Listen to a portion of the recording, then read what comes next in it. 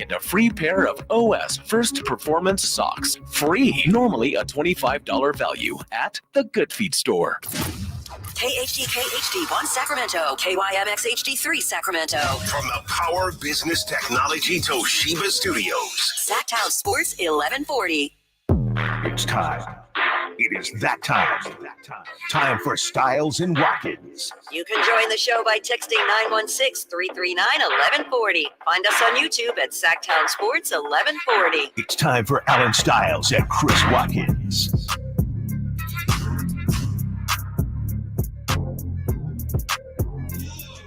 Yes. Christopher Lott, get out of here. Jason Ross, love you. Get out of here. It's Stiles and Watkins time. We were on wavelength. I'll see you this weekend. Nate behind the glass, as always. Stiles and Watkins taking you up to 2 p.m. We got giveaway. One more Six Flags Fright Fest. If you won already, don't bother calling. Nate will screen your behind.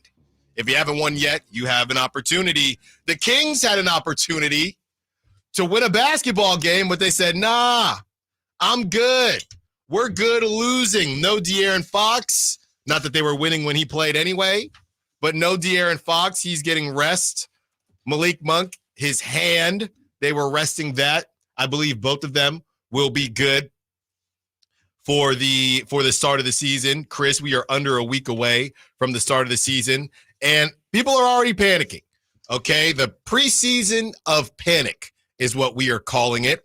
This is the first time, Chris, the Kings have gone 0-5 in the preseason since 1991. As we mentioned, De'Aaron Fox didn't play, Malik Monk didn't play, and honestly, none of them needed to play, okay? As the Kings, look, G-Man said it best. We have, what did he say? We have about 12 minutes for this nightmare to end. I think that's not just indicative of that game specifically. That was just a preseason in general. I think the best moment of the preseason, Chris, might have been that first half against the Warriors when we were in the building. That's what it feels like.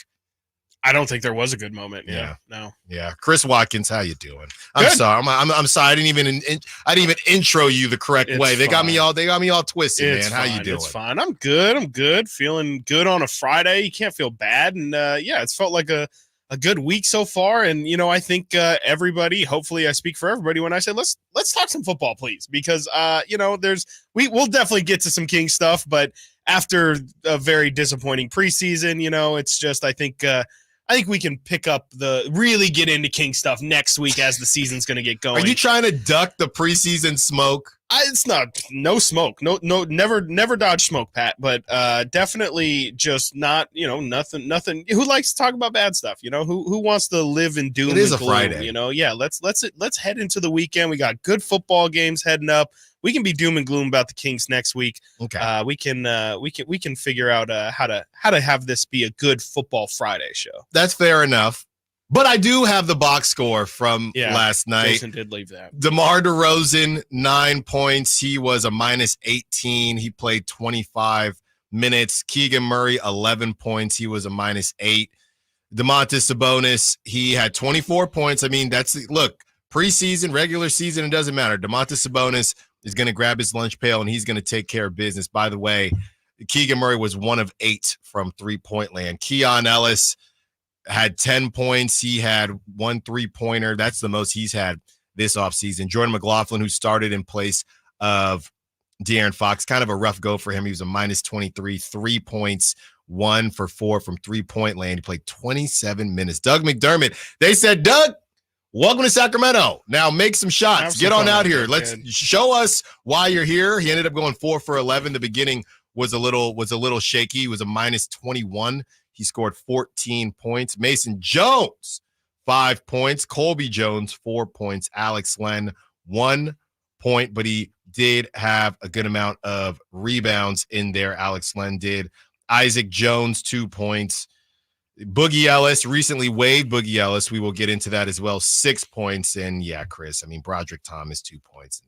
The third. The best thing about last night was getting to see, because of these these kind of janky broadcasts with the TV and where you get to see the kiss cam and all this stuff. The best thing was seeing all the cool things that they have going on in the Intuit Dome. Yep. The lights on every chair. Yep. Now I felt like I was at EDC or I was at some type of rave. So I think it's going to be a great experience out there. We got to find a way. If Jason and Dave are gonna finesse their way to New Orleans, we got to finesse our way to Inglewood. I got an uncle down there, so I think we'll be okay, and we can check out the next time the Kings take on the Clippers. But yeah, Chris, look, I'm with you as far as I don't want to overreact. I will say this: the main thing that does worry me is that I don't see how this team, and I know De'Aaron didn't play, but we don't know if Kevin Huerter, I would assume, won't be ready. I don't know that Trey Lyles will be ready. Let's assume that neither of them will be ready.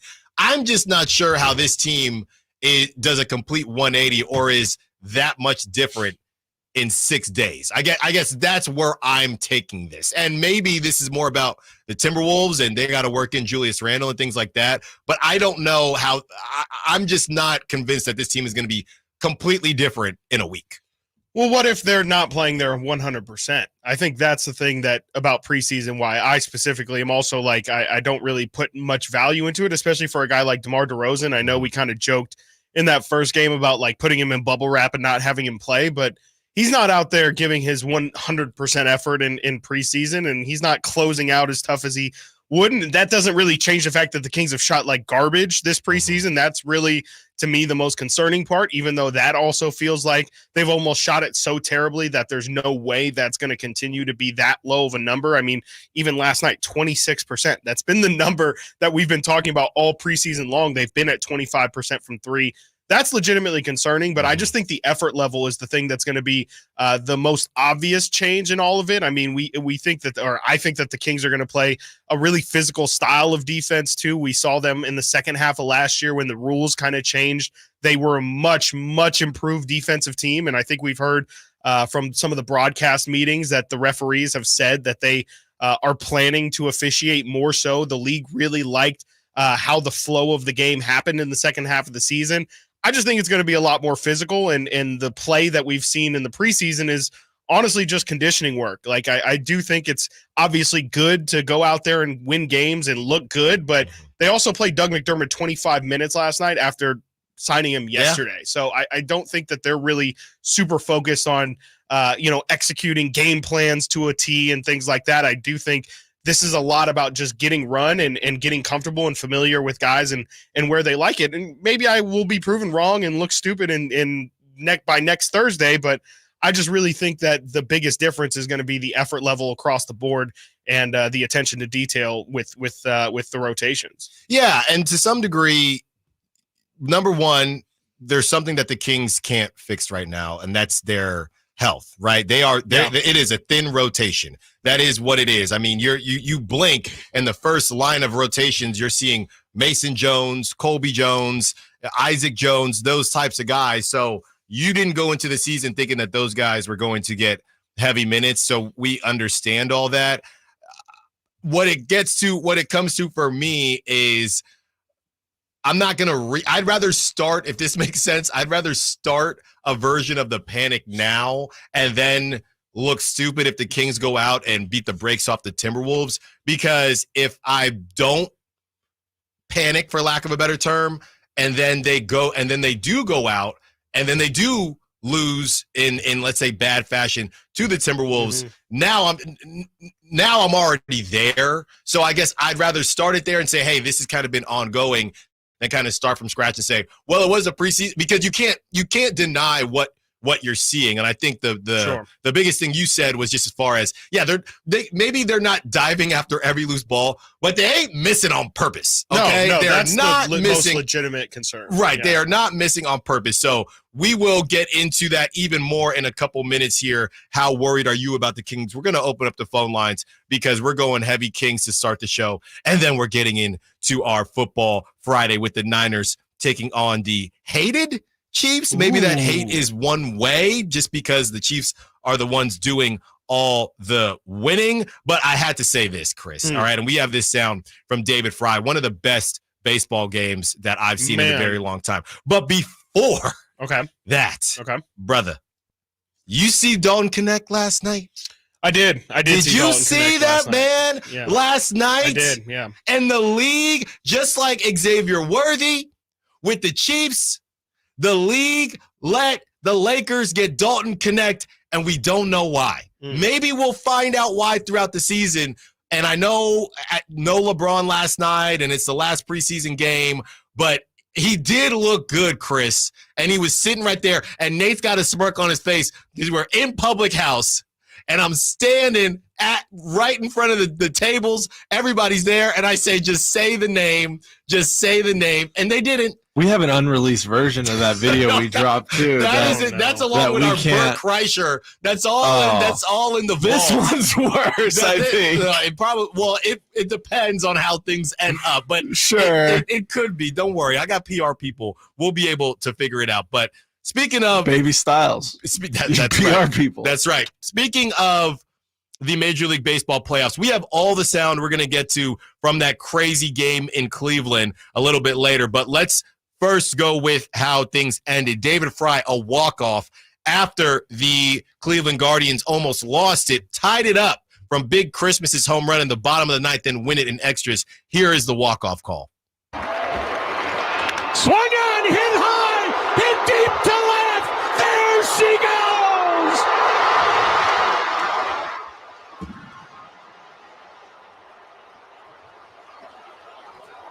How about that? A walk-off, two-run home run to the bleachers and left by David Fry. It's a great call. It's an outstanding call. Outstanding call. How worried are you about the Kings? 916-339-1140. Tell us, and we'll tell you when we return. Stiles and Watkins, Sacktown Sports. On the move? Got somewhere to be? Take Sacramento Kings basketball with you. The Sacktown Sports app will let you stay connected to your passion. Never miss a moment of Sacramento Kings basketball with the Sacktown Sports app. Everywhere you look, things are getting more expensive.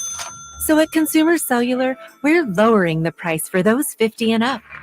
Now you can get unlimited talk, text, and data for $30 a line when you buy two. That's just $60 a month for two unlimited lines. So if you're 50 and up, make the switch and save. Come on, you've earned this. Call 1-888-FREEDOM or visit consumercellular.com today. Requires 2 lines of service, age validation, and credit approval, subject to system and area limits, taxes, and other fees apply. Did you know your skin is the largest organ of your body? Huh? That's why you should shower with Old Spice Super Hydration Body Wash instead of plain old bar soap. Love your skin by super hydrating it with vitamin B3 and glorious notes of vanilla and shea. Did you know that my super hydrated skin is the second largest organ of my body? The first is my heart. Old Spice. Men have skin too. Old Spice Super Hydration Body Wash. 24/7 renewing moisture. With daily use.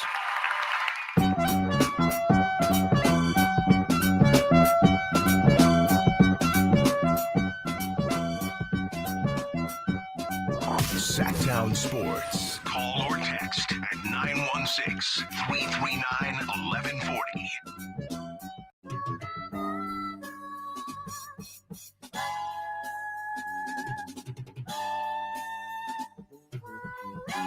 $11:30.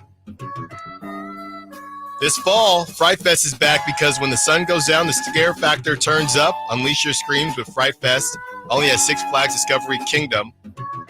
11:30, Chris Watkins will pick that lucky number. Get on Medusa. What'd you say, Chris? The Joker is what it's called now? The Joker is what the Roar is called now, yeah. I need to get on that. Yeah. It's been a really long time since I've been to Six Flags. Kong or Roar. Yeah, Roar or Kong. Yeah. That's how long it's been for me. Yeah. I feel like I drive by there all the time and I see something new, some swing. You know, I don't do the swings. Like when they have, like, it's just a swing set, but they go higher and higher and higher. I'm not putting my life in the hands of a chain. Yeah, I feel like that with just no disrespect to the moving carnivals.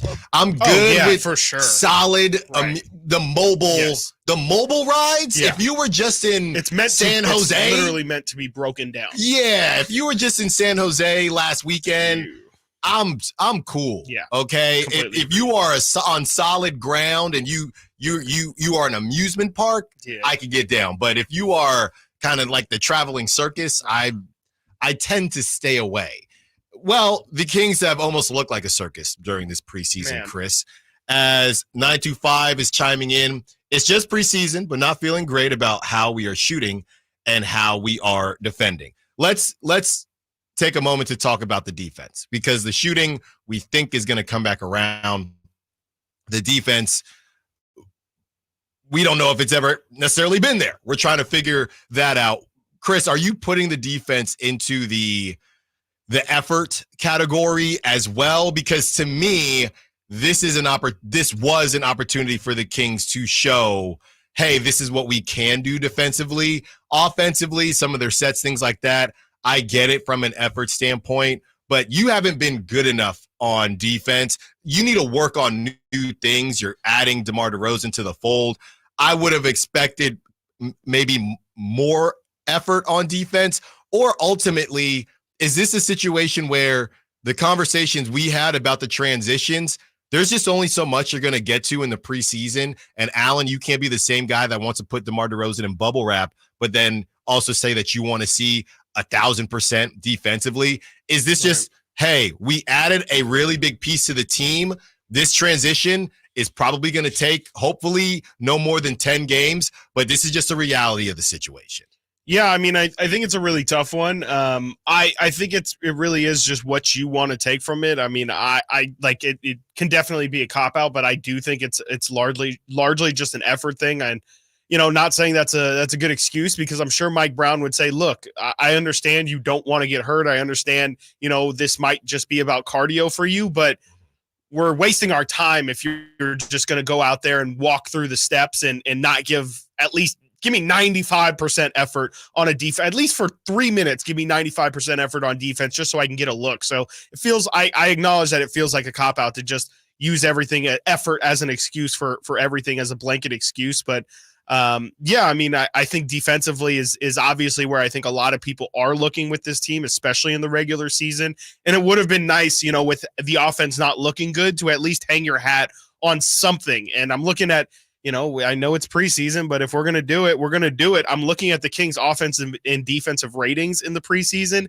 and both of them are terrible. Like a 99 offensive rating for the Sacramento Kings, where, when they were setting the record a couple of years ago for offensive efficiency, they were at 120. So clearly their offense wasn't clicking, but the defense being at 110 for the defensive rating as well, that's terrible. I mean, you can't have that. So it would have been nice to see the Kings at least execute on one end of the floor, especially if the shots aren't falling. Again, that's something we've talked about in the regular season for this team in the past. Every night your shot's not going to fall, and that's why on those nights it'd be nice to see some defensive effort, or at least saying you can win in multiple ways. And I think definitely a really concerning part of this could definitely be that, as last year we were clamoring for this Kings team to have a counterpunch, we didn't see, well, first off, we really didn't even see a jab. So no. I think that's part of the problem, but we didn't see this team say, we're shooting 25% from three. Maybe we should attack the rim more. Maybe we should try and get to the foul line more. There wasn't any counterpunch given, but then again, there was no lead punch given either. Yeah, I'm looking here, Chris. Maybe this will make people feel better. I don't know if it's just, what did you want? One win? Okay, the Nuggets 1-4. And I know you read off some of these numbers earlier this week. Nuggets 1-4. Okay, and the one, I think they just got their first win. They beat the Minnesota Timberwolves, who are 2-3. So you look at some of these numbers that you're seeing. I mean, Jokic played 28 minutes. He had 4 points. Jamal Murray had 25 points. I don't even know if you want that if you're the Nuggets or Nuggets fans. Played 29 minutes, 25 points. Save that for the regular season, my guy. Aaron Gordon. I mean, they played all their guys for sure. You had Julian Strother. I saw that, and that's a guy that they are really looking for to take a leap. He had 33 points. Then on the Timberwolves side, you had Luka Garza with 29 points in 32 minutes. So it's tough, right? What are you supposed to do with that? I think what's interesting is if you look at that from a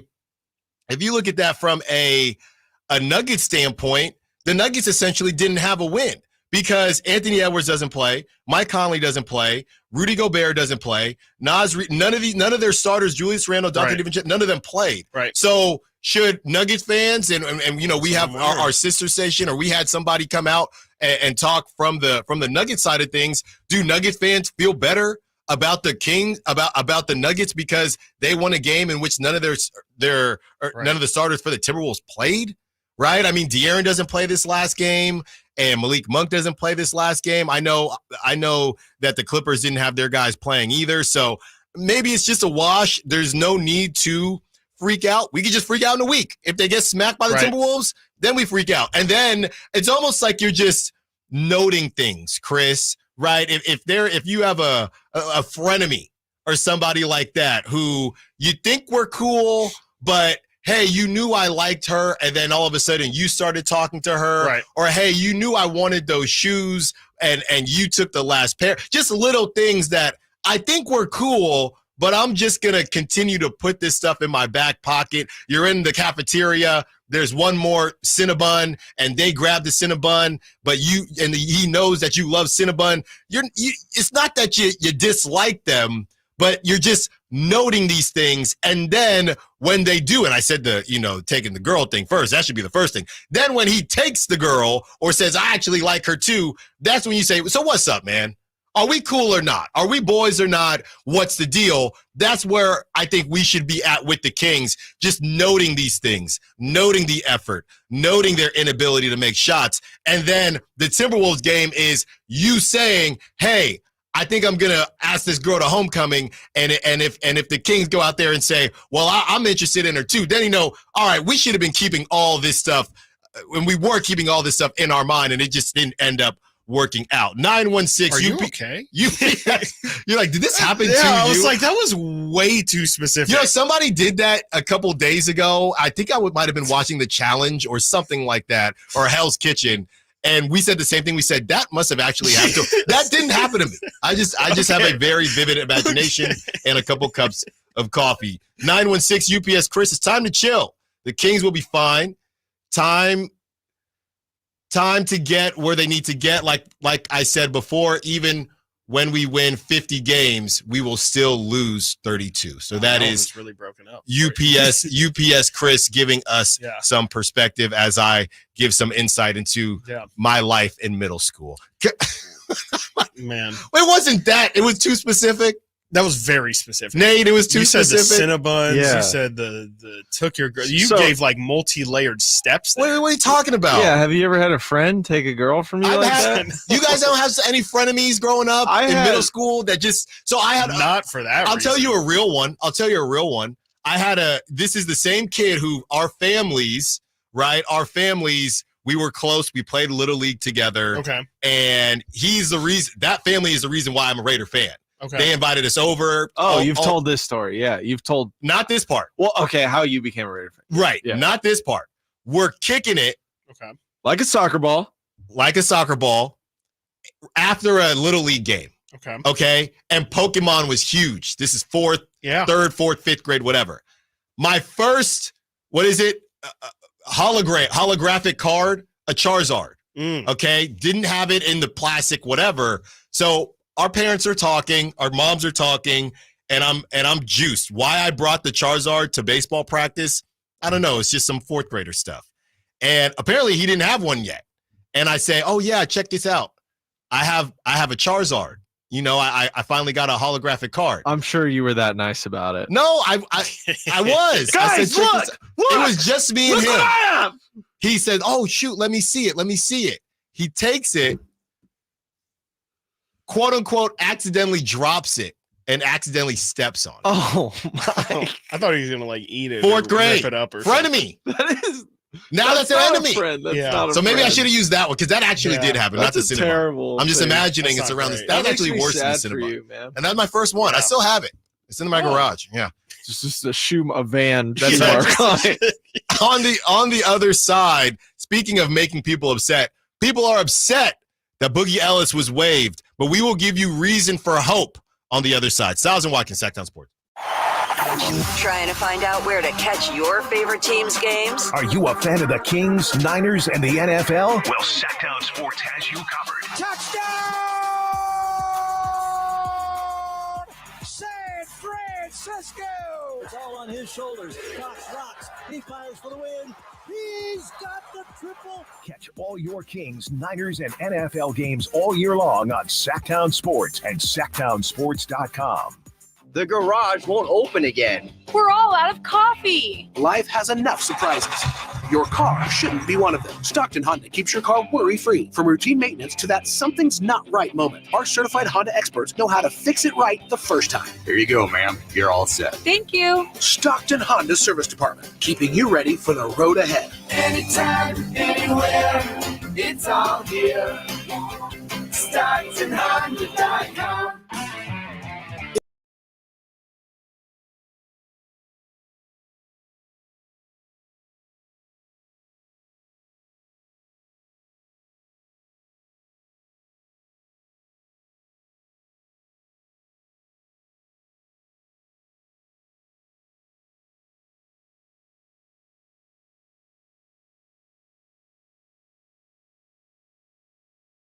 Outdoors.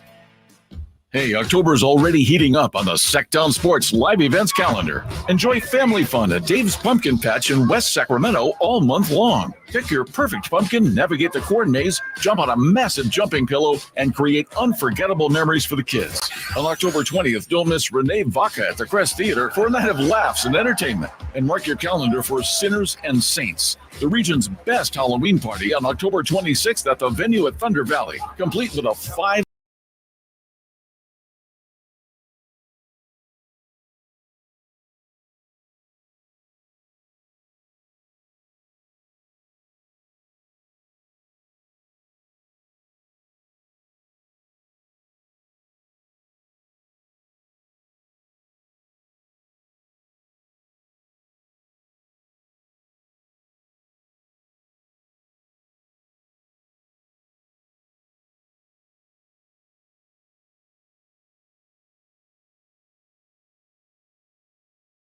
as they host the Weber State Wildcats.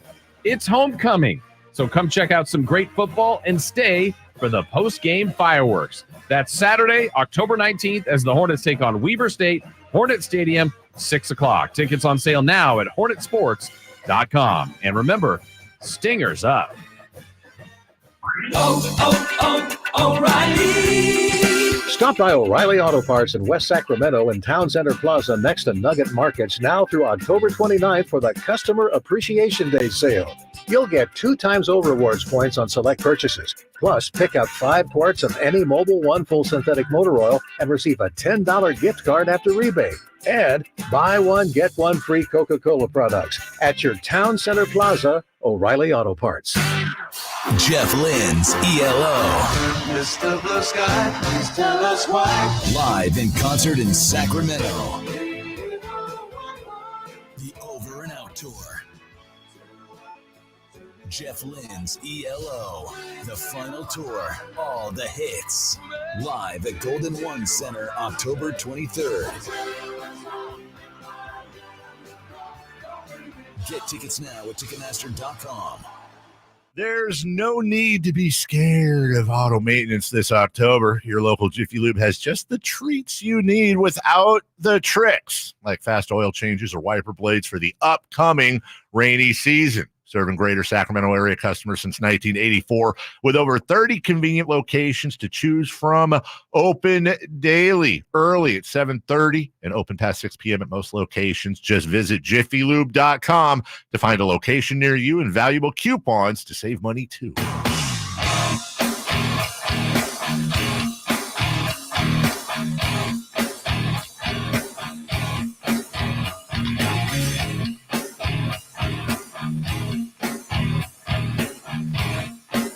Live and local. Live and local. This is Sacktown Sports.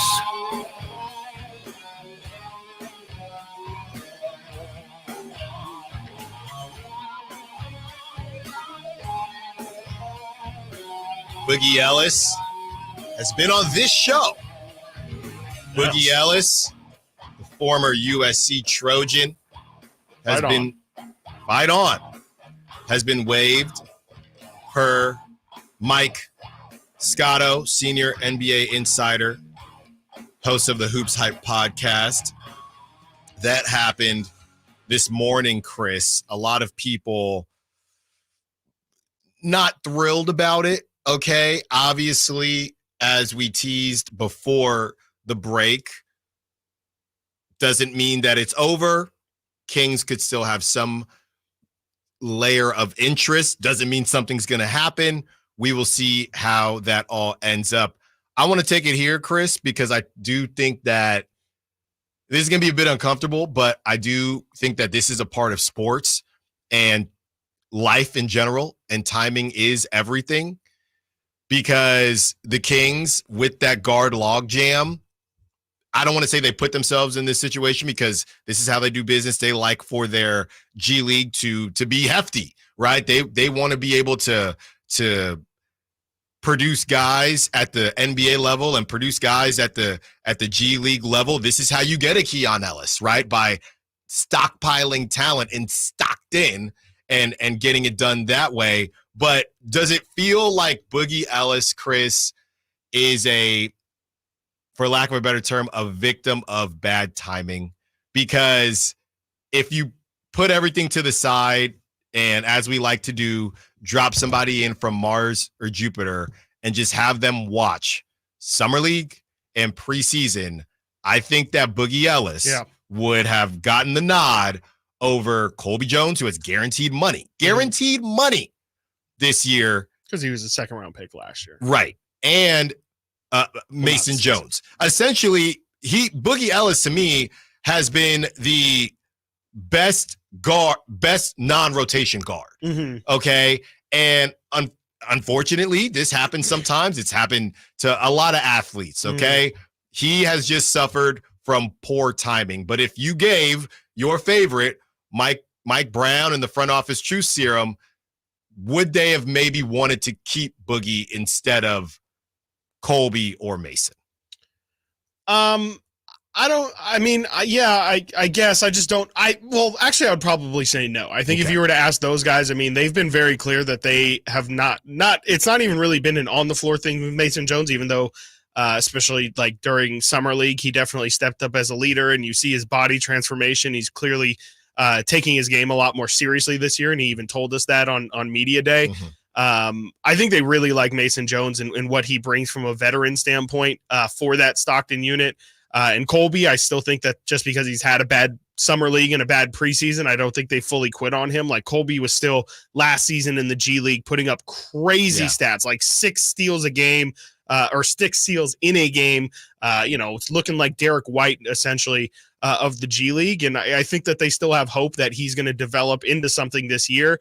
I just think that, it really is kind of like you said, a victim of his circumstance. There is a ton of guards on this Kings team, which just kind of puts him on the outside looking in, but that's also what the G League is for. Yeah. Like that's the part of me that really isn't freaking out too much, is the fact that, the Kings have had a relationship with Boogie Ellis going since the draft, and they gave him an opportunity almost immediately after the draft. They gave him minutes with the Summer League squad. They clearly liked him enough to bring him onto the training camp squad as well. I think it really does open up the possibility, and this is without knowing too much the ins and outs of how procedurally these things work, but it to me seems like there's still a possibility that Boogie Ellis could end up in Stockton on the G League team. And frankly, that's probably where an undrafted rookie should go. It's great that he's shown so many signs throughout the season so far, but I don't think there's a universe with any team in which Boogie Ellis would have walked in day one as an undrafted point guard and been any team's backup point guard, if not their third point guard. I guess some people out there in Kingsland are arguing that the Kings should have moved on from Mason Jones and had Boogie be in that spot. But you've seen Boogie Ellis play for about, 8 games or something like that. I just think that maybe people are getting a little too excited, and that, Boogie Ellis's future is a lot more important, I think, than Boogie Ellis right now. So to me, the important thing when it comes to Boogie Ellis is retaining his rights in some capacity and making sure that if he is going to play in the NBA or if he is going to play in the G League, it's going to be in the Sacramento Kings system at least. Yeah, and look, there are other options out there. Some people want to do things different ways. You know, G League is an option, overseas is an option. We will find out what it is that Boogie Ellis wants, and I think a lot of this stuff does tend to come out. You know, Chris, as you were talking, it made me think and then kind of argue my thought process, because as you were talking, my first thought was, okay, well, if y'all knew you had this many guards, you're interested in me. I'm Boogie Ellis, very a similar situation to Justin Fields and Russell Wilson. Justin Fields admitted, hey, I could have done things better. I think there was a clear understanding of that. Boogie Ellis, nobody's going to shoot 100%, right? Boogie Ellis was probably real quick to the ceiling on how good an undrafted free agent could play in order to make a push, and it still wasn't enough. So my first thought was, if y'all knew you had too many guards, why even bring me in and waste my time? But at the same time, I do think my counterpoint to that was that in the G League, things do, or in this business, things do work a little bit differently, and that's still a team giving you a look. Yeah, that's so where it's on tape, like you said, nobody is looking for you to save their franchise immediately or even in the near future. No. So the Kings gave you an opportunity to put a bunch of you did the rest. And Mike Brown will tell you that. We gave you an opportunity to put tape out there. Okay, and we wanted to see if maybe something would work. Now you have that tape. Yeah. You can take it to the rest of you can take it to other teams. If somebody really wants you, they'll find a way to get you, right? They can come and get you. You want to send it, you can send it overseas. You can do a lot of things with it. Yeah. So at first I thought, well, why did the Kings even waste this guy's time is what I'm thinking of. Then on the other side, you never know what could happen. An injury could have happened during the summer league. Preseason could happen. The bottom line is Boogie didn't get drafted. Yeah. Okay. Kings were first on the line. They were very high on you. They had to make some tough decisions. Now the ball could more so be in Boogie Ellis's court, or the ball is in the court of other teams, and we'll see what happens. I think when you see some of the guys, Chris, to take it back to the fan perspective, I know that some fans get out there to Stockton, but I don't think a ton of fans do. So if you've been watching a Colby Jones or a Mason Jones, you can make the argument you saw Boogie Ellis for 8 games. They might have seen Boogie Ellis more than they seen Mason Jones and Colby Jones. So that could be affecting how they view it. And I think I might be guilty of that too, to be completely honest with you, because Mason Jones did not play a lot. He was up there last season. Colby Jones played at the beginning, and then he essentially got leapfrogged by Keon Ellis. So you could understand why Kings fans could say, what is the plan with these guys? And we're never going to, Monty McNair's not going to come out and say, hey, this is what, here's an update on our plan with Colby Jones. Here's an update on our plan with Mason Jones. We didn't have an update on Keon Ellis. It's just he got an opportunity, and slowly but surely he took advantage. So it's a tough call. I know it was a tough call for the Kings. But also, when you spend time developing dudes, you can't just throw them to the wayside because somebody had a hot camp. So they probably made the right decision, but I also understand why Kings fans from the outside looking in might not agree. Yeah, I mean, I just don't know what the immediate freak out is, just because we don't know what the future holds. Like, I think a lot of people are, and I'm not saying it's wrong, but I think a lot of people are automatically assuming that Boogie Ellis, like, this is just them completely cutting ties with him. And I don't think anything that we've seen that's been reported or that's out there currently suggests that there's not the possibility or probability even that Boogie Ellis returns. That's the part of that I just haven't quite gotten to an understanding with the reaction portion of this. And I get that it is reaction, and when the next news drops, people will react to that too. But it's just, to me, like, we're talking about the 15th, 16th guy at the end of the bench. And I understand it's a developmental piece that you want to keep for the future, but there's nothing that's been indicated so far besides the fact that there's been a lack of a follow-up to it that suggests that the Kings and Boogie Ellis are completely done. And even if they are, like, I don't know. I mean, Boogie Ellis was really fun, but I don't want if you follow Kings fans right now, you would think that they just cut De'Aaron Fox or something. Yeah. It just feels like there's way too much discourse for, it reminds me of, Harry Giles being let go or Scal Labissiere being let go the first time. I think sometimes fans get way too attached to these guys that are at the end of the roster and at the end of the day really don't make an impact. And that's coming from a guy who has a Harry Giles jersey. So, well, and it's funny enough because what else do we hear from Kings fans? Too many guards. Too many guards. So they got rid of a guard, but it wasn't the right one. It wasn't the right. It was according to Kings. It was not the right one. This isn't a Kings fan thing, though. Every fan base has a guy who, if we only gave this random dude an opportunity, we'd have the parade. Yeah. And the reality is that's not the case. I just think that Boogie Ellis gave a lot of people a lot of great feelings during Summer League, and he's a dog. The way he plays, it's fun, right? It's Rob Dillingham light in a way, right? So I think a lot of people just enjoy watching that, and we'll see what happens. You either get Drew Timme or Boogie Ellis. Pick one, man. Not you, not you. You know who I'm picking. I know who you. I don't know who you. I don't know who you're picking. Okay, so here's the deal. Chris Watkins wants to have some fun. With my guy Spencer Rattler. Chris Watkins has pulled the audio from QB1 from Netflix. Nate has chopped and screwed it. DJ Bedhead. I also have a little potential insider information on Ricky Pearsall. Too. Okay. Well, that is all coming you guys up. Don't even know. There you go. That is all coming up in a couple minutes here. Don't go anywhere. Then 11 o'clock, things get real. Ooh. Okay, our guy Sam Amick, who was just on the morning show. That's right. He dropped something on the Athletic / New York Times. De'Aaron Fox on contract negotiations. It's going to heat up on this cool fall Friday. Stiles Watkins, Sacktown Sports. Live and local. With everything 49ers. Intercepted by Fred Warner. Dives for the end zone. Touchdown! San Francisco! La ball, George went up and caught the ball. Touchdown! The 49ers play on Sacktown Sports 1140. Your MasterChef dream. Will you find a professional on Angie to tackle your dream kitchen remodel?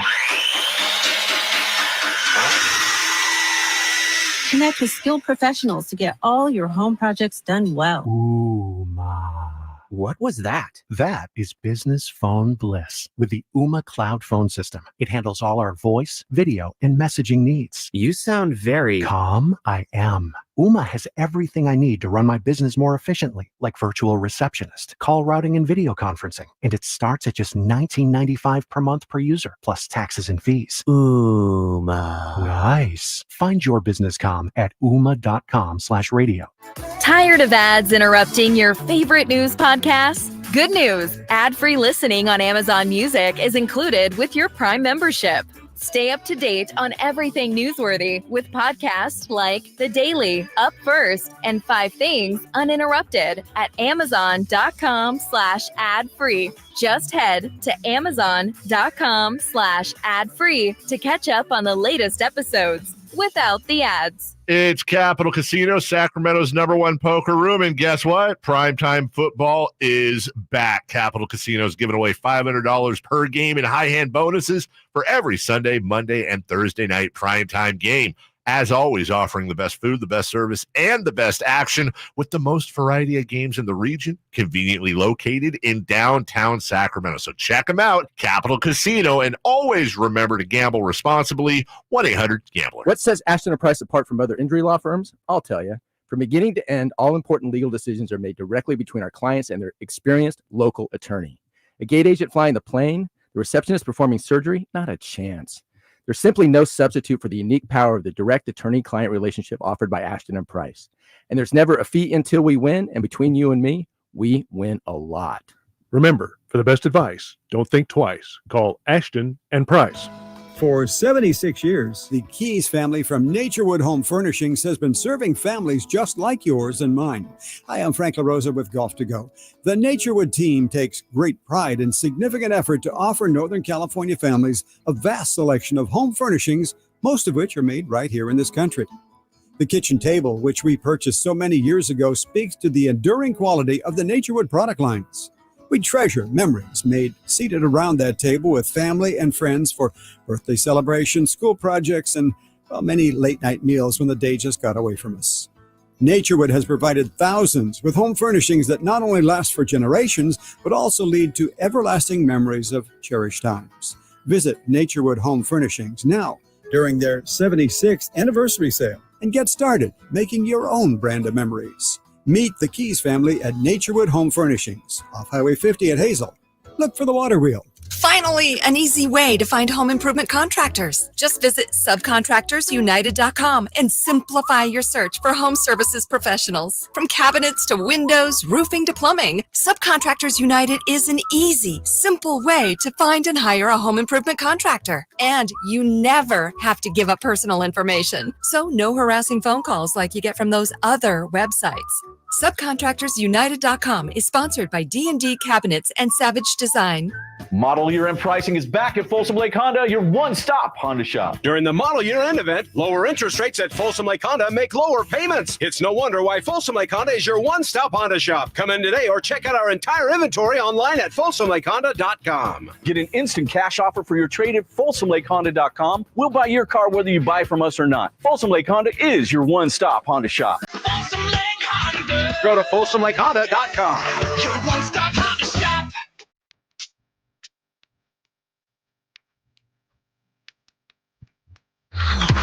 Sacktown Sports. Check us out on YouTube. Search Sacktown Sports and subscribe.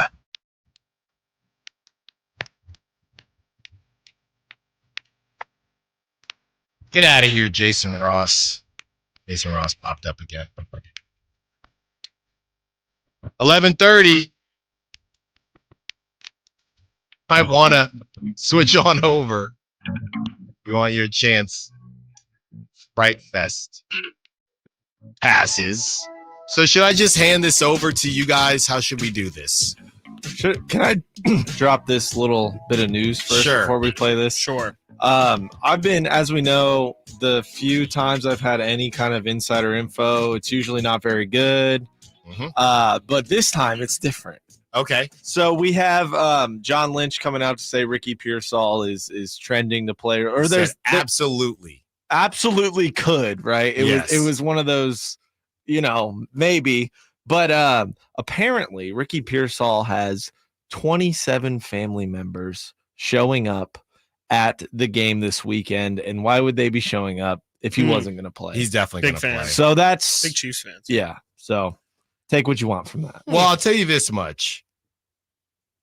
And we're going to get more into it at the 12 o'clock hour. I don't necessarily disagree with what the Niners are doing. I do think Ricky is. Oh, and Juwan Jennings I don't think he's playing. Right. So yeah. Yeah. Dang, when you said that, I was listening to it during the birthday. I said, I don't think he's going to play. But I will say this.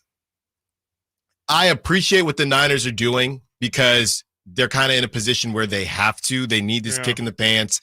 And psychologically, I do think even with the Chiefs being down bad, a W is a W. You're literally releasing Ricky Pearsall into the world. I mean, there is going to be a huge emotional piece to this game and psychological piece to this game. They're pulling out all the emotional stops. I appreciate it. I get it. You better win. Oh, man. I'm just serious now. I know. Yeah, you have to. I think that we'll get to the picks, and I've been very open. I think they will. But if you don't, psychologically, you're cooked. Well, you're cooked. Next week, too, I believe you have Dallas coming off a bye. They'll whoop Dallas. In prime time at home. They own Dallas. Okay. I'm talking about this game. I'm talking about this game. I understand why they're doing it, and I think Ricky is legitimately ready to play. But you better win. Okay, we'll get into plenty of Niners talk in the 12 o'clock hour. Okay, Chris, do you want me to hand you the reins for the Spencer Rattler thing? Yeah, sure. Basically, long story short, everybody knows I'm a big Spencer Rattler guy, and as he struggled yesterday, because he had no receivers, Chris finds this clip from QB1 where Spencer he could have been a better teammate. That's all I got. Yeah, this is really, I mean, if you're talking about Spencer Rattler, this is the clip. When if you were to go to your, water cooler or whatever and say, hey, did you see that Saints quarterback, Spencer Rattle or something like that? Have you seen that clip of Spencer Rattler? This is generally what they will mean when they say this clip. This is, as Alan said, from QB1, which was a Netflix show, or is a Netflix show. You can still watch it today, where it essentially chronicles you watched it, Alan, so maybe you correct me, but it follows a couple high school quarterbacks as they are kind of going through the circuit, through the recruiting process. And it's meant to kind of give, it was a couple years ago, right? It's like 6 or 7 years ago. Yes. As Spencer Rattler obviously is still in high school. It kind of chronicles, what goes on in these guys' lives and things like that. And this is kind of what set the tone for, as Spencer Rattler was the number one quarterback coming out of high school. Mm-hmm. This kind of was a lot of people's introduction to the person that Spencer is, and kind of why his entire college career, I don't think you saw a lot of fanfare the same way Nobody did. felt bad for him when he lost his job to Caleb Williams. Exactly. Yeah, nobody feels bad for Spencer Rattler, and this is exactly why. What are you doing? We're not losing to these ass kids. Oh, you better throw a good ball. He caught that! He caught that! No cap! That was a grab. 6, defense, roll to it. God, JD. Idiots. What are you doing? Our receivers suck. Defense! That's all on you, bro.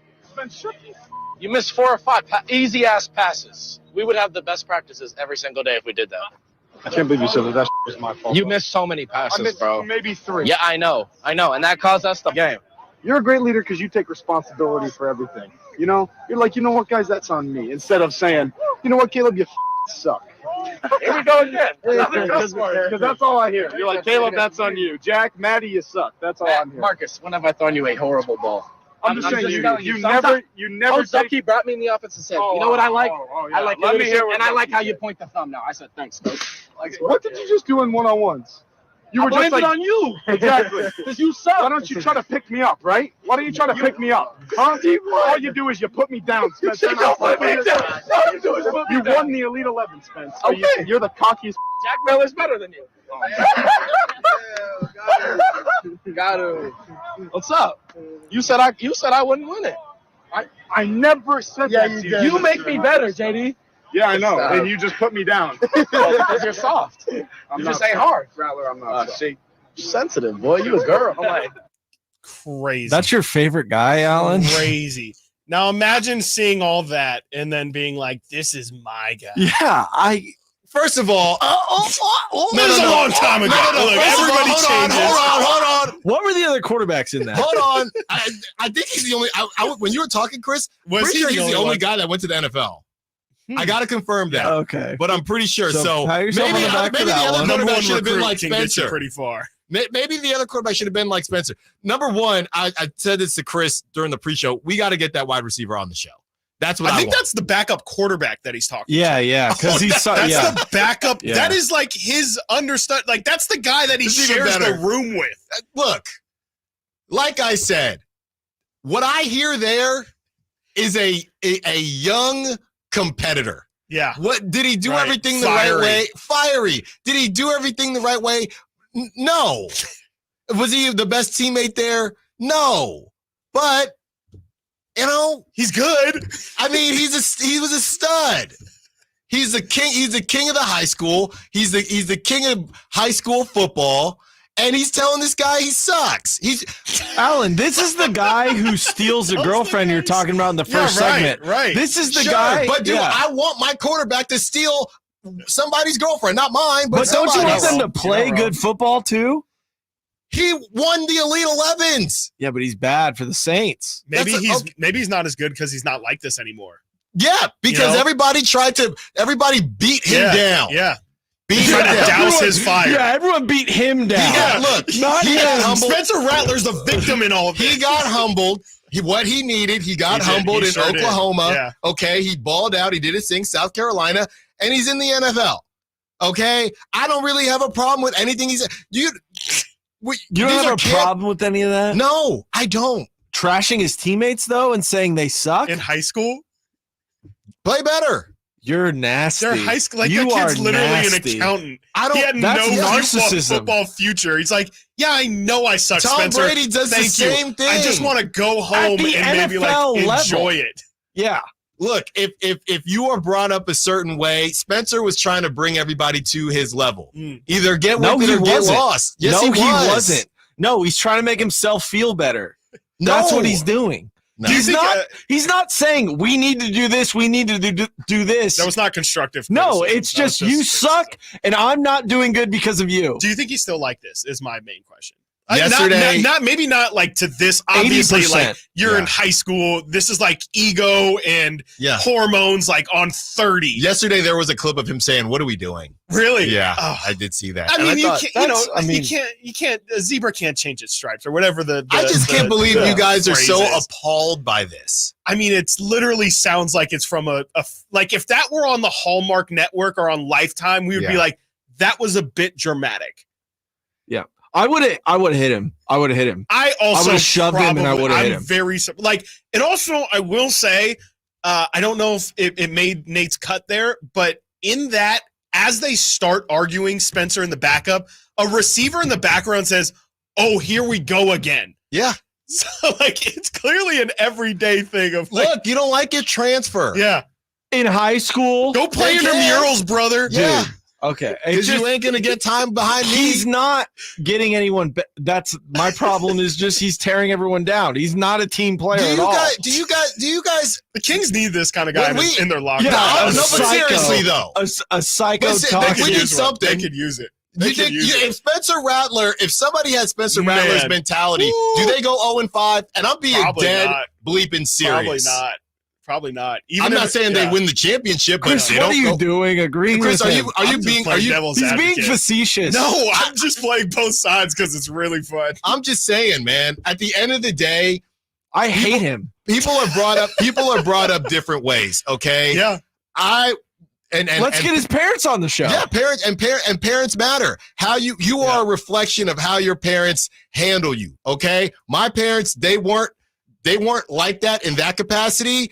There were days where I would get more food if I played better in the game. Chubby right? Al. That's just what it was. Yeah. All right. Everybody has different levels. And I'll tell you this much, and you can call me crazy. A lot of those kids with those crazy upbringings, they might hate their parents, but they end up playing longer than some of the parents are a bit softer on their kids. I'm not even saying they're soft. I'm saying he's a bad teammate. I'm saying it's a reflection of probably what he was getting at home. Okay. That doesn't make him a good person. He's an NFL player. That excuse only rides with me so far. Like, we're adults. It's not an excuse. He wasn't an adult when this happened. He's 15, 16 years old. Sure. Yeah. You're right. He's playing playing on Sundays. And he's a bad guy that I don't like. Okay. He's your hero. We're the nice guys. They're not playing on Sundays. Let's get to the other side. Kirk Cousins. Andrew Luck. Andrew Luck? Really? Huh? Stiles Watkins. Nice. De'Aaron Fox. Contract negotiations when we return. Did you miss any part of our live local shows? Don't worry, you never have to miss them again. Check out SacktownSports.com and search our podcast page and play our shows when you want. The Carmichael Dave Show with Jason Ross, Stiles and Watkins, and the Drive Guys. Plus, other podcasts like Return of the Empire, Return of the Roar, the Stingers Up podcast, and Golf to Go with Frank LaRosa. They're all available right now on SacktownSports.com.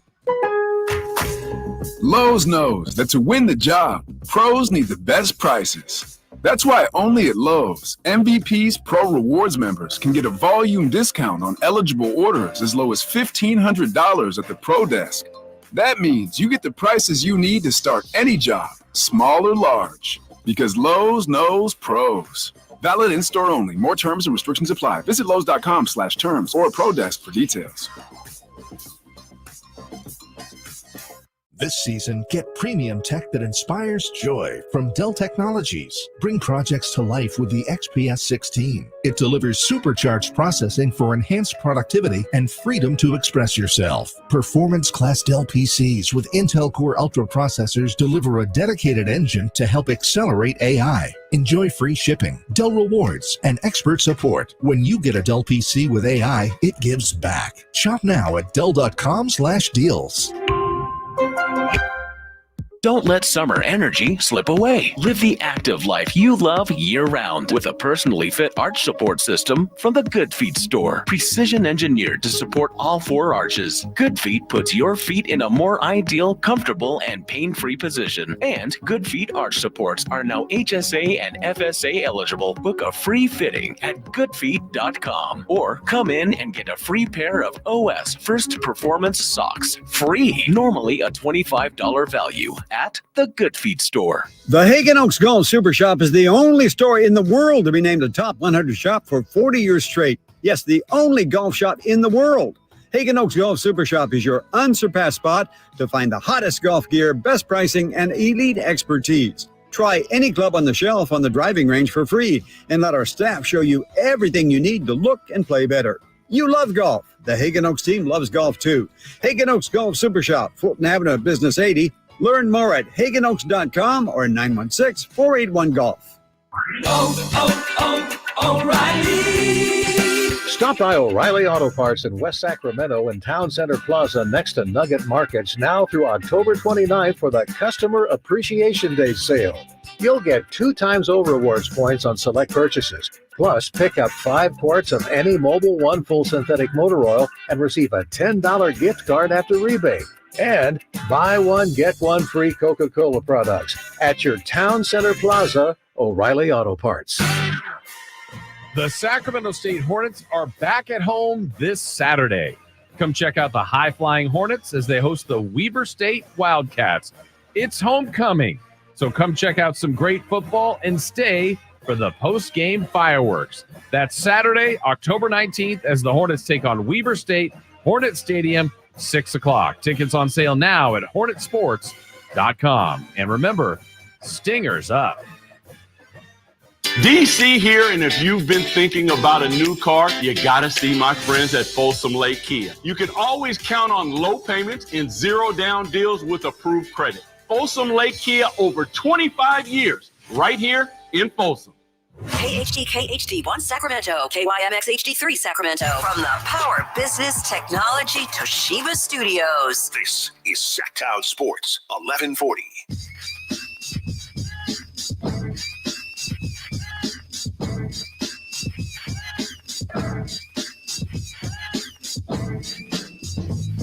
Sacktown Sports. Call or text at 916-339-1140.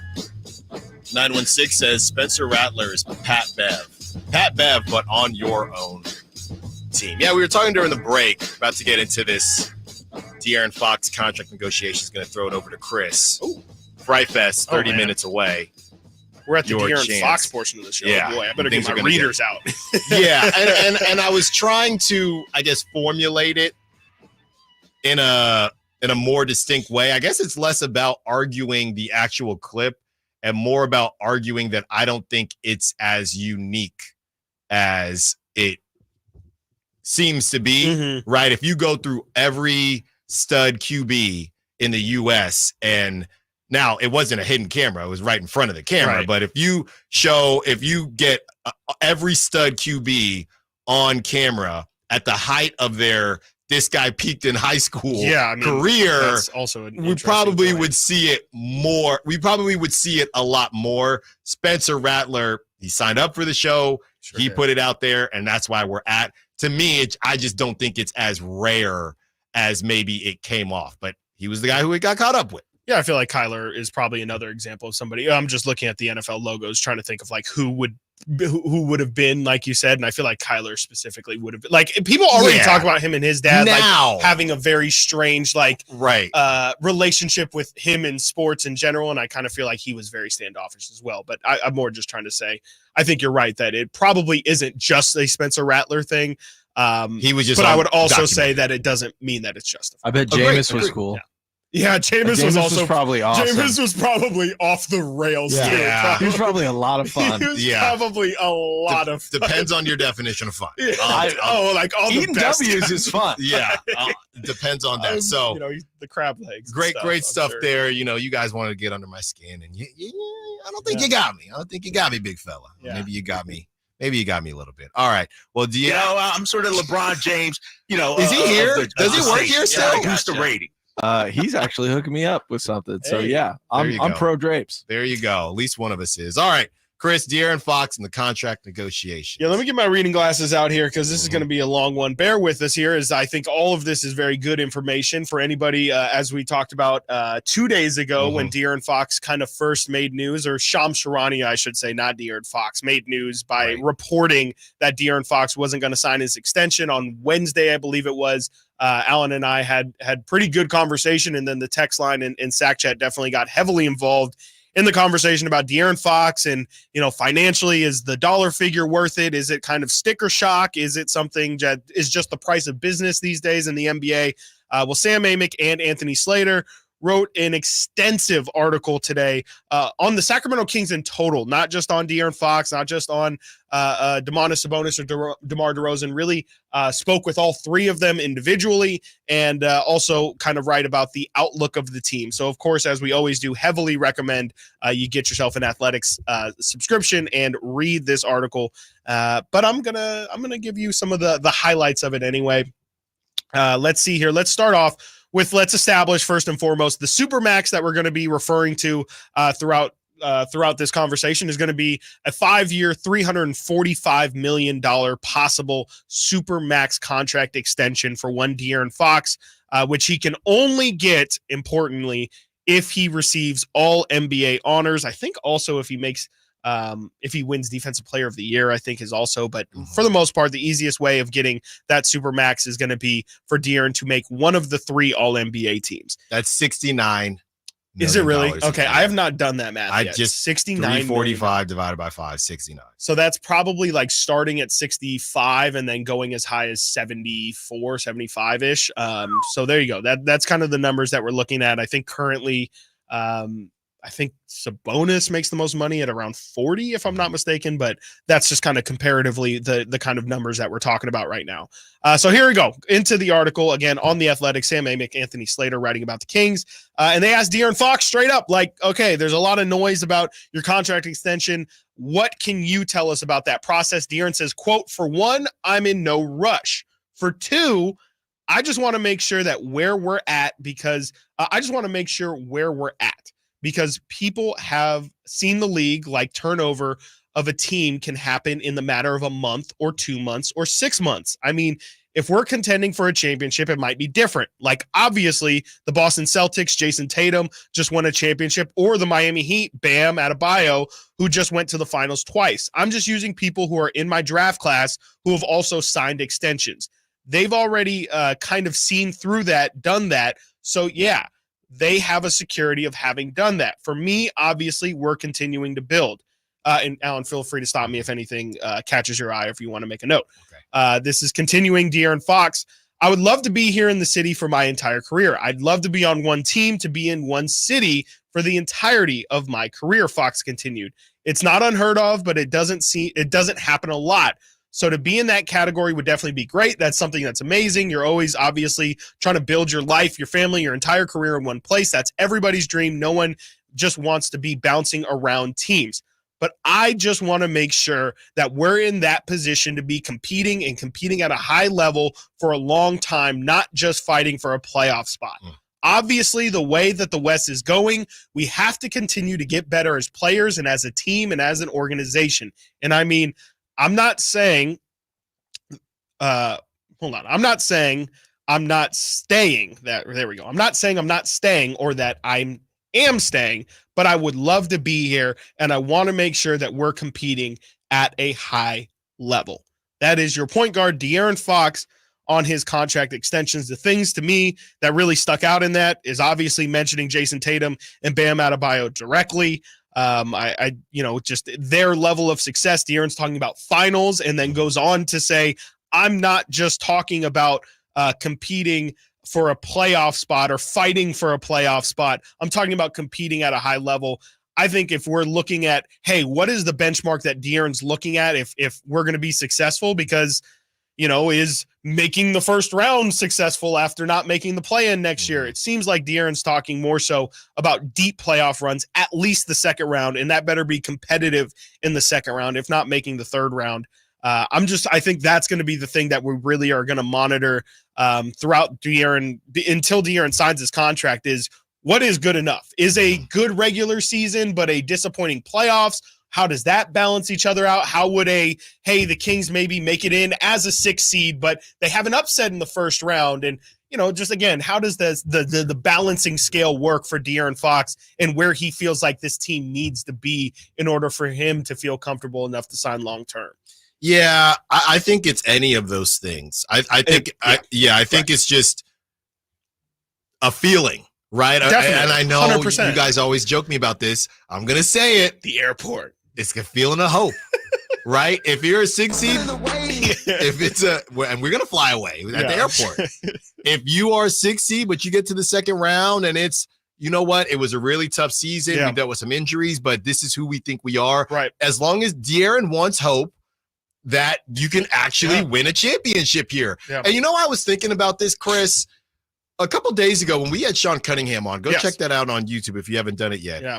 Sean Cunningham said something when we asked him about the De'Aaron Fox contract. Okay. And he said, Sacramento is a place right now, and I'm paraphrasing, that celebrates getting into the playoffs. Yes, he did. He said you would throw up the Kings. Throw a parade for getting to the playoffs. De'Aaron Fox wants more from his career. He has, I hear that from Sean, and I, first of all, think, well, De'Aaron has control of that. Yeah. Let's go back. If you're Monty McNair and you're hearing what De'Aaron just said, let's go through this for a second. I might not remember all of the teams, but yesterday, albeit ESPN and they're subjective in what they got to say, there were only, Chris, 4 teams with 5 players in the top 100. Yeah, it was the Celtics, the Knicks, and the Cavs, I believe. The Cavs, and now you have the Kings. So if I'm Monty McNair, I'm saying, okay, De'Aaron, you look at the pieces. Where are you? And I know it depends on how high your players are on that list. But De'Aaron, look at what we laid out for you. Yeah. Where are you going to go? There's only 4 other teams with the setup that we have. Yeah. So you want to earn that 345 because the Kings would be the only team that get to offer him that. I don't know how much of this is about building a team around De'Aaron. They've done that. Now you have to go out and you have to compete and you got to stay healthy, right? And we got questions about the bench, but you got 5 dudes in the top 100. Yep. Okay? You yourself, you're number 26. So if those guys do their part and you stop letting people let Tyrese Halliburton leapfrog you and Ja Morant leapfrog you and you break into the top 20, basically what I'm saying is, De'Aaron, it's all in front of you, brother. It's all in front of you. Yeah. So I get and again, you want that max? Go get it. Go get it. Go get it. The only way he's going to get it. This has nothing to me. All that other stuff. If you don't get all NBA and you don't get that max and you have a team with 5 dudes in the top 100, maybe it's a matter of, I don't know, this team only has 3 in the top 100, but we're all in the top 30 or something like that. Yeah. You want to go off somewhere and do that, that's fine. But I don't think you can look, and I know this roster isn't perfect, trust me, but I think that something would have had to go wrong for De'Aaron to not have that hope. I think something would have to go wrong for De'Aaron to not feel as if they have an opportunity to have those deep playoff runs. Because from where I'm sitting, the ceiling of this team and having 5 dudes in the top 100, there's only a couple other there's not a ton of teams that can say that. That's not a normal thing. So Monty McNair, this isn't a perfect roster, but if you have a dude, if we swap, and I'm gonna do it right now, Chris, if we swap De'Aaron with Luka, okay, and with some of these other guys that are above De'Aaron, you're feeling like this team has a chance.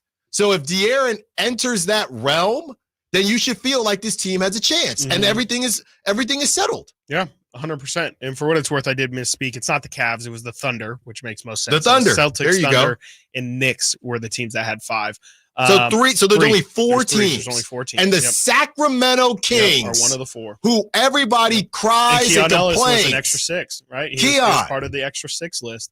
I mean, and I will say, I mean, De'Aaron knows this, and it is, just kind of a narrative thing, and it's not really maybe something that's going to affect his day to day, but this is, I get, you get bigger representation with Rich Paul, and you're with Clutch now, but De'Aaron's been a very quiet guy, and it should also be noted throughout this article or throughout Sam talking with De'Aaron, he cannot mention more enough times that he wants to stay here in Sacramento. He wants to build here in Sacramento, but you have these moments where, you want I don't even know if he wants the spotlight on him, but you deny the contracts and you say you want to go earn all NBA to go get the Supermax and say that your team has to be at a certain level. If you're going to re-sign there, you're putting a lot of pressure on yourself. And I'm not saying don't do it. I'm just saying with great power comes great responsibility. Yeah. And like you said, it's in front of you. It's all you. Like, a lot of the team's overall success is going to fall on your shoulders. It's just a different kind of smoke that he's gonna get this season with all of this being laid out in front. And I don't have any positive or negative thing to say about it, but I just hope that De'Aaron understands that a part of this game, because we know he doesn't really like being in front of this kind of stuff, is you're gonna get a lot of more heat for your performances if you aren't reaching a certain level because you're putting all of this out there. If De'Aaron Fox ends up leaving Sacramento, wherever he will also be leaving the conversation for him to be a championship number 1. If De'Aaron Fox leaves Sacramento, he will be going somewhere else to be a Robin. That's how I see it. That's how I see it, because that means that you had an opportunity to be a number 1 and you didn't get it done. Correct. We have the DeMar DeRozan portion of this article on the other side. Stiles Watkins, Sacramento Sports. You never know what you might hear when listening to a Sacramento Kings game. Out of Keegan, going for another triple. Man, is he feeling it. Keegan, can he do it? Yes, there's number 11, Keegan Murray. Keegan steps back. He just knocked down his 12th three-pointer, a Kings franchise record. He's got 45 points. Never miss a moment of Sacramento Kings basketball with Sacktown Sports and the Sacktown Sports app. Lowe's knows that to win the job, pros need the best prices. That's why only at Lowe's, MVP's Pro Rewards members can get a volume discount on eligible orders as low as $1,500 at the Pro Desk. That means you get the prices you need to start any job, small or large, because Lowe's knows pros. Valid in-store only. More terms and restrictions apply. Visit Lowe's.com/terms or Pro Desk for details. Not sure how much you know about Progressive Insurance. You may know us for insuring your home and auto. You may know a couple of our commercials. But what you may not know is that since 2013, Progressive has been honoring veterans with vehicle donations through the annual Keys to Progress Veteran Vehicle Giveaway Program, giving back to those who gave so much. Now, you probably didn't wake up today saying, I really wish I knew more about Progressive Insurance, but this seemed like the type of thing people wouldn't mind hearing about. Find out more about how we're dedicated to our customers and communities at Progressive.com. Progressive Casualty Insurance Company and Affiliates.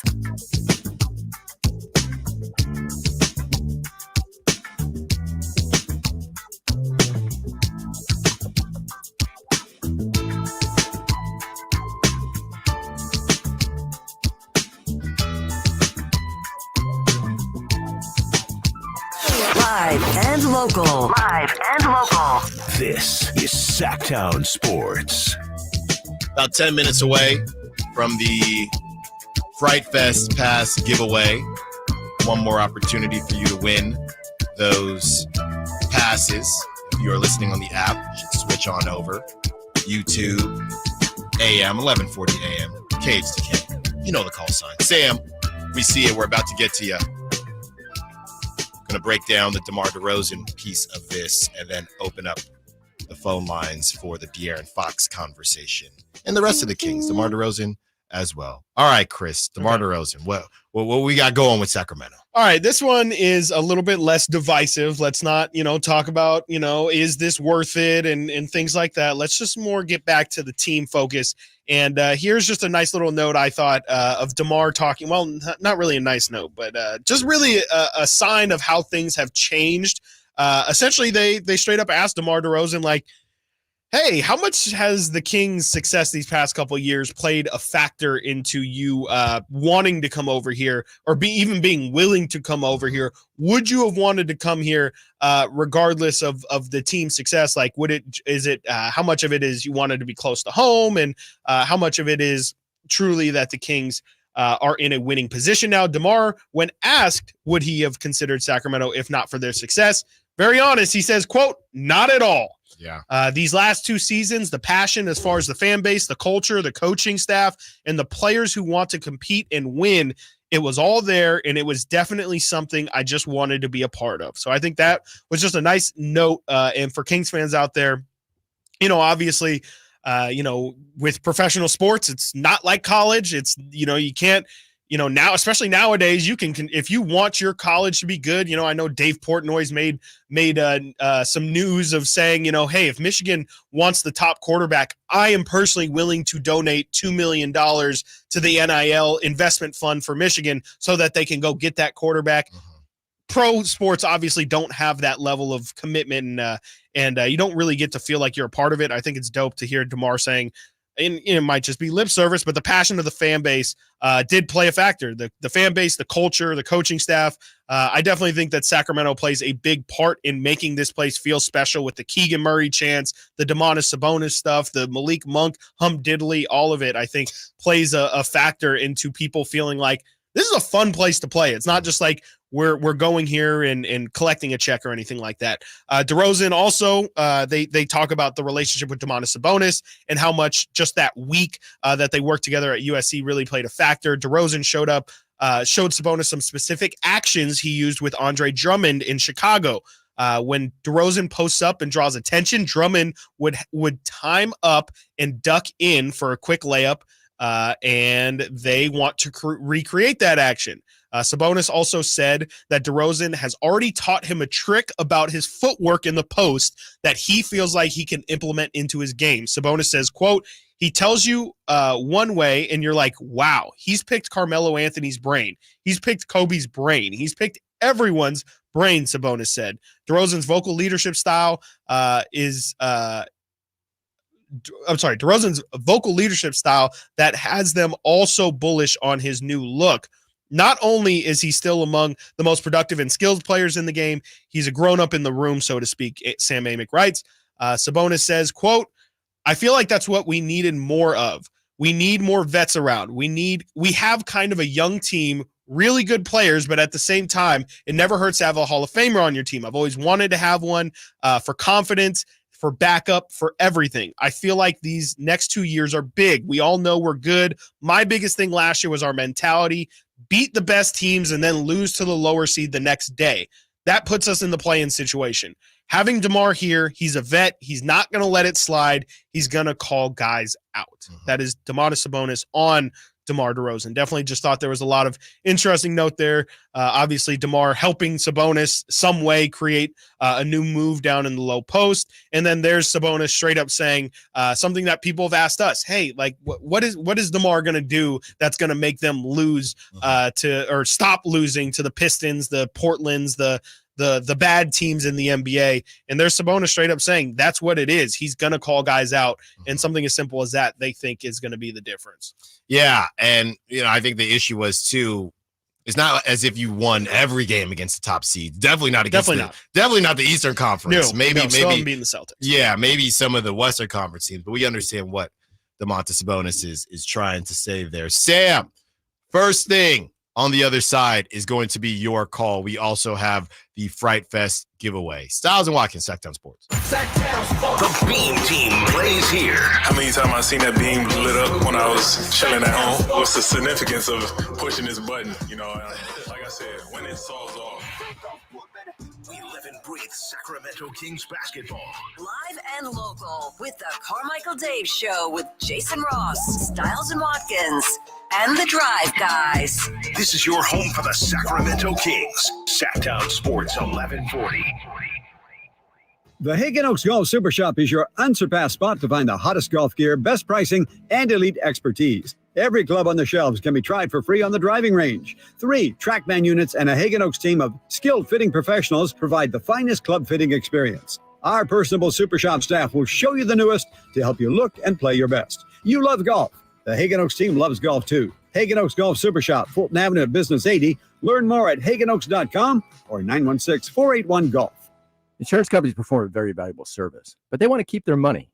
Although most cases settle before trial, it is paramount that the insurance companies know that if pressed, your legal team has the experience to take your case all the way.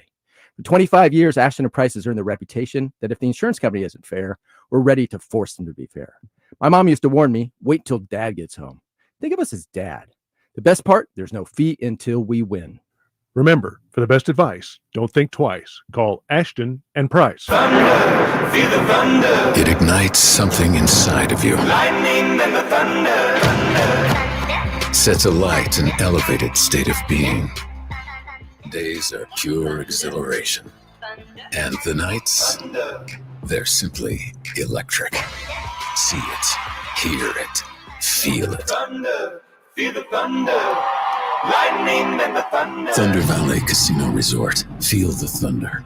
Hi, this is Greg Papa. Disasters hit every day. If your home, business, or building has suffered from any disaster, SunPoint Public Adjusters can help. SunPoint prepares, presents, and negotiates your claim with the insurance company, working only for you, making sure you get everything you're entitled to and letting your focus be on what's most important, your family or your business. Call SunPoint today at 888-247-7865 or contact us at sunpoint.us. SunPoint Public Adjusters, the gold standard in public adjusting. License number 2N14884. Don't let summer energy slip away. Live the active life you love year-round with a personally fit arch support system from the Good Feet store. Precision engineered to support all 4 arches. Good Feet puts your feet in a more ideal, comfortable, and pain-free position. And Good Feet arch supports are now HSA and FSA eligible. Book a free fitting at goodfeet.com or come in and get a free pair of OS First Performance socks. Free. Normally a $25 value at the Good Feet store. Jeff Lynn's ELO. Mr. Blue Sky, please tell us why. Live in concert in Sacramento. The Over and Out Tour. Jeff Lynn's ELO. The final tour. All the hits. Live at Golden One Center, October 23rd. Get tickets now at Ticketmaster.com. Shop Big O Tires now through November 3rd and fall into savings with up to $120 instant savings on 4 select in-stock tires with installation purchase. Big O Tires, the team you trust. Installation required. Disposal fees extra. Not valid with other offers. See Big O dealer for details. The shot clock is ticking, and your home team is driving up the court. But don't miss your chance to score big at Northern California's #1 Honda dealer, Stockton Honda. Save on a new Accord, HRV, Ridgeline, or the all-new Prologue before the buzzer sounds on year-end deals. Don't get benched by high prices. Slam dunk your savings today. Anytime, anywhere, it's all here. StocktonHonda.com. #1 claims based on 2023 total new and Honda certified pre-owned vehicle car sales from American Honda Motor Company. Sold on report.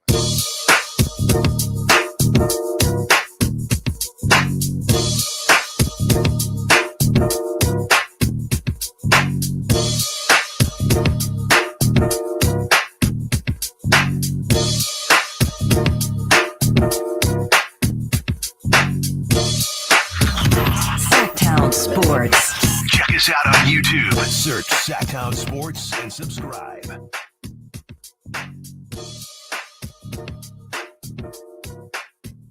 This fall, Fright Fest is back because when the sun goes down, the scare factor turns up. Unleash your screams with Fright Fest only at Six Flags Discovery Kingdom.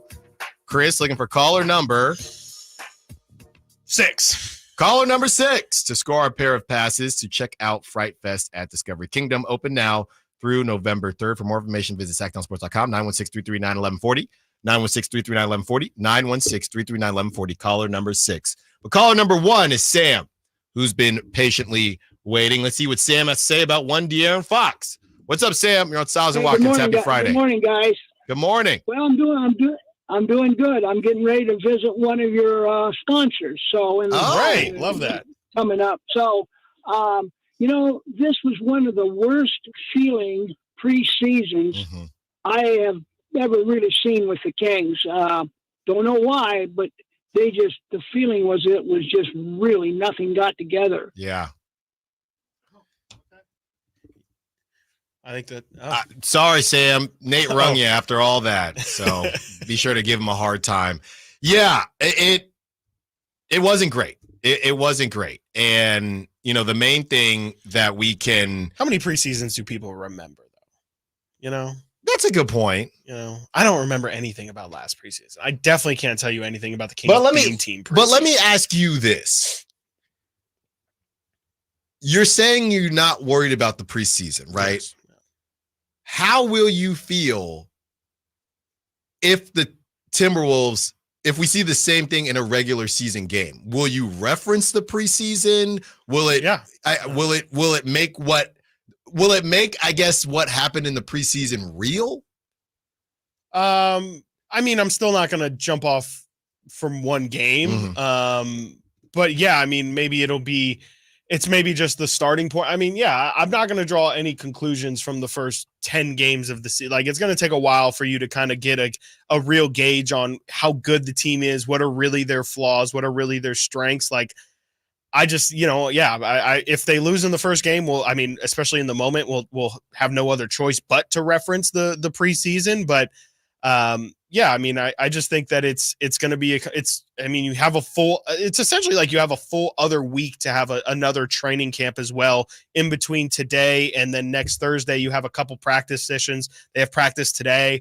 They'll have practice, I assume, one more over the weekend. And then throughout the duration of next week, I just think a lot can change, a lot of adjustments. And then, again, I just think that the attention to detail is going to be a lot more detailed than what it was these past previous games. It's not that it's not that game one can't look like the preseason. It's just, I think that there's a lot of reasons to think that it's not indicative of what's to come.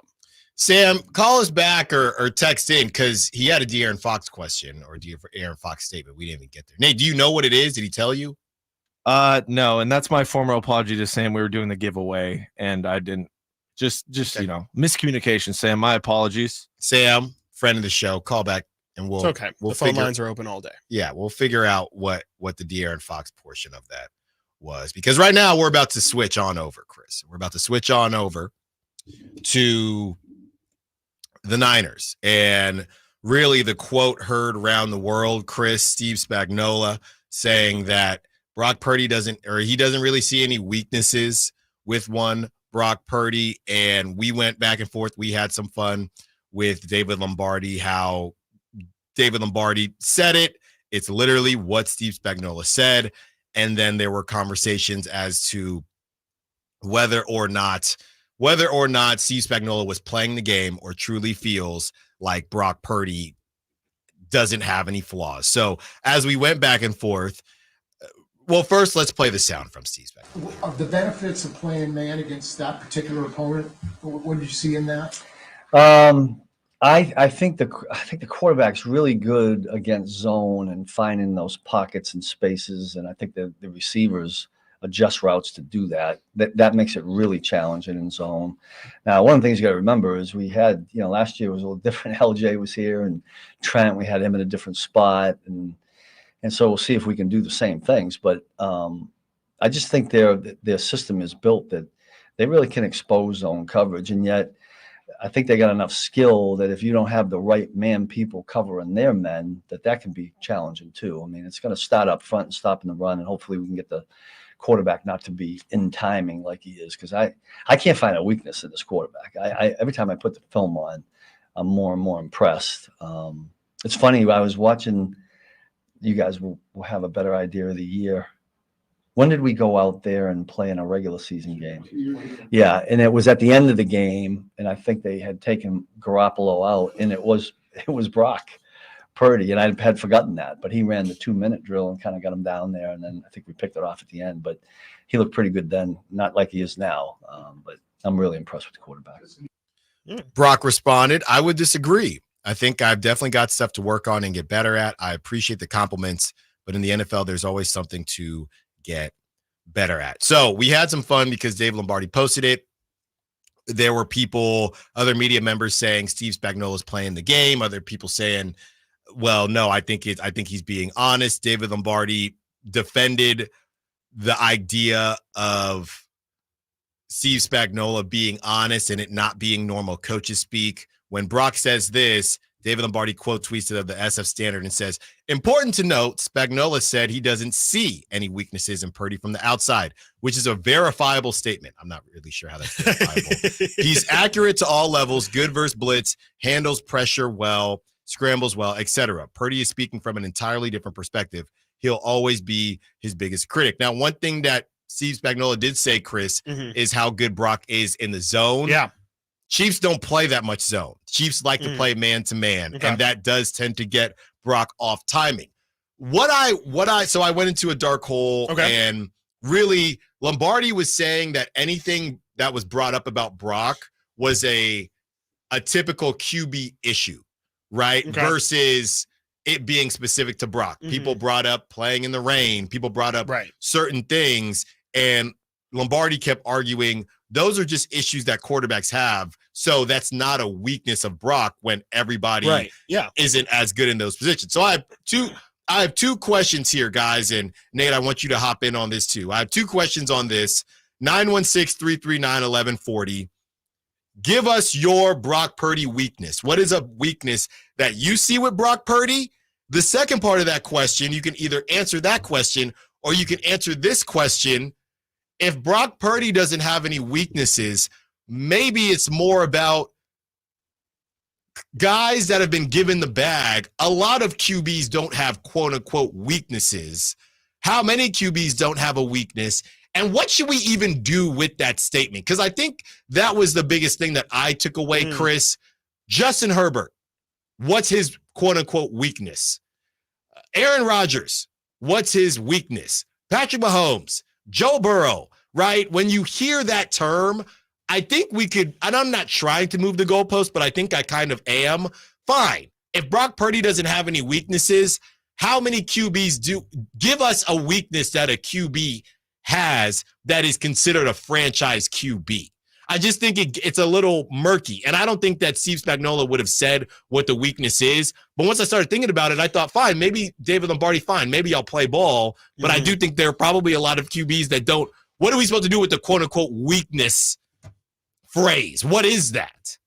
I mean, I think every quarterback has weaknesses for sure. I even think Tom Brady has weaknesses. I think Patrick Mahomes has weaknesses. Now, I can't list all of them because I'm not really super qualified to, be a quarterback evaluator and things like that. I'm sure there's things with their drops and, with their 5 and 3-step drops and things like that can be improved, and footwork and all that kind of stuff. But, people criticize Brock's arm strength, right? In the red zone. Like, I think the red zone's been a big problem for Brock in general. Like, I think that's a weak point for Brock specifically, is it feels like, when the field is super open, absolutely, it's the world's their oyster, but it does feel like when the field gets condensed and, defenders can start playing really up on receivers or just command all the zones, things get a little bit tight. And like, I think you've even said it before when we were talking about Brock scrambling, sometimes in the red zone specifically, he can't really or doesn't really have the tendency to really zip it in there. So, I mean, again, I even said it yesterday. I think Spagnuolo is just being nice. I think he is just kind of playing the game. I'm not saying he's lying. I just think he's not going to, there's not really much positive in him saying the 2 to 3 things that he thinks he can expose. Of course, he thinks that there's weaknesses in Brock because he schemes up defenses to highlight those weaknesses. So, he's just not, essentially him saying Brock has no weaknesses and I'm not going to list them is him saying, I'm not going to tell you what areas we're going to try and take away from Brock. And that's really what I'm reading from it. I don't think I'm sure Steve Spagnuolo can tell you a laundry list of things that he thinks Patrick Mahomes doesn't do right because he sees him every single day in practice. Yeah, I think he gave us a little cookie crumb there. Yeah, he knew exactly what he was doing. Yeah. Right. And I think he did give us a little cookie crumb when he said what we've heard before, schedule, timing, spot throws. Yep. Get Brock off those. That's what I heard from the zone thing, right? Exactly. It's him saying spot so he throws. did say, he said it without saying it. Chris, I have these 3 things when it comes to, I guess, weaknesses for QB. Okay. It could be. This is a general. I just made this up, right? Okay. Arm strength, Yeah. accuracy, reading the defense. Yep. Those are the 3 things. And I guess you could put mobility as well, Yeah, or yeah, escapability. I think that when you look at Brock's accuracy, he's plus. Top notch. Yeah. Reading the defense, maybe plus. That's what everybody says. And mobility, I'll give him a plus on that. Sure. So if it's arm strength, I think the arm strength thing comes into play. Yeah. Going back to the reading the zone and the spot throws, because he reads it so well. Doesn't matter how much zip he has on it. If you have the touch, when right. you get to the red zone, things aren't as open, which is why Brock has struggled. So that would be my pick on what Brock Purdy's weakness is, which is also why, okay, going back to Lombardi, okay, rain affects everybody, but does it affect somebody more than somebody else, Definitely. right? If when I'm playing baseball, if the wind was blowing not to right field, I'm probably not getting one out that day. Does that affect? Does it also Aaron Judge or Shohei Ohtani? Shohei might not hit it as far, but it's still going over the fence. So there's different levels to everything. Yeah. On the other side, around the NFL, there is some foreshadowing from Max Crosby and a follow-up to that foreshadowing. And Micah Parsons says he shouldn't be anywhere but the black and silver. Stiles and Watkins, Sacktown Sports. Subscribe to Sacktown Sports on YouTube and watch the Carmichael Dave Show with Jason Ross, Stiles and Watkins, and the Drive Guys, live Monday through Friday from 6 to 6. Plus, view archive shows and exclusive content. Subscribe at youtube.com/Sacktown Sports.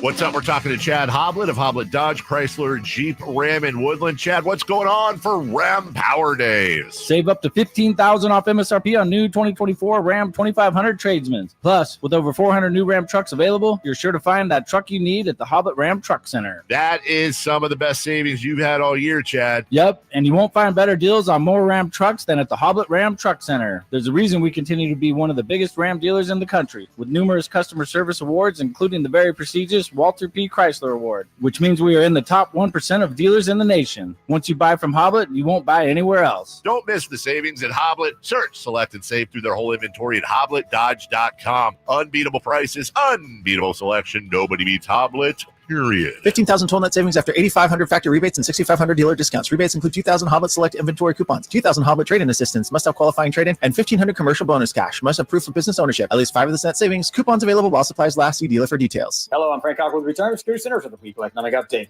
We are in the final stretch for the current presidential election. What could this mean for investors? October is usually a positive month for stockholders, with the S&P 500 gaining 0.7% over the past 75 years. This doesn't hold true for presidential election years, however, as the S&P 500 has dropped 0.8% in October of that same time period. Stock markets rely on certainty, so without a clear winner, volatility has ensued prior to the end of the election cycle. The S&P 500 was up 19.7% as of the end of the third quarter, so even with some downside volatility, this could be a winning year for the index. Contested elections, such as we saw in 2000 when Al Gore didn't concede until mid-December, saw a 5% drop between election day and the date the winner was announced. Some of this uncertainty could have been compounded by concerns over technology share valuation. While past performance isn't an indication of future results, could we see something similar in 2024? We also have a stock market that's relied heavily on technology companies in recent years. How might this affect you or your family? Please go to frankontheradio.com to schedule an appointment, watch videos, and receive market updates. I'm ready to help you start your journey so you can define your future. Securities and investment advisory services offered through Osaic Cafe Incorporated, member FINRA SIPC. Osaic Cafe is separately owned, and other entities and/or marketing names, products, or services referenced here are independent of Osaic Cafe. O'Reilly! Stop by O'Reilly Auto Parts in West Sacramento and Town Center Plaza next to Nugget Markets now through October 29th for the Customer Appreciation Day sale. You'll get 2 times over rewards points on select purchases. Plus, pick up 5 quarts of any Mobil 1 full synthetic motor oil and receive a $10 gift card after rebate. And buy 1, get 1 free Coca-Cola products at your Town Center Plaza, O'Reilly Auto Parts. The next election is November 5th.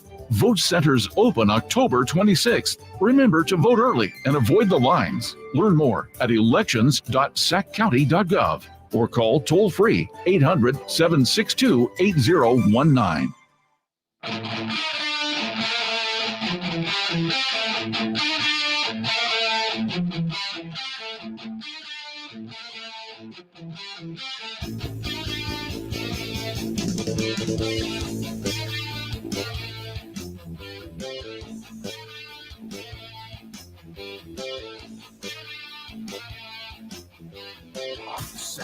sports. Call or text at 916-339-1140.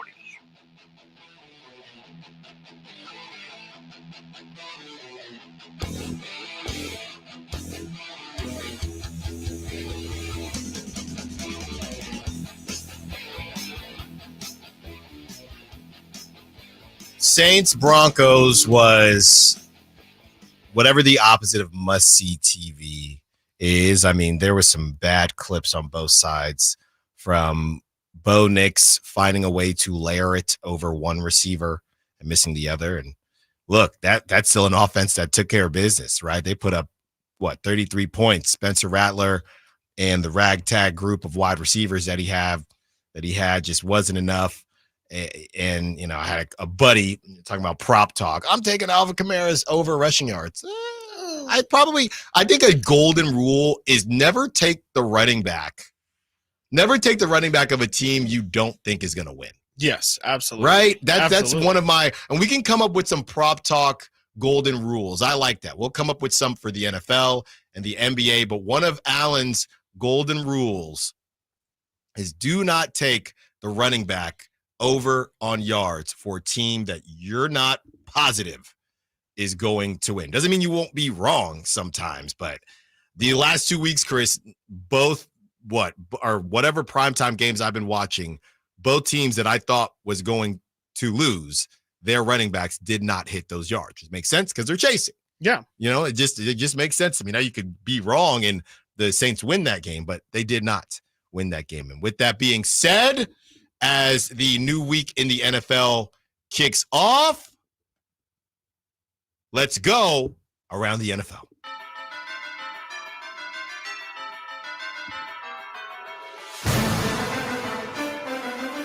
It's a new week. I almost said new season. For some teams, maybe. Raiders might want it to be a new season, as this is Max Crosby. Some people are saying, Chris, that he is maybe foreshadowing his future with the Raiders, and obviously people are going to make a mountain out of a molehill, but the way things are going for the Raiders, truly, you never know. Here is Max Crosby on his future in general as an NFL player. I'm not here to rebuild. I'm here to win. So, I don't know whatever that means, but yeah, I'm here to win now, and wherever I'm gonna be, I'm gonna be here to win. So that's all that matters to me. Yeah, I don't like that. Or I should say, if I'm the guy who thinks the Raiders should just tank and move on, I guess I do like that. I'm saying this because I like Max Crosby. Yeah. Okay. Sure. I want his services to be needed somewhere and not just be wasted. Okay. I do find that these guys want to be fan favorites and end up having that buyer's remorse. I think that's what happened with Devontae Adams. Nobody wants to be the villain unless you're Spencer Rattler. Nobody wants to be the villain. Right now, Max Crosby doesn't want to be the villain, but behind closed doors, you got to think his agent is saying, brother, you're 27 years old. You're a closing defensive end on a team that is going nowhere fast, or they're about to take a rookie QB. Those timelines don't totally match up unless Shador or whoever they take is really good, really fast. And oh, by the way, your team doesn't have an elite receiver anymore. So, or a franchise receiver. So, or a franchise running back. Okay, so what do you want to do here? But not that I want him to go, and it's not just me. Micah Parsons also doesn't want him to go. Micah Parsons said this on his podcast in his gaming setup in the dark on what he thinks about the situation going on in Las Vegas and Max Crosby. Here it is. Max Crosby needs to stay a Raider. He has Raider spirit, dog. If anyone could turn around an organization from a defensive side of his standpoint, it's him. He's a straight animal. I don't think he would ever want to go anywhere else. I think he reads that black and silver. I wouldn't want to see him anywhere else. There he is. Micah Parsons. Oh, Nate. He wants that black and silver? I think he meant to say bleeds and sounded said like reads, but it also sounded like breeze.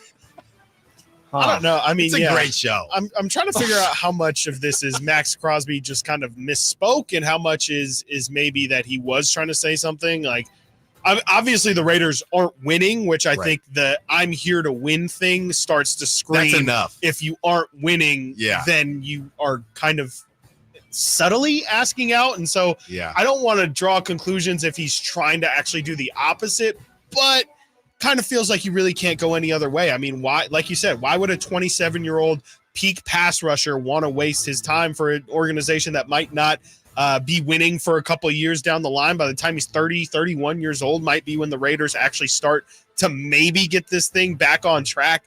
Yeah, I mean, I think I agree with Michael Parsons in that Max Crosby does feel like if anyone's going to be a Raider for life, he does kind of embody it in a lot of different ways. But I don't know, man. Like the value of these pass rushers. I mean, I don't know what he would get in the open market, but you see what the Raiders got asset-wise for a guy like Khalil Mack. Now, if they could have capitalized on those picks better, you can imagine how the Raiders could have ended up in a much better situation now. But if you can get that kind of haul for a guy like Max Crosby, it's what I said about Devontae Adams. If you're not winning right now, you're doing your organization a disservice if you're not at least having a meeting and talking about it. You know, I think the whole same team for life thing, I really think, guys, that hits – I think it hits it depends on position for sure. Yeah. I think it hits the most in basketball.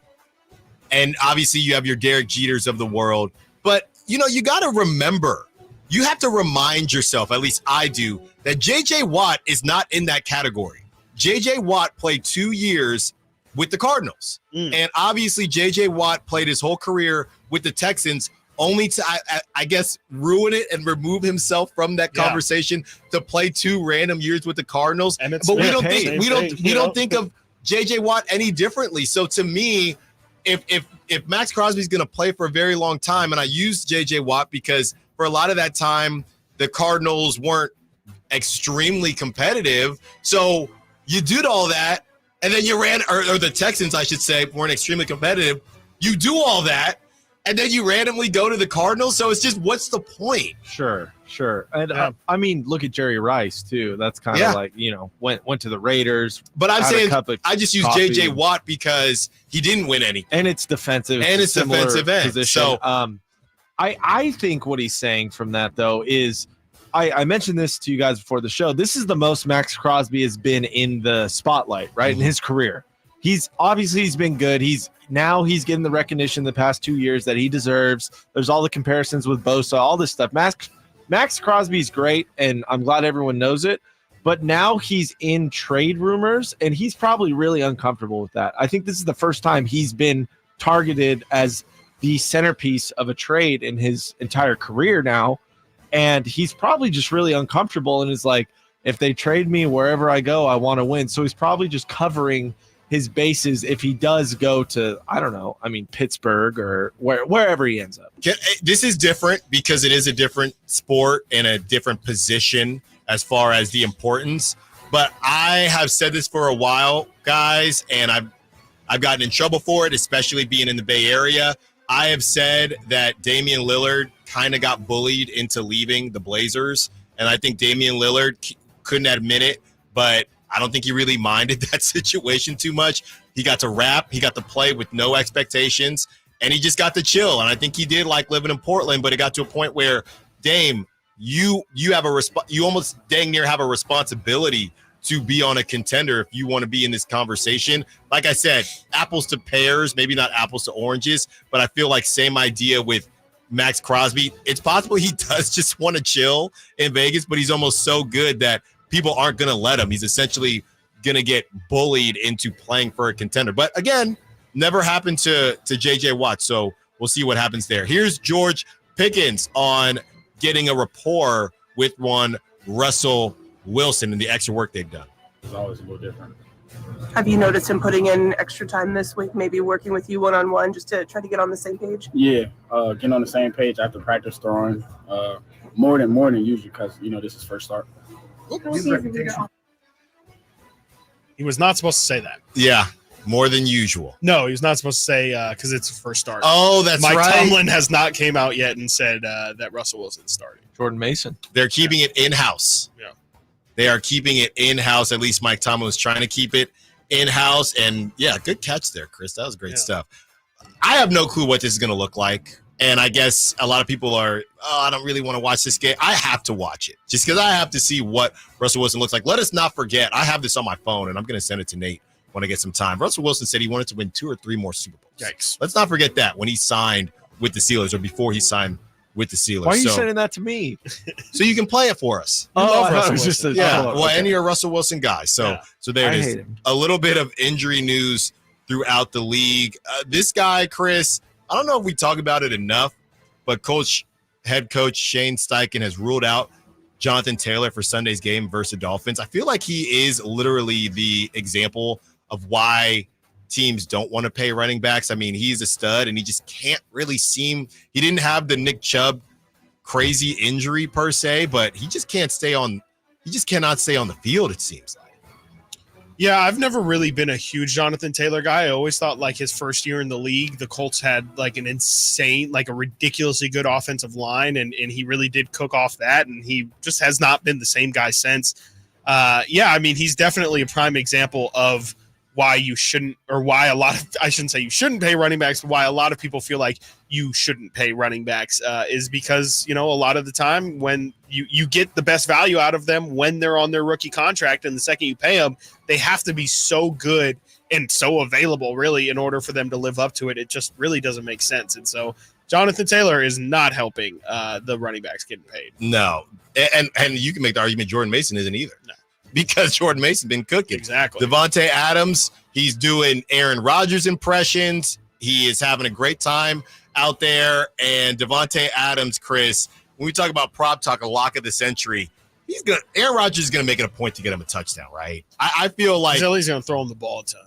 I feel like that could be the lock. I would stay away. I didn't realize that's Sunday night. Yes. Oh my goodness. Yeah. Is that so Steelers, we have no right? choice. That's Steelers, yes, right? We have no choice. Oh, I'm in. Yeah. Like, I'm we will all be watching Russell Wilson. Holy hell. See, here's the thing. This is like a Sunday Night Football from 2011. What are we doing? Aaron Rodgers versus Russell Wilson? What's going on? Yeah. I would either stay far away from Garrett Wilson or try to be mega mind and think everyone's fading Garrett Wilson. Right. That means that Aaron's not going to have a choice. Hey, prop talk before the prop talk. Coming up next, the Niners are pulling out all the stops to beat the Chiefs. Should they be doing it, and what happens if they don't get the W? Stiles Watkins, Sacktown Sports. The only place you'll find Malik Monk is Sacktown Sports. Oh my, what an athletic move that time by Malik Monk. Hey Sacramento, it's Malik Monk, and you're listening to the home of the Sacramento Kings, Sacktown Sports. Your local sports leader. Get in zone, AutoZone. Welcome to AutoZone. What are you working on today? I think my battery's dead. With free battery testing and charging, we can help you get back on the road. Get in zone, So what if I need a new one? We have the right Duralast battery for you, only at AutoZone. Get in zone, And what about my old battery? We can recycle it right here at America's #1 battery destination. Get in zone, AutoZone. Restrictions apply. Made a Chevy Silverado blowout is on with $12,750 off MSRP. Every new 2024 Silverado half-ton LT in stock after rebates, or choose $12,000 off MSRP on every new 2024 Silverado half-ton RST in stock after rebates. Exclusively at Made a Chevy at MadeAChevy.com. Sacramento's Silverado headquarters. Whatever Silverado you choose, you'll save thousands at Made a Chevy. Together, let's drive. Not available with special financing, leasing, some other offers. Less graded in 2010 model year or newer. Ends 10/31/24. Insurance companies perform a very valuable service, but they want to keep their money. Although most cases settle before trial, it is paramount that the insurance companies know that if pressed, your legal team has the experience to take your case all the way. For 25 years, Ashton & Price has earned the reputation that if the insurance company isn't fair, we're ready to force them to be fair. My mom used to warn me, wait till dad gets home. Think of us as dad. The best part, there's no fee until we win. Remember, for the best advice, don't think twice. Call Ashton & Price. At Fisher Investments, we may seem like other money managers, but we're different. Are you really that different than the rest of us? We are.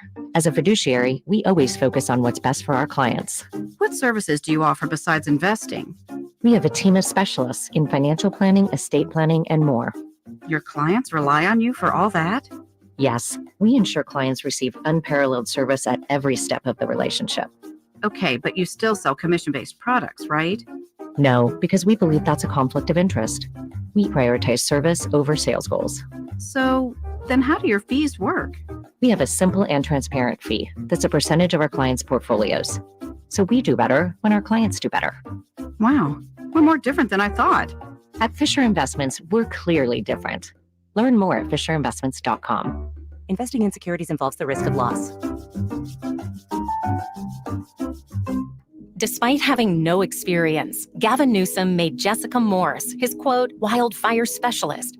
The result? Under Newsom and Morse, insurance rates and utility bills skyrocketed. Millions of dollars were slashed from the state's fire prevention budget, and they were even caught lying about their record, while millions of acres burned and families lost their homes. Now Gavin has chosen Jessica Morse again, this time to run for Congress. We have a better choice. Kevin Kiley. As our congressman, Kevin Kiley has worked across party lines to secure millions for wildfire protection and expand water supplies. And Kevin Kiley's bill to protect Lake Tahoe will bring up to $415 million home to our district to reduce the threat of fires and restore the ecosystem of the lake, delivering results and making a difference. Let's keep Kevin Kiley working for us. I'm Kevin Kiley. I approve this message. Paid for by Kevin Kiley for Congress. Hey, what's up, Sacramento? It's Kyle Draper. Turn up the cleanliness at your restaurant, healthcare, or industrial business with Alsco Uniforms, the official sponsor of the Sacramento Kings Mop Crew. We've got you covered with crisp uniforms, hygienically clean linens, floor mats, and of course, mops delivered weekly. But that's not all. Alsco Uniforms also offers weekly services for first aid and restroom supplies. Discover why it pays to keep clean with Alsco Uniforms. Just go to alsco.com to learn more. Again, that's ALSCO.com. Disturbed. Live. Oh, get down with the 25th anniversary of the 5-time platinum album, The Sickness. 2 sets, 1 show, The Sickness in its entirety, and greatest hits with special guests, Daughtry, and Nothing More. Friday, May 9th, Golden One Center. Tickets are on sale now at Ticketmaster.com. Disturbed. Live. Don't let summer energy slip away. Live the active life you love year-round with a personally fit arch support system from the Good Feet store. Precision engineered to support all 4 arches. Good Feet puts your feet in a more ideal, comfortable, and pain-free position. And Good Feet arch supports are now HSA and FSA eligible. Book a free fitting at goodfeet.com or come in and get a free pair of OS First Performance socks. Free. Normally a $25 value at the Good Feet store. KHTK HD1 Sacramento, KYMX HD3 Sacramento. From the Power Business Technology Toshiba Studios. Sacktown Sports, 1140.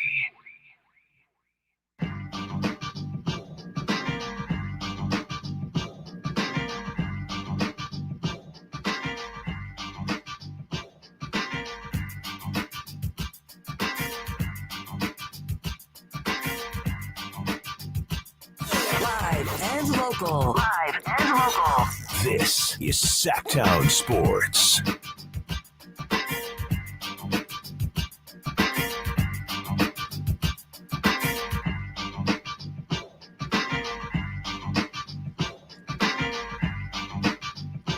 Two hours down. 2 hours to go. The biggest news coming out of the Bay Area. John Lynch on the Niners flagship. Whether there's a chance 49ers rookie Ricky Pearsall plays this week. Quote, absolutely, there's a chance. He's had a good practice week. And Nate provided us with some information. Apparently, 47 members of Ricky Pearsall's family in the Bay right now and will be attending the game. So all these secrets, right, have not necessarily been kept secret, as you have George Pickens leaking on accident that Russell Wilson will most likely start. And now Ricky Pearsall, a lot of people think Matt Mayoko said that he thinks that Ricky Pearsall will be activated later today and Ricky Pearsall will get his first NFL action. I feel like there are a couple locks of the century before we get into the Niner thing. I'm just thinking prop talk here. I just think that I don't even know if they're going to offer Ricky. And I think they're going to set it at about 7 yards, something like that, maybe 1.5 receptions. I think he's going to make a catch this weekend. I think it'll be a random like third quarter under the radar. 7 yards, like crowd goes nuts. Yeah. Those 27 tickets go nuts, and that wherever they are. But how can you use a guy at a full clip? But I've gone on the record to say this: he's either going to be like amazing, like very good player, like Ayuk level, or just fizzle out and kind of be nothing. I don't think there's any in between. Yeah, this might fuel his career more than we necessarily thought. I mean, look, let's not forget the Niners. A lot of people thought that they reached to get Ricky Pearsall. Some people thought, hey, you get the best talent. They think that that's the pick that he was worth. Go out and get your guy. So he might have some opportunities this weekend. That would be something, guys, a wrinkle to add in to that offense, as Steve Spagnuolo has seen the Niners a good bit. So this could add a certain wrinkle into that offense. I don't mind the move, Chris. If he's ready, he's ready. And Juwan Jennings with that hip doesn't look like he will be ready. I just think it changes the complexity of the game. And I had somebody respond to me and say, either way, a game is a game. It doesn't matter. But to be missing Rashee Rice, Pacheco, all the guys that the Chiefs are missing. Yes, the Niners are missing CMC, who we have an update on CMC as well, Christian McCaffrey, and they'll probably be missing Juwan Jennings. But you bring out Ricky Pearsall, the emotion that's going to be attached to that. If you don't win that game at home, maybe the argument is it can't get any worse for the Niners, but I feel like this is the only way that it could get worse. Losing to a B version team of the Chiefs, and you're activating a dude who got shot. I mean, come on, man. I mean, yeah, I think it's obviously a very emotional week for a lot of reasons. I think, I do kind of think that in a weird way, I think playing the Chiefs is the perfect time to bring out Ricky, just because your emotions are already so high. I really don't think that bringing him in is going to add an extra layer to it. I do think that you're already kind of on a 10 with it being a Super Bowl rematch and having it be the one team that just you haven't been able to figure out. I feel like, if anything, it'll go under the radar, and that's probably for the best. You don't want it being a big spectacle or anything like that. I think that they do have to win. I mean, this is we've talked about it. I mean, and yesterday you made reference to the strength of schedules. The Niners have the fourth hardest remaining strength of schedule in the entirety of the NFL. This is just the start of it. I mean, they play the Chiefs and then the Cowboys and then the Bucks and the Packers a couple weeks down the line from that. The Bills, they have a really tough schedule. They still have the Lions in week 17 as well. They have a really tough schedule down the line. So it definitely sets the tone for that run. If they lose today, it makes a lot of those other wins a lot more necessary and immediate. But yeah, I mean, I said it at the start of the week. I think that there's a possibility that this could be, again, the Niners losing the benefit of the doubt this week. If they lose, I don't know if people will continue to say, hey, they're 3-3, but we know the caliber of team they are, because they have such hard opponents moving forward. They kind of can't afford to have a letdown. They can't afford to emotionally, after this game, feel like, oh man, like the Chiefs, they have our number. Maybe this isn't our year. Maybe we're not that good, because they have the Cowboys next week, who are going to be trying to make a statement too, because on the same token, that's almost like the inverse of the Chiefs game. The Cowboys are going into that Niners game saying, we can't beat these guys. They never beat us. And let's give this game full attention, as that's going to be a Sunday night game too. I just think that, yeah, the Niners definitely, I mean, every week it feels like at this point, when you're 3-3 and the league is as even as it is, every week is incredibly necessary. But emotionally, it feels like this week could be incredibly damning if they do lose. And if they win, it could really, I think, jumpstart the entire season. Nate, you had a Spagnuolo stat for us, you said? Yeah, so it's Shanahan versus Spagnuolo. So Shanahan has his guys he has problems with, right? Like Jim Schwartz and Flores. Yeah, he was 1-9, I think we read. Spagnuolo's kind of been one of those, and maybe it's just the Chiefs, whatever. But they've matched up 8 times. Shanahan's either been an offensive coordinator or a head coach. Would you like to guess Shanahan's record against Spagnuolo specifically? Yes. Well, we know he has. Well, yeah. What, four losses? I would say 1-7. 5-3. Huh. Two Super Bowls the regular season. Mm-hmm. Those are the Niners. All losses is Niners.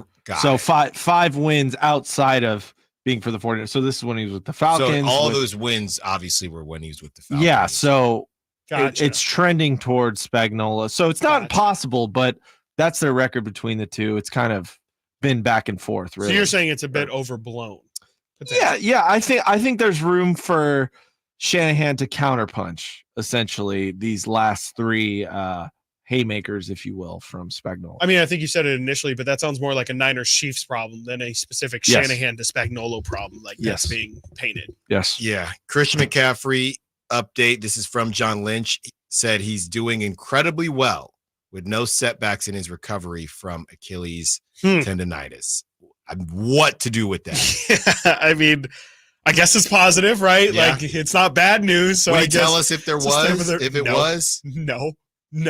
And even then they don't give us a timetable. It's like, he's doing better. He's doing better than what he was when he was not playing. Right. But if we will all recall, we were told during the preseason that if this was a regular season game that Christian McCaffrey would be ready to go. So I think Nate said it earlier, but I think that John Lynch and frankly the Niners have kind of lost the benefit of the doubt in terms of us believing them at this point. Yeah, and I guess they're just going to probably move the goalposts again. If the fate of the world was on whether or not... Sorry, do we know if he's like... I know he's been... I haven't seen any clips of him. Yeah, I haven't. That's more the part. It's like, I feel like we would have seen... Yeah. Hey, look at Chris, a sharp cut here from Christian McCaffrey. Yeah, I have not seen any clips of him getting kind of down and dirty as we saw before. So, yeah, he's not going to be able to help them this weekend. But either way, it is interesting to follow along on his status. This is a stat that I'm curious what others will do with, Chris. Okay. This is from Johnny Dells on Twitter. The 49ers defense is number 1 in passing defense when not blitzing. When blitzing, they're 32nd. Whoa. It's measuring efficiency on plays they didn't blitz and then plays they did. NFL Next Interesting. Stats. Huh. Well, I would have no idea what to do with that number. I mean, obviously it might tell you to, especially on passing downs, obviously the thought is to always blitz, but I mean, off of those numbers, maybe you consider at least diversifying it, maybe not sending the house. And maybe that's saying that the Niners are essentially needing as much help in the backfield in the defensive backfield as possible. If you're blitzing, you're sending somebody who might be going out in coverage into the quarterback backfield. And maybe that's what that's saying, but that almost feels like, when you're first and then 32nd, that feels like, again, something that's really tough to try and figure out which side is more accurate to what your team actually is. Because the Niners, they need a pass rush. They're paying Bosa all that money. They reinvested into the defensive line this offseason to get pressure to the quarterback. And I think it's definitely not a positive if your team is not good in the blitz, because at the end of the day, blitzing is the thing that you're going to go to when the game is on the line. And if you're not good, if you're defensively not strong under a blitz, that's probably a really bad crack in the armor. On the other side, can the Niners gain anything psychologically if they do beat the Chiefs this weekend? And we hear from George Kittle and the hyena, Diamador Lenore, on their thoughts. Take it on the Chiefs. Stiles and Watkins, Sacktown Sports. The only place you'll find Keegan Murray is Sacktown Sports. Out to Keegan Murray, straight away for 3, and Keegan knocks down the triple. Hey, Sacramento, it's Keegan Murray, and you're listening to the home of Sacramento Kings, Sacktown Sports. Your local sports leader. What's up? We're talking to Chad Hoblet of Hoblet Dodge, Chrysler, Jeep, Ram, and Woodland. Chad, how are you celebrating fall's arrival? By giving you the best savings yet on all remaining new 2023 Dodge Charger SXTs in stock, with savings up to $13,000 off MSRP, starting as low as $28,215. Wow, that's some of the best savings you've had all year. Yep, and it's not just on new Dodges. We have over 200 quality used cars available and 46 under $20,000 at the new Hoblet Certified Pre-Owned Supercenter in historic downtown Woodland. Whatever vehicle you need, Hoblet has it. If you need a vehicle new or used, your first stop needs to be Hoblet. You won't find bigger savings on a better selection of vehicles anywhere. Search, select, and save through their whole inventory at HoblettDodge.com. Unbeatable prices, unbeatable selection. Nobody beats Hoblet, period. 13,000 total net savings on select new 2023 Dodge Charger XXT after $39.20 factory rebates and $9,080 dealer discount. Rebates include 1,000 Hoblet inventory select coupons while supplies last. Not everyone will qualify for all rebates. At least 5 of the net savings. See dealer for details.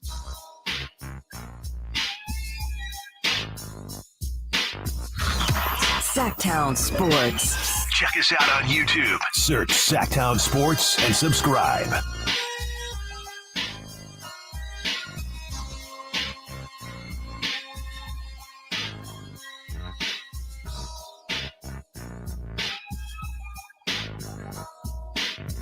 Stiles and Watkins. Sacktown Sports in the third hour of the show, and you never know who is going to pop in. We are joined by Emil Fregoso. Finally. Sacktown Sports 49ers insider. He's been all around the world in and we're going to find out what's going on with the Niners and kind of get Emil's take on what we've been throwing out there. Emil, let's first start here because Chris had a question as far as John Lynch is concerned, talking on the flagship about Christian McCaffrey looking good. He hasn't been out there, right? Because we haven't seen video. He hasn't even been in the locker room. Okay. Oh, interesting. He's not around for media, nothing. He might be around the building, but they purposely don't have him around when we're in the locker room for media. I was there yesterday. He was not at his locker. We were talking with George. He's right next to him at the locker room. It's how it's spaced out. He was not even around. That's purposeful. So, how much should we read into that when it comes to his possible return? He's working his way back very slowly. Okay, is what I can what I can tell you. I've been under the assumption and I've reported that he will not be back before the Niners Week 9 bye. It's more likely he'll be back after the bye. They'll activate his practice window because they are slowly working him up. Whereas one day on, one day off, and slowly he's progressing each day and slowly doing a little bit more. Because at the end of the day, it's Achilles tendonitis, and I know Alan, you know all about this stuff. You have to slowly work it back, and they have a rigid plan in place, both that their own team doctors have put in place, as well as that the doctors over in Germany when he went and spoke with them and kind of consulted on that stuff of how to deal with this bilateral Achilles tendonitis, which is still more so in one Achilles than the other.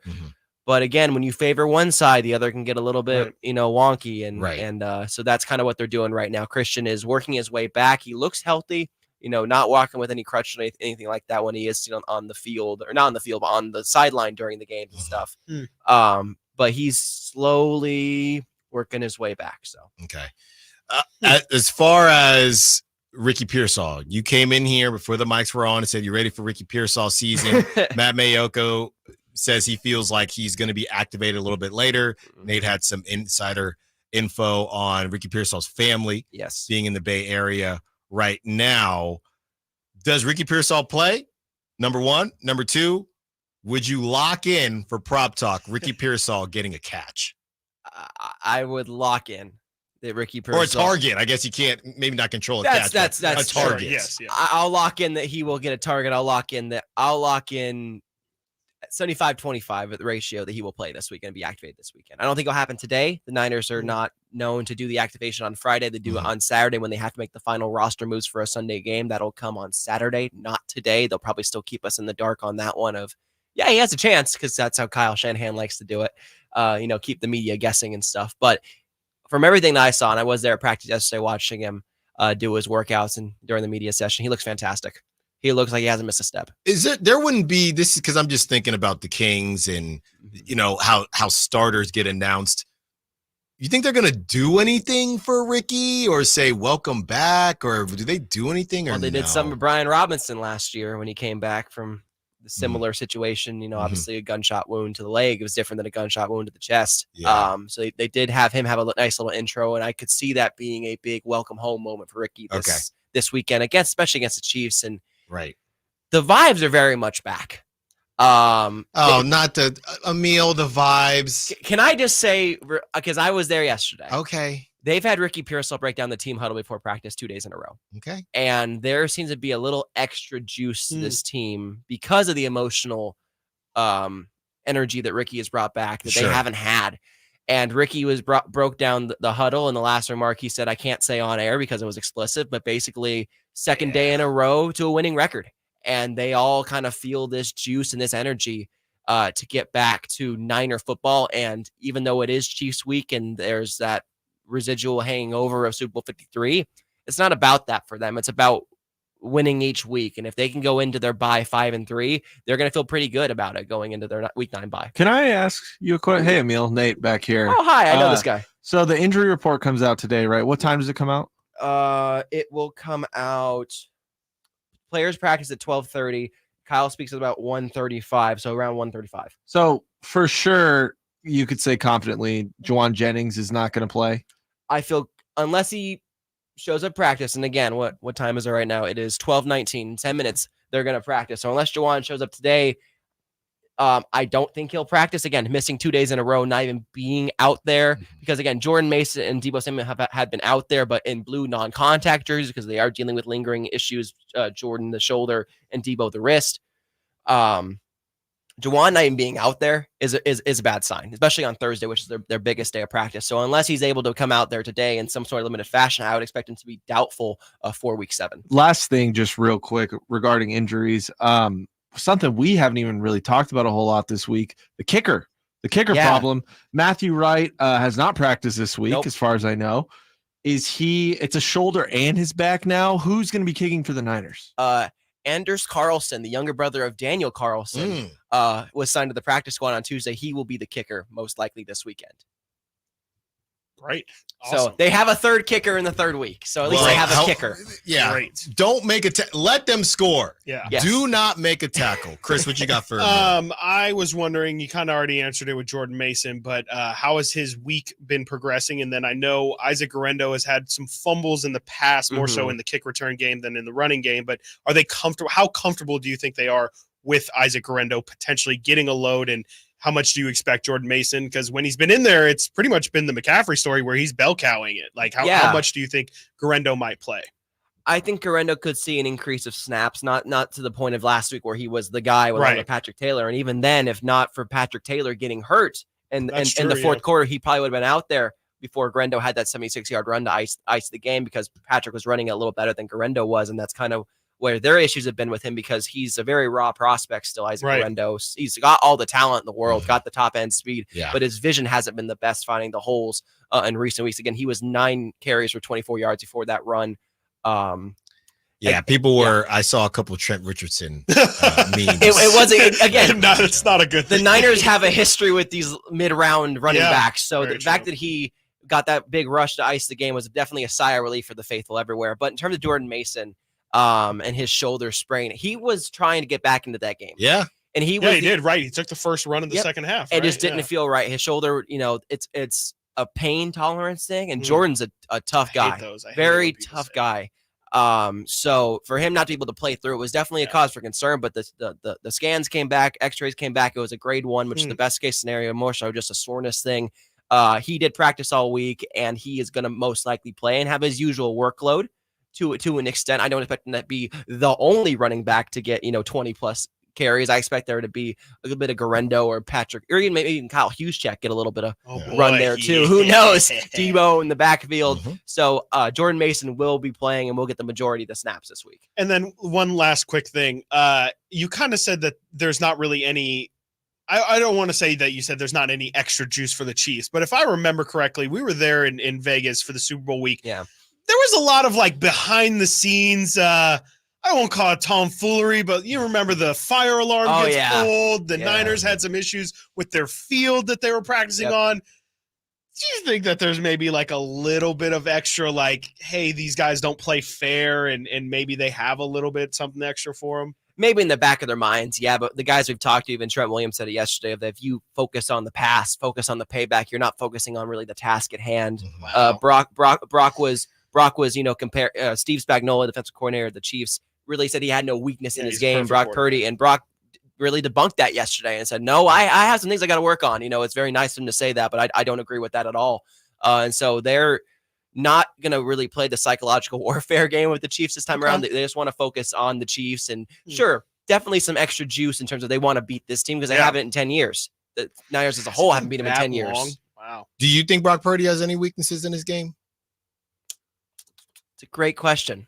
Maybe in terms of pure arm strength. sure of like what I being a said. gunslinger of like just chucking it like Allen down the field, but everything else I think he excels at. And I think the real strengths of his game are his IQ, and I think you can't teach IQ. Yeah, I said the same exact thing, Emil. I'll end it with this. Look, everything you said is spot on. Bringing out Ricky Pearsall, the vibes are right, and that leads me, Emil, and I hate to take it there. If they lose, I don't think they'll ever beat the Chiefs. This is dang near my lock of the week. Yeah. Because they have to. They have to beat them. They have to. It's their final No boogeyman. Pacheco. No Rashee Rice. None of those. They barely activated Juju Smith-Schuster. He's questionable. And we're talking about Juju Smith-Schuster as if he's a legit weapon because he has to be. Yeah. They have to, Emil. And it's a small preview into Return of the Empire later today, but I am picking the Chiefs to beat the Niners. So until I see it, I can't leave us with that, Emil. That's where we're at. So you can't leave us. That's my lock of the week. It's going to be a spicy episode. Wow, Yes, it you is. don't want to miss that, Emil. Thank you so much for joining us. Yes. We know we Thanks, just guys. came Short in and notice. plucked you from the main room. I know you got lunch to eat, so get on over there. I don't know what you got this time. Emil Appreciate Fregosa, go check out all of his work on sacktownsports.com and follow him on social media on X, Twitter. Emil, we'll talk to you soon. On the other side, we will go around the NBA, and then we get to one of my favorite segments, a new segment that we're getting into, a sound segment, the best sounds from the world of sports yesterday and earlier throughout the week. Stiles Watkins, Sacktown Sports. The NFL's leading rusher plays here. A handoff to McCaffrey, walks in the end zone. Handoff to McCaffrey, takes it right down to the goal line. He does his thing again. McCaffrey goes in motion right. Backwards pass led by Juszczyk. A block there. Hurdles the man. 10-5. Touchdown! CMC! You can hear all of Christian McCaffrey's touchdowns on your home for 49ers football. Sacktown Sports.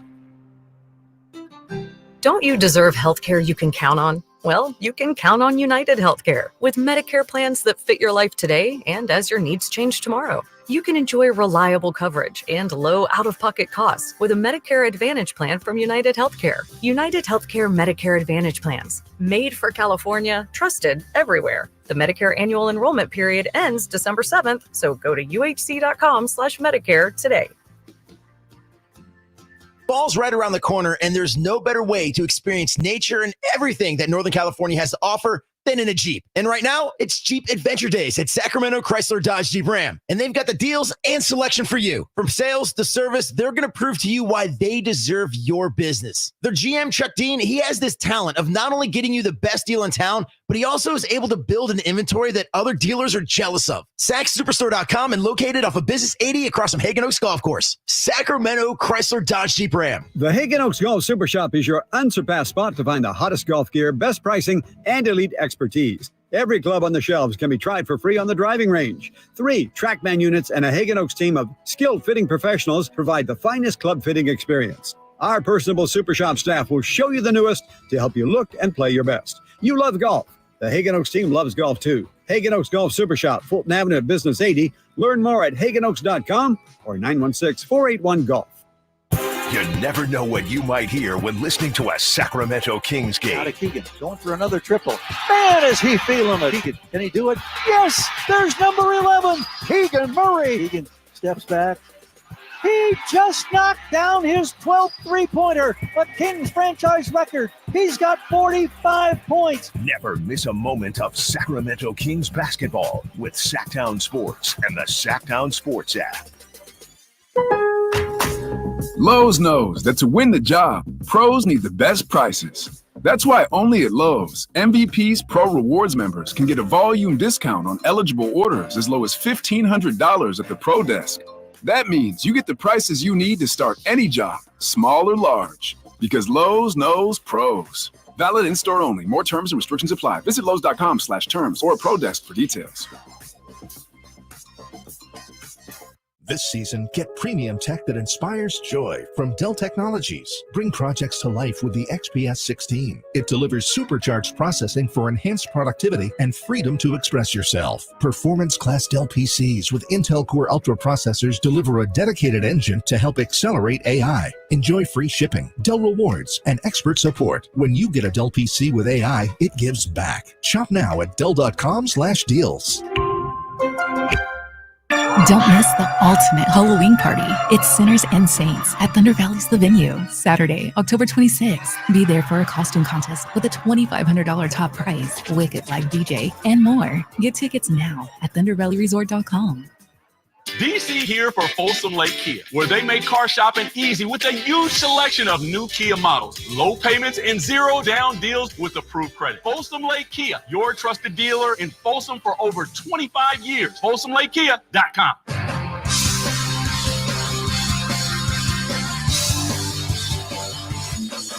Sacktown Sports. Call or text at 916-339-1140. Thanks, Emil Fergoso. From UPS Chris. Man, if the Niners beat Kansas City, Allen's biscuit is going to be hard. Oh, nicely done, UPS Chris. Nicely done. Great stuff from Emil. That's Yeah, and I think we're all on the same page. So let's hop on the other side now, Chris. Okay. And we're about to go around the NBA. We've been doing a ton of NFL. It is a football Friday, and we'll get back into the NFL. But to what would be the argument? I'm trying to put myself into a shill's body. Okay. If I were to say, so Emil has agreed. 6'6" now. Okay. If Emil has agreed that Brock Purdy, it would be the arm strength thing, right? So Emil said arm strength. I said arm strength. Yep. I think a shill would then say, well, look at all of his air yards, right? But I don't know if air yards equals arm strength. We're not saying he has a weak arm. Yeah, you're not saying he doesn't have the capacity to throw it 35 yards. He's an down the NFL field. quarterback, Yeah, right? you're saying that the miles per hour is yes. there. If you were to take every quarterback that's playing in the NFL right now and rank their arm strength by itself, not saying accurate. We're not talking about accuracy. No. We're not talking about any of that. Try and throw a football through a wall. Would Brock be in the top? And we've watched a lot of football. Would Brock be in the top 50% for arm strength?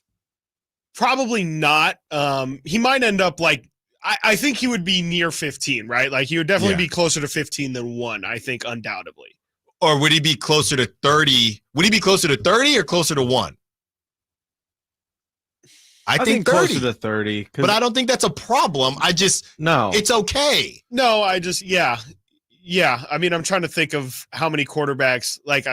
These dudes. I don't know cannons. if Jared Goff has as hard, as big of an. Jared Goff, Tua, those types of guys. Yeah, I don't know. Even what a Kirk at this point. I don't even Kirk think does. Mahomes just throws it hard like that. Like he can. He's got the get baseball it background, downfield. though. I'm sure he can. He's a top. I'm sure he's a top 10er easy. Yeah. Probably top 5er.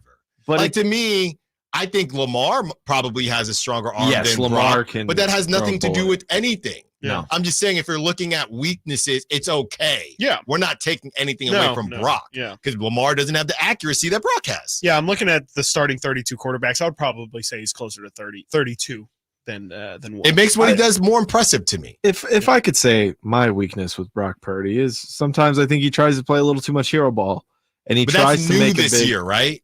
No. Last year they had the 3-game losing streak, right? Yep. They come back, play the Jaguars. Brock Purdy, first drive of the game, makes a hero throw, a bad throw. That's a touchdown to Ayuk. I believe it's the first drive of the game. If not, it's the first score. Kyle Shanahan went in after the game, or was at the podium, was like, I didn't like that throw. That was not a good throw, and it just worked. It's kind of like, it's not on the same level, but just the first thing that popped in my mind, Kerr and Curry. When Kerr's like watching Curry fall over the court and dribble everywhere and then throw up the 3 and he turns around and throws his hands in the air like, okay, whatever. I think that could definitely be a problem for Brock in the future. And it has been a few times this year, just trying to do too much. Right. Well, as far as Brock is concerned, what it felt like to me was this is more of what he did when he was at Iowa State. He then comes into the Niners and is more so following the schedule, following what he's supposed to do. And then as he's gotten more comfortable, he's then said, okay, well, I can get back to cooking like I have been cooking. And I'll tell you this, we can joke about his 10-yard splits. He does not get caught. I mean, you keep thinking he's going to get sacked and he's going to turn this into a very bad situation. And he just has that knack to be able to get rid of the football and at the very least make sure that the play, he hasn't made the play worse. It might not be better because of what he just did and ran around, but it definitely isn't worse. So I just feel like one of these days he's going to get caught and it's just going to be a really bad game for him. And I would make the argument that maybe that would be good for Brock. Maybe, now I'm not saying it has to happen this week, but I'm just saying maybe I feel like Brock has been playing with fire a little bit as in terms of the hero ball thing. And maybe if Brock is running around and just gets sacked for a 10-yard loss or throws a terrible interception all in one game, it might help him in the long run so that it's, hey, maybe I shouldn't be doing that this much. Yeah, I totally get that. I just feel like, and I'm not saying you specifically because you're right. Like I've heard Niner fans in general talk about Brock kind of starting to do too much. I just feel like I'm getting whiplash with, last year it felt like there was a lot of people who would say, stop being a robot. Stop just doing what Kyle Shanahan. I would like to see Brock, play outside of the offense and not dump it down. I feel like he has more skills. And then this year it does feel like the narrative is flipped completely on the opposite end where it's people saying Brock is doing too much and why don't you try and simplify the game? And hey, there's no yak. Why are we not getting yak like we have before? We should be getting back to who we are. And so, again, I'm not saying it's you specifically. It's definitely Niner fans or just really the football talking audience in general seems to just not be able to make up their mind on what they want Brock to be. And I think that's also a confusing part of the narrative. And I mean, you've said it since day one. Brock Purdy is like, he's the gift that keeps on giving for content. Like you can just, I don't know until he wins the Super Bowl if the conversation will ever just stop on him. But it is, to me, just fascinating how he is as a quarterback and how he's talked about, because I don't think really the viewing audience knows what they want to actually see from Brock Purdy, because he does too much and then he does what Shanahan's telling him to do. And he wants to show what he is as an individual, but the Niners are now playing, record-wise as bad as they've been in a while. And so, I mean, I'm just a little bit confused as to what it is people exactly want to see from Brock Purdy, because it does feel like the goalposts are moving, as they should, though, because he was an undrafted player. And so naturally your expectations change from, oh, is this guy even somebody who should be on the field, to now we see where he's at now. So naturally the goalposts are changing, but it just feels like they've now, instead of just continually moving further and further away, it feels like it's almost a arcade game and the goalpost is moving back and forth. And I just can't keep track of where exactly Brock is supposed to be at this point in his development. Do you remember that? I don't know if this is before your time, and I see Christopher Lod still back there. Does anybody remember that? Chris, come on, we're both millennials, I think. If anybody remember the Mike Vick commercial where you would be Mike Vick and see he's got his like the video game. Or it's like a ride. I'm sorry, yes, it's like a ride. Like, I would love to do that for Brock, really all these quarterbacks, but for Brock Purdy to see, is he choosing not? Because everyone's like, take the easy throw, take the check down. Is he purposely missing them? Are they there? I feel like, to your point, it's an easy crutch to say, sometimes you just got to take the easy throw. Maybe the easy throw wasn't there. If we're going to sit there and say Brock is an elite processor, then we also should take, maybe Brock isn't seeing something or it's not there. You can't really have it both ways, to your point. 916-339-1140. Dave is on the line. And Sam, we see you with the callback. Appreciate you. But first, we'll go to Dave, who wants to give his input on Brock's weakness. What's up, Dave? You're on Stiles and Watkins. Happy Friday. What you got? Hey, man. Thanks again. Brock does not throw on the run. He will stop, then he'll throw. But he doesn't have the accuracy or the power to throw while he is actually running, like a Josh Allen or a Lamar. Those guys can actually throw while they are running. Brock will stop. I've noticed that. Also, Brock will look at one guy. He's not open. He'll go to the second or third guy. They're not open. But by that time, the first guy could be open again. Mm-hmm. And then he just starts running. So I think he needs to get his field presence just a little more enhanced and understand his limitations as far as when he starts to scramble, he's better off when he just runs and slides for the additional yards rather than trying to make an incredible throw, which he just can't do. Thanks for the call, Dave. Yeah, that's great. That's really insightful because now I'm thinking about it. He will stop very true quickly. Very true. And he sets his feet. And I do wonder, even with these next gen stats, when we talk about the windows, I wonder if there's any way to I'm sure there is in some way, but to what Dave said, that window in that millisecond that Brock stops to pop, that window closes a little bit, and now we have people saying, well, they can't get open, they can't blah blah blah blah blah, but it's because Brock did stop to make an accurate throw. Now that maybe that's why he doesn't throw as many picks or why he is so accurate, but this is a guy where right now you simply can't have it all with him, and that's okay. Sam, we're going to assume you still wanted to talk Kings, and we're going to go around the NBA on the other side, so we will get to you then, and we will give you some updates on Wembanyama doing his best Noah Lyles impression. Stiles and Watkins, Sacktown Sports. Keegan Murray plays here. Keegan scores another three-pointer.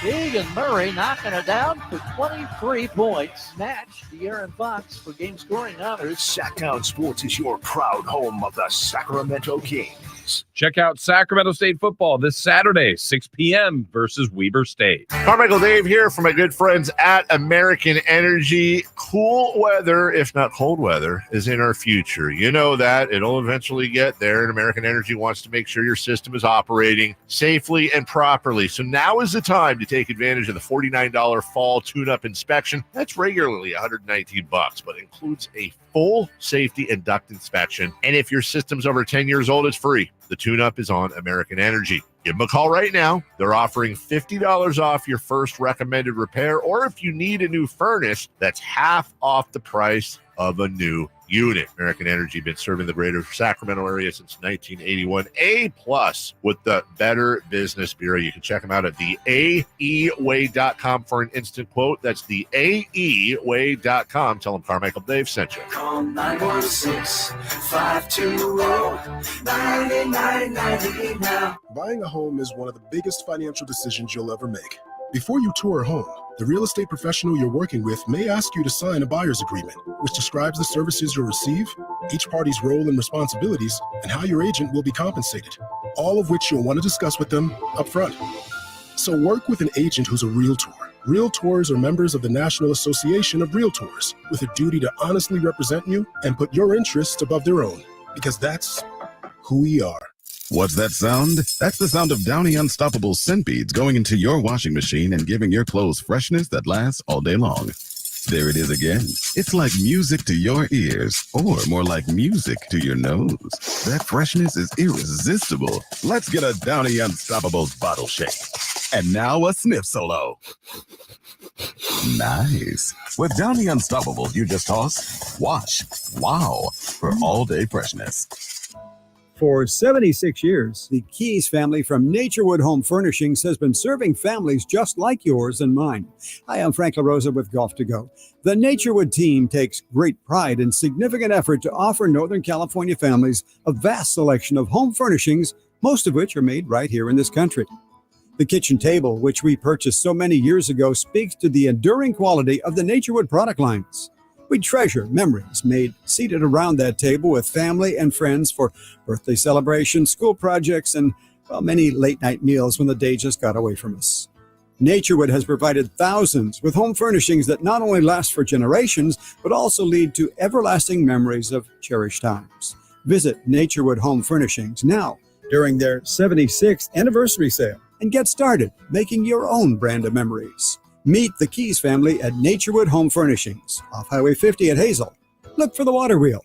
Hey, October's already heating up on the Sacktown Sports live events calendar. Enjoy family fun at Dave's Pumpkin Patch in West Sacramento all month long. Pick your perfect pumpkin, navigate the corn maze, jump on a massive jumping pillow, and create unforgettable memories for the kids. On October 20th, don't miss Renee Vaca at the Crest Theater for a night of laughs and entertainment. And mark your calendar for Sinners and Saints, the region's best Halloween party on October 26th at the venue at Thunder Valley, complete with a $5,000 costume contest. It's the most spectacular event of the season. Looking ahead into November, join us for Legends of Motown at the venue at Thunder Valley November 23rd, bringing you the classic hits that defined a generation. And you're not going to want to miss the Jersey Boys Midtown Men Holiday Show December 8th, also at the venue at Thunder Valley. It's going to be a night filled with festive cheer and old school classics.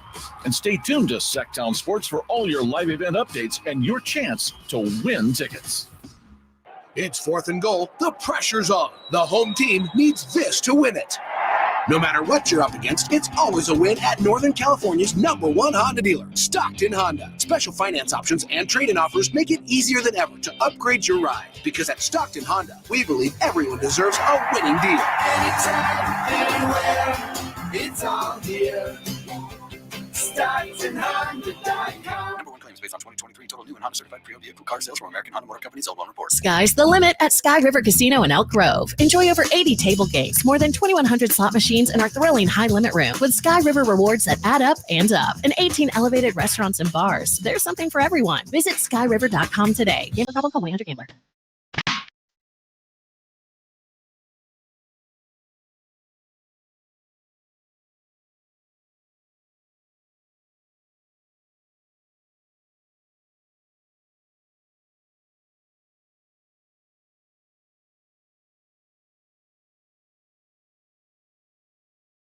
Live and local. This is Sacktown Sports.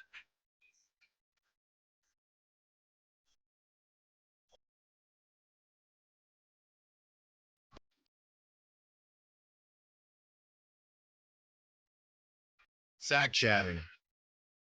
Ward's our guy. He says, "Happy Friday, homies." Then he goes on to say, "If we can rewind now, would we have gone forward with trading Keegan for Laurie?" Ward, I'm overreacting to preseason, and I'm not even saying stuff. Love you, Ward, but not. I'm not even saying we won't have that conversation this season, but can we tip off first? Can we tip off first? About to go around the NBA, 916-339-1140. Sam, part 2. Don't worry, Sam. I'm watching Nate. He's not going to be able to hang up on you this time. His hands are up. What's up, Sam? I appreciate it. Well, I think looking at where we're at, and I'm the one that, let's go back. Fox, he can be the leader, okay? DeMar Rosen, obviously, he wants to step into some sort of a leadership role, but he's a grade up above Harrison Barnes, as I championed all last year. But the key's got to be Keegan Murray. Somebody's got to go down there below and help Sabonis. And Keegan Murray, if he's our power forward, only getting 6-7 rebounds a game, 14, 15, 16 points a game, that's unacceptable. He needs to go down and get at least 10 rebounds a game. Otherwise, we're going to be really undermanned down there. So that's my take, and I think it's a key to Keegan Murray to step up and move forward. Yeah, thanks for the call, Sam. Do you feel like that's asking too much, Chris? I mean, again, last season we watched the Kings kind of ask Keegan to do too much, but I do think it's let's throw stuff at the wall and see what sticks. Keegan becoming a 10 rebound a game guy, and I guess just go in, get your rebounds and shoot your threes, kind of a 3-and-D type guy. I guess that's not crazy. I just think the double-digit rebounds to me sounds jarring, but maybe I'm tripping. No, Okay. that's too much. I mean, let me look here at how many players last year even averaged double-digit rebounds. There's not many, and especially when you're playing next to a guy in Domantas Sabonis. And maybe the argument is from Sam that maybe, hey, Domas, do you have to lead the league in rebounds and be at 12? Maybe, and it's all pretty much the same. It's just putting the marbles into a different bucket, and so it's all getting the same amount of rebounds. But no, I mean, I just think 10's a little bit high. Looking at it, Keegan went from 4.6 in his rookie season to 5.5 in his second year. That already is improvement. I think, if he can get up to 6.5, 7 rebounds per game, that's huge for him. It's definitely good. And we've talked about this season how Mike Brown already has the elevated importance on the offensive rebounding side of things. I just think that's going to be maybe where Keegan can make his biggest impact is on the offensive glass, and maybe he can get more rebounds per game just kind of based off of that. But I think 10 is just a little bit too high to shoot for. I think we can shoot a little bit less than that. I'm looking at it here. Only 14 players averaged more than 9.9 or 10 rebounds per game last year. Yeah, that's a lot. Yeah. 14 in the whole 14 league. in the whole league. I can go through it. Sabonis, Gobert, AD, Jokic, Jalen Duren, Giannis. These are all centers. These are all centers. Yes. And it's going to probably take a while for you to find the second player on the team, if that makes sense. Like if you have your leading rebounder being at 10, something tells me actually I can see here the closest one is, I believe, Cleveland. Cleveland has Jared Allen at, let's see here, he's at 10.5 rebounds, and then Evan Mobley's at 9.4. And there's not really another example of any cluster that's close to that. Now, look, if you want to say get up to 7, from your career 5, Keegan, get up to 7 and have a couple splashes where you have throughout the season where you get to 10. I'm with you on that, Sam. Yeah. I want to make sure, not that I'm the one telling Keegan this, but I just want Keegan to if that's the Keegan focus, cool. I just think you bring in DeMar DeRozan. We've talked about how it could affect Keegan's growth. I just hope the Kings have a very clear path of what they want Keegan to be, because there's another guy that we're about to mention in around the NBA that suffered from not having a clear path, and now the team is in a tough spot. And we're going to get to that right now as we go around the NBA. Let's do it. Yeah. We're going around the NBA, Chris, and you have the first one, actually. Kings opening night. Price going up. In the city. Yeah. I think I actually forgot to link this in here, so I can't get.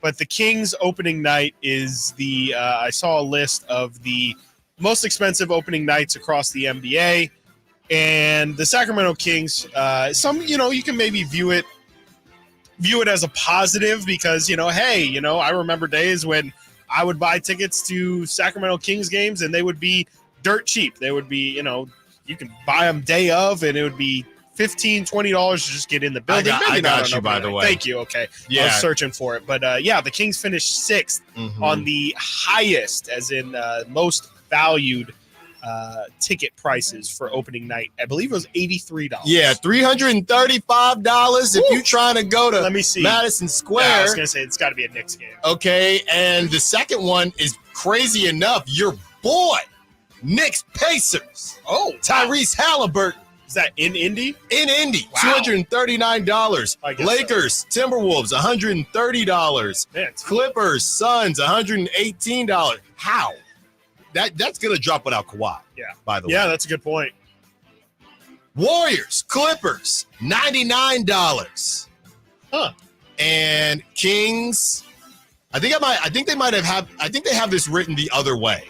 I think they have the home teams on the left. Okay. So I think Celtics, Knicks is in Boston. Okay. Knicks, Pacers is in New York. Okay. Lakers, Timberwolves is in LA. Clippers, Suns, that's in the Intuit Dome. That opens it up. There you go. That's what I was wondering. Warriors, Clippers, 99. That's in the Bay. And Kings, Timberwolves, 6. That 83 Buckaroos in the Golden. And that's where One fans Center. will get upset. I will say, to be on the fan side for sure, you're going to charge the 6th highest opening night price.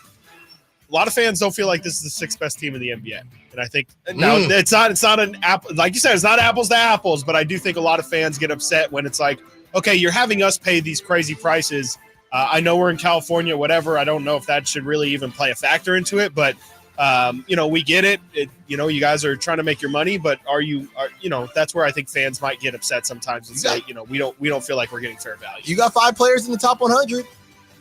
That's a decent pushback. Pushback for sure. Hey, we're trying. At least Monty could say that based on that product and who we have, they got to put it together. But to start the season, that's what you could say. Let's go through them quickly. Chris, Victor Wembanyama says that an Olympic gold medal would mean more to him than an NBA championship.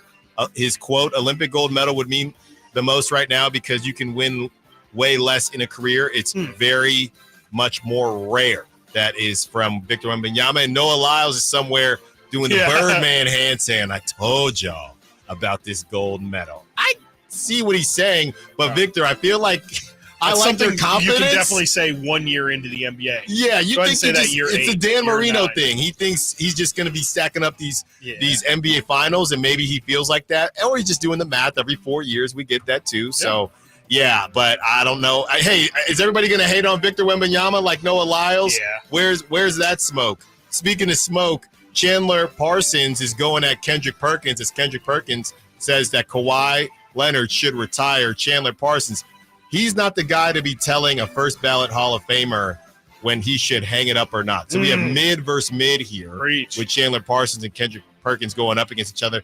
I don't have a problem with Kendrick Perkins saying Kawhi should retire because Kawhi's not going to listen to Kendrick Perkins anyway.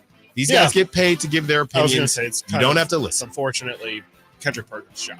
Like, that's what he's there for. I'm sorry. So I don't agree. He got asked about Kendrick. He got asked about Kawhi. He gave his thoughts on Kawhi. Next on the list, Chris, my boy, Nate.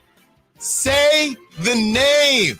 Dalton Connect, 35 points, 7 rebounds, 8 3-pointers made. That's more than what the Kings have made all preseason long. He was 10 for 18 from field goal range, Chris. Did some of the teams make a mistake in passing on who Snoop Dogg is calling West Side Connect?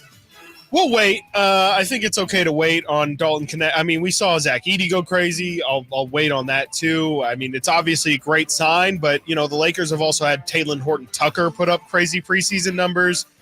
I'm not saying it's not impressive. I'm not saying what Dalton. He scored 27 straight points, I think it was, for the Lakers in fourth quarter and overtime. That's not normal. I'm not going to say that's just something that you should overlook, but. It still is. I got to keep the same energy. It's only preseason, and if he does this, if he starts doing this in the regular season, rookie of the year is definitely for grabs this year. Zachary Risachet and Alex Sarr probably aren't grabbing that, and I know what you're rooting for. Matas, it's open. And one Reed Shepherd. Last but not least, as we talk about a team not really understanding what they want to do with a guy, Shams Charania is reporting the Golden State Warriors and Jonathan Kuminga are still far apart on contract extension talks, Chris. It seems right now that they're going to let him test restricted free agency and decide whether they're going to match him or not. It's just a kind of a curious case.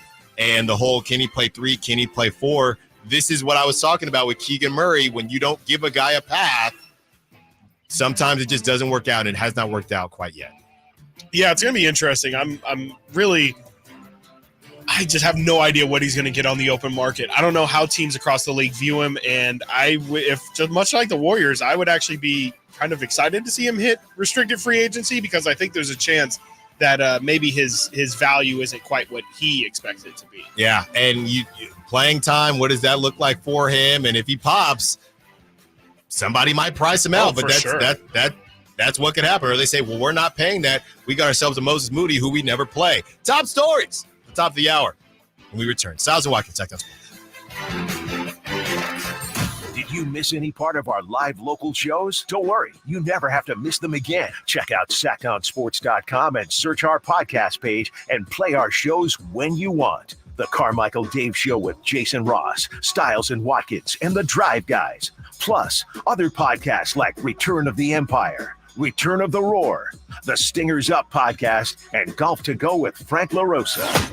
They're all available right now on SacktownSports.com. Do you know how much money you need to live comfortably? Retirement Planners of America is here for you. These may feel like scary times. Several economists are saying that a recession is imminent. So what do you do? Ancient wisdom says plans fail for lack of counsel, but with many advisors, they succeed. Would you like to have financial peace of mind? Here's how. Step 1. Find out the amount of money you'll need to retire. Step 2, have an actionable plan to get there. Step 3, make sure that plan is executed to take advantage of market gains, but protect you from market losses. We would like to give you a free, no-obligation consultation to help you do all 3. We will help you discover your magic number and give you the roadmap to get there. Call now to schedule your free consultation. 800-508-6108. That's 800-508-6108. 800-508-6108. Don't wait. Call 800-508-6108. All investments involve risk, including losses. Past performance does not guarantee future results. Don't let summer energy slip away. Live the active life you love year-round with a personally fit arch support system from the Good Feet store. Precision engineered to support all 4 arches. Good Feet puts your feet in a more ideal, comfortable, and pain-free position. And Good Feet arch supports are now HSA and FSA eligible. Book a free fitting at goodfeet.com or come in and get a free pair of OS First Performance socks. Free. Normally a $25 value at the Good Feet store. Finally, an easy way to find home improvement contractors. Just visit subcontractorsunited.com and simplify your search for home services professionals. From cabinets to windows, roofing to plumbing, Subcontractors United is an easy, simple way to find and hire a home improvement contractor. And you never have to give up personal information. So no harassing phone calls like you get from those other websites. Subcontractorsunited.com is sponsored by D&D Cabinets and Savage Design. If you're not looking for a brand new car, at Elk Grove Honda, we've acquired some of the best pre-owned cars we can find. We've kept only the best of our trades, and our buyer has found some of the finest pre-owned Hondas available in Northern California. You can see for yourself at elkgrovehonda.com. Whether you purchase a brand new Honda or a like-new pre-owned Honda, your car buying experience will be the same. We have the right Honda at the right price. You'll find us in the Elk Grove Auto Mall, Highway 99 and Elk Grove Boulevard. I gotta get an Elk Grove Honda. Don't you deserve healthcare you can count on? Well, you can count on United Healthcare with Medicare plans that fit your life today and as your needs change tomorrow. You can enjoy reliable coverage and low out-of-pocket costs with a Medicare Advantage plan from United Healthcare. United Healthcare Medicare Advantage plans, made for California, trusted everywhere. The Medicare annual enrollment period ends December 7th, so go to uhc.com/Medicare today. I feel like I'm constantly cleaning hair off my bathroom floor. At least my Swiffer Sweeper makes it easy. Sweeper heavy-duty dry cloths have ultra-thick pads to trap and lock hairs, like a hair magnet. And when I'm finished cleaning up my hair, Sweeper takes care of his too. Now the hair's gone, all thanks to Swiffer. Try Swiffer Sweeper heavy-duty dry cloths. I promise you'll love them or your money back. And also try Swiffer Sweeper Wet to make quick work of tough, sticky messes. Sometimes I struggle to get to sleep. My body stopped for the day, but my mind is still running. So I take ZQuil. ZQuil, the world's #1 sleep aid brand, has a range of non-habit-forming products to fit you and your family's needs. Invest in a great night's sleep for the best you tomorrow. I'm awake and ready to take on anything. Better days start with ZQuil nights. Explore our products at ZQuil.com. Use as directed. Keep out of reach of children. O'Reilly! Stop by O'Reilly Auto Parts in West Sacramento and Town Center Plaza next to Nugget Markets now through October 29th for the Customer Appreciation Day sale. You'll get 2 times O-Rewards points on select purchases. Plus, pick up 5 quarts of any Mobil 1 full synthetic motor oil and receive a $10 gift card after rebate. And buy one, get one free Coca-Cola products at your Town Center Plaza, O'Reilly Auto Parts. Jeff Lynn's ELO. Mr. Blue Sky, tell us why. Live in concert in Sacramento. The Over and Out Tour. Jeff Lynn's ELO. The final tour. All the hits. Live at Golden One Center, October 23rd. Get tickets now at Ticketmaster.com. KHD1 Sacramento, KYMX HD3 Sacramento. From the Power Business Technology Toshiba Studios, Sacktown Sports, 1140.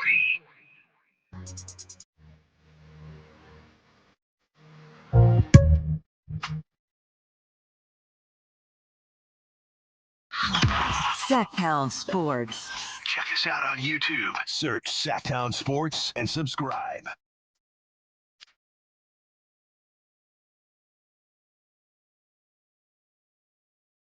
Did we have a name for our last winner?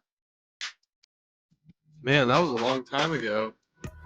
We do somewhere, but congrats to him. Congrats to them.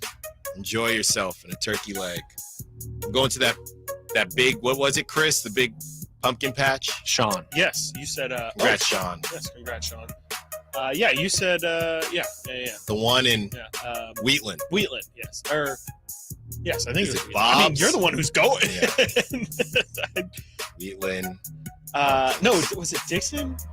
The one I'm going is Bishop's Pumpkin Farm in Wheatland. Yeah, I used to go there as a kid all the time. It looks big, man. They got pig races. It looks like a fall. Pig races? Yeah, fall carnival. That's what it looks like. Pig races are odd. I love pigs. You're turning in the horsies for pigs these days? Oh yeah, well they had the pigs in Alameda, and I think they had the Really? pig, yeah, I think they might have had the pigs for the state fair too. You got any cheese on the pig races? No, Ah, I would don't never. Is say it just it for like fun? that. Is I it would just never. for fun? Because I would Yeah, assume it's just for fun. Oh, You guys, I would there's assume. no place or site. I mean, the guy who brings up prop talk every segment. There's no place or site, and Mm. even if there was, would I even know about it? No. Come on, guys. No. Top stories, top of the hour. Let's get it. Well, I'm not going to make light of this situation because whenever something like this happens, lives are in danger. Jay Cutler was charged with DUI, failure to exercise due care to avoid a collision, implied consent, and possession of a handgun while under the influence. Chris, what in the world, man? Crazy. Yeah, I mean, What that are you story doing? popped up this morning, and I don't know. Yeah, I haven't heard or thought about Jay Cutler in a while, and so it was just really weird to have that be the thing that pops up this morning. Not that anybody's exempt from it, but it's just not really what you expect to see on a Friday morning. And I mean, yeah, definitely not that we even really need to do a PSA, but people just don't drink and drive, and you're like you said. I mean, it's putting other people's lives in danger. So think about others. Even if you think you can, just why risk it? That's at least if we can turn it into a learning lesson, if anything. But I mean, on Jay Cutler's situation specifically, not really much of anything, I gotta say. Especially when firearms are involved. Yeah, that's super strange. What is That's going definitely on, like the dude? most random part of that. For What sure. is happening? Do we know which state this was in? No, I don't. I Okay. don't think that was released. Not that I saw. Yeah, I know a lot of the different news outlets are coming out with it. It was in Tennessee. Okay, so maybe. Yeah, it was in Tennessee. According to the police. Oh my God, you just read that too. Yeah, according to police, the 41-year-old Cutler was involved in a minor traffic collision after allegedly rear-ending another vehicle. He was reportedly slurring his words and refused a field sobriety test before being taken to a local hospital after having a blood sample taken through a warrant. A police search of Cutler's car found 2 guns in his possession, including a loaded pistol. Is this the same Jay Cutler from the Bears? It's not the bodybuilder. Yeah. Do you see? I don't know. Cutler, Which story. Yeah. Cutler allegedly offered the other driver $2,000. Come on, man. $2,000 to not call the police and then attempted to leave the scene.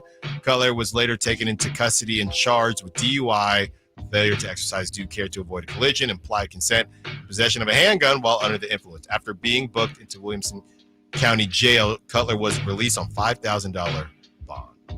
Wow. That's it. I mean, that's even that. The details are much crazier somehow than the headline is. Yeah. I mean, yeah, that's clearly not a great situation. And Can you get attempted hit and well, I guess that's probably something, but it's almost attempted hit and run. Yeah.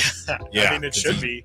Yeah, crazy stuff right there. Absolutely crazy. Crazy stuff. Speaking of bad decision making, the DeJounte Porter rule. The NBA has asked sportsbooks to not include unders on player props for those on 2-way or 10-day contracts.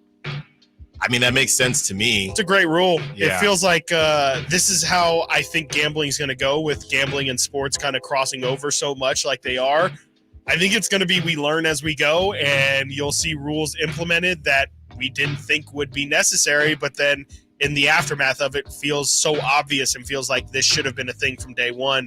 But yeah, I mean, the leagues have to work with these gambling companies to try and get these kind of situations squared away, because it's not just going to be a basketball. People will find, I'm sure you can do low-level tennis matches and things like that. Oh, yeah. Like, I mean, half it of just betting goes is so is deep. you're trying to find the good bet. Right? Pig races. You're trying to find the good bet. That's what it is.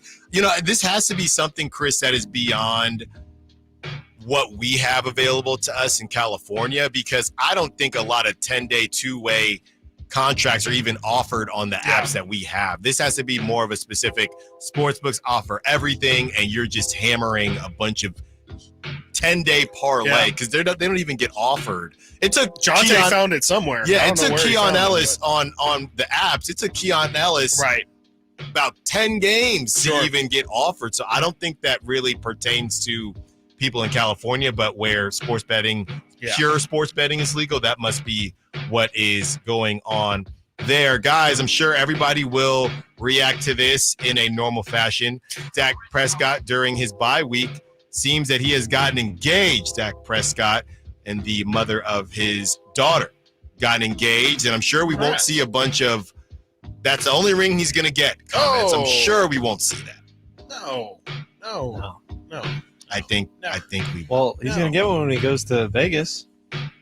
Lead them. That's to what a I'm talking Super about. They're gonna trade him. I still can't believe. I saw on the TV Amari Cooper, and I know that would be a bit of a reunion, but I still can't believe Jerry is saying that they don't need to make any improvements. I mean, before the trade deadline, go get you a Cortland somebody. Just say what John Lynch says, where it's like, yeah, we always have an eye on the market. Right. He doesn't even say that. No, he doesn't. He doesn't even say that. He is his own worst enemy. This is from our friends at Front Office Sports. The Diamond Sports Group has officially announced a deal for FanDuel to take over naming rights of the company's existing RSNs. Starting October 21st, channels like Bally Sports Detroit will become FanDuel Sports Network Detroit. I mean, huge get for FanDuel. I mean, when FanDuel started, it feels like maybe almost 7-10 years ago now, and doing little drafts with your friends, I did not see it becoming this behemoth. I know that Bally's has struggled for a while, Chris, as they've kind of gone from a gym to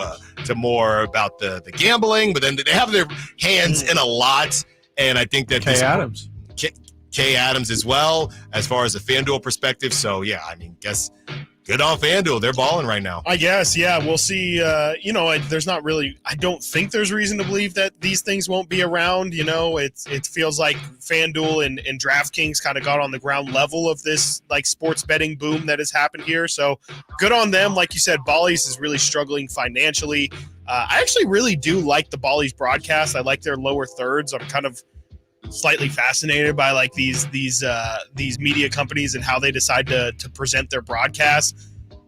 NBC's great. They do a fine job, but I have always been a little bit partial to the Bally's broadcast and just the style. And I'm a big fan of the ticker. I like the fact that you get to see the other sports and stuff as your game's going on. Right. And I don't know. I just always like the presentation a little bit more. Last but not least, guys, thought we could have some fun with this. This isn't technically news, but it's something going around social media. 916-339-1140 text line and the Sack Chat as well. Here's the setup. Which sport would you give up forever as far as being able to watch if you got paid to never watch it again? $5 million for the NFL, $1 million for the NBA, $500,000 for the NHL, or this is so messed up, $100,000 for Major League Baseball. That's true. I mean, how do they have? That's a huge zip. $500K for the NHL. That's crazy. $100K for Major League Baseball.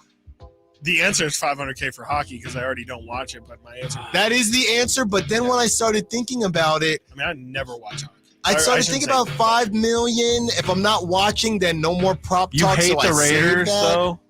You saved that. I thought you were making. I thought you're. It can't be NBA for my job. I assume. I don't want to get into like the weeds of this hypothetical. But like, quit your job. Am I getting paid weekly, monthly? Like, there's my money and I need it now. Where you will make enough not watching hockey to where you make the NFL money back and you still get to enjoy. No, it's just 500. It's just a flat. You're not getting it. No, what do you? Well, you said I'm getting paid to not watch it. That implies that as I don't watch it, I'm getting paid. What do you think you are, Robert Saleh? I think that this is a salary thing. Yeah, give me this Robert Saleh deal. That's what Chris I'm saying. is walking out. No, I mean, I guess I'm still taking $500,000 to not watch baseball or to not watch hockey. It was $10K for MLB. I'm already a Raider. $10K for no, 100K. 100K. I'm already a Raider fan. I might take the $5 million. But then you're not watching Niners, you're not watching Chiefs, you're not watching the Super. You're not watching the Super Bowl. I'll create a new league. Okay, Vince McMahon. You're watching XFL. You're watching arena football. I'm tempted to take. You watch the Canadian League. So you're taking hockey. Wait, you said it's sport. It's sport. It's not league, right? But their picture is the league. But the question is sport. We're doing sport. We're doing sport. No, that's more difficult. Then it's hockey. But I want to have some fun with this. Okay. So watching Canadian Football League makes it okay, but if we take the Canadian Football League, college, no more lingerie football league. I'm $5 million, and I can be one of those annoying guys that says LFL. College is better than the NFL. Yeah, I'll be that guy for $5 million. Yeah, I'm taking hockey. $500K. Yeah, no stick talk for me. That's not even a condo in a bay. NBA, and I quit tomorrow. Wow. NBA $1 million, and I quit tomorrow. Yeah. Dang. Wow. I'm out. Wow. And I love the Kings, but I love 500,000. Whoa! I didn't think anybody would take NBA. That's crazy. I did not. I just love the NFL so much. But you don't watch hockey as it is. No, but I need that extra $500K because I need to parlay that into something. That's right. Then you put it on black. Me and Alan are teaming up. You put it on an NBA game that you're not going to watch. Yes. And then you don't know. Right. You never know. Step never 2, know. profit. Yeah. Yeah, the ladder, the betting ladders. Dude, this is how you turn $200 into $4,000. Imagine walking into a sports bar, seeing an NBA game, go, I can't look at that TV. Right. No, what happens? no. Is this like Jim, like in Adam Sandler Click? Can you just you don't see it, like you're colorblind? It's fuzzy blind. TV every time. Yeah, it's just like if there's nudity, it's just all blurred out. Yeah. Yeah. I like that. This is a crazy world. JSIN on the SAC chat. $5 million for NFL. I love the NFL, but whatever. I'm kind of with you, Jason. Maybe that's how we're doing this. Nothing else makes me feel like the NFL, the 49ers. I can't believe Nate took the NBA. It's more just a thing to watch. I can't. Talking about Sundays, Mondays, Thursdays. Yeah, Dave would have loved this one. Super Maybe I'll rehash it during crosstalk. Yeah, that's a great idea. I wonder what Dave would pick. Well, I wonder we're not going what. to see him for another month. That's true. So. Football might be. Maybe football never. might actually not be a sport anymore by the time we see Carmichael Dave again. Well, speaking of picks, it's time to get into our NFL picks. Boy. Can Allen defend his crown, or will Chris and Nate hang around? Stiles and Watkins, Sacktown Sports. On the move? Got somewhere to be? Take Sacramento Kings basketball with you. The Sacktown Sports app will let you stay connected to your passion. Never miss a moment of Sacramento Kings basketball with the Sacktown Sports app. Check out Sacramento State football this Saturday, 6 p.m. versus Weber State. At Fisher Investments, we may seem like other money managers, but we're different. Are you really that different than the rest of us? We are. As a fiduciary, we always focus on what's best for our clients. What services do you offer besides investing? We have a team of specialists in financial planning, estate planning, and more. Your clients rely on you for all that? Yes, we ensure clients receive unparalleled service at every step of the relationship. Okay, but you still sell commission-based products, right? No, because we believe that's a conflict of interest. We prioritize service over sales goals. So, then how do your fees work? We have a simple and transparent fee that's a percentage of our clients' portfolios. So we do better when our clients do better. Wow, we're more different than I thought. At Fisher Investments, we're clearly different. Learn more at FisherInvestments.com. Investing in securities involves the risk of loss.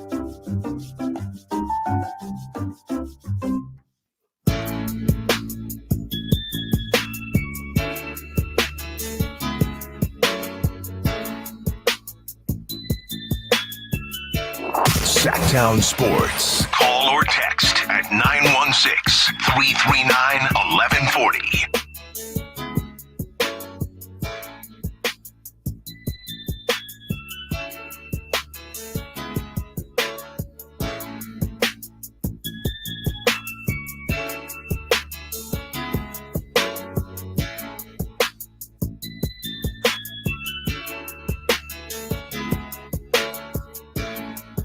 Five 530 says later football.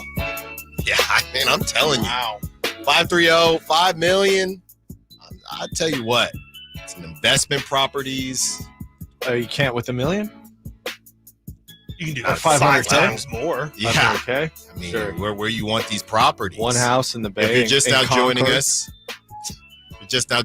us, we posed the question, saw it going around social media. Which sport would you give up forever if you got paid to never watch it again? $5 million for the NFL, $1 million for the NBA, $500,000 for the NHL, and $100,000 for Major League Baseball, which I find incredibly disrespectful. 530 is saying bye football on the text line. Sack Chat is also saying bye football. Jason is saying bye football. Nate, what's a respectable price for MLB then? 500? Yeah, it should be the same price as NHL. Yeah, I was thinking that is so funny. I feel like that in NHL should have been flipped.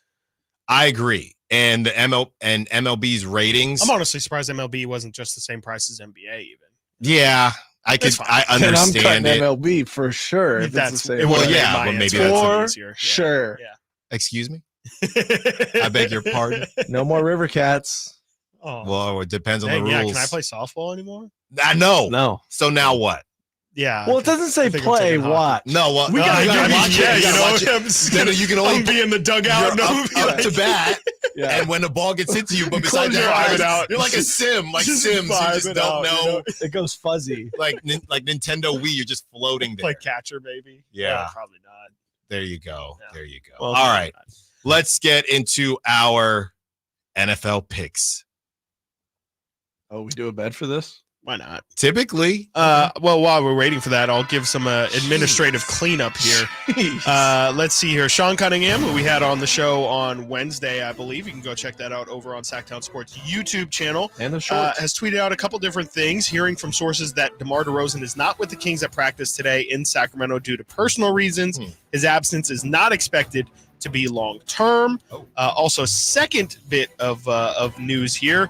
Boogie Ellis, as we know, was waived this morning, but he's not the only one. Sean is putting out Boogie Ellis, Terry Taylor, and Broderick Thomas have all been waived by the Sacramento Kings, according to sources. Sean does credit Mike Scotto first with the Boogie Ellis news. Mike Scotto just sliding in with some Kings news today, huh? There we go. Yep. Wow. Yep. So I'm going to be honest, Broderick Thomas, I saw him, I thought, is that Kobe Jones' brother?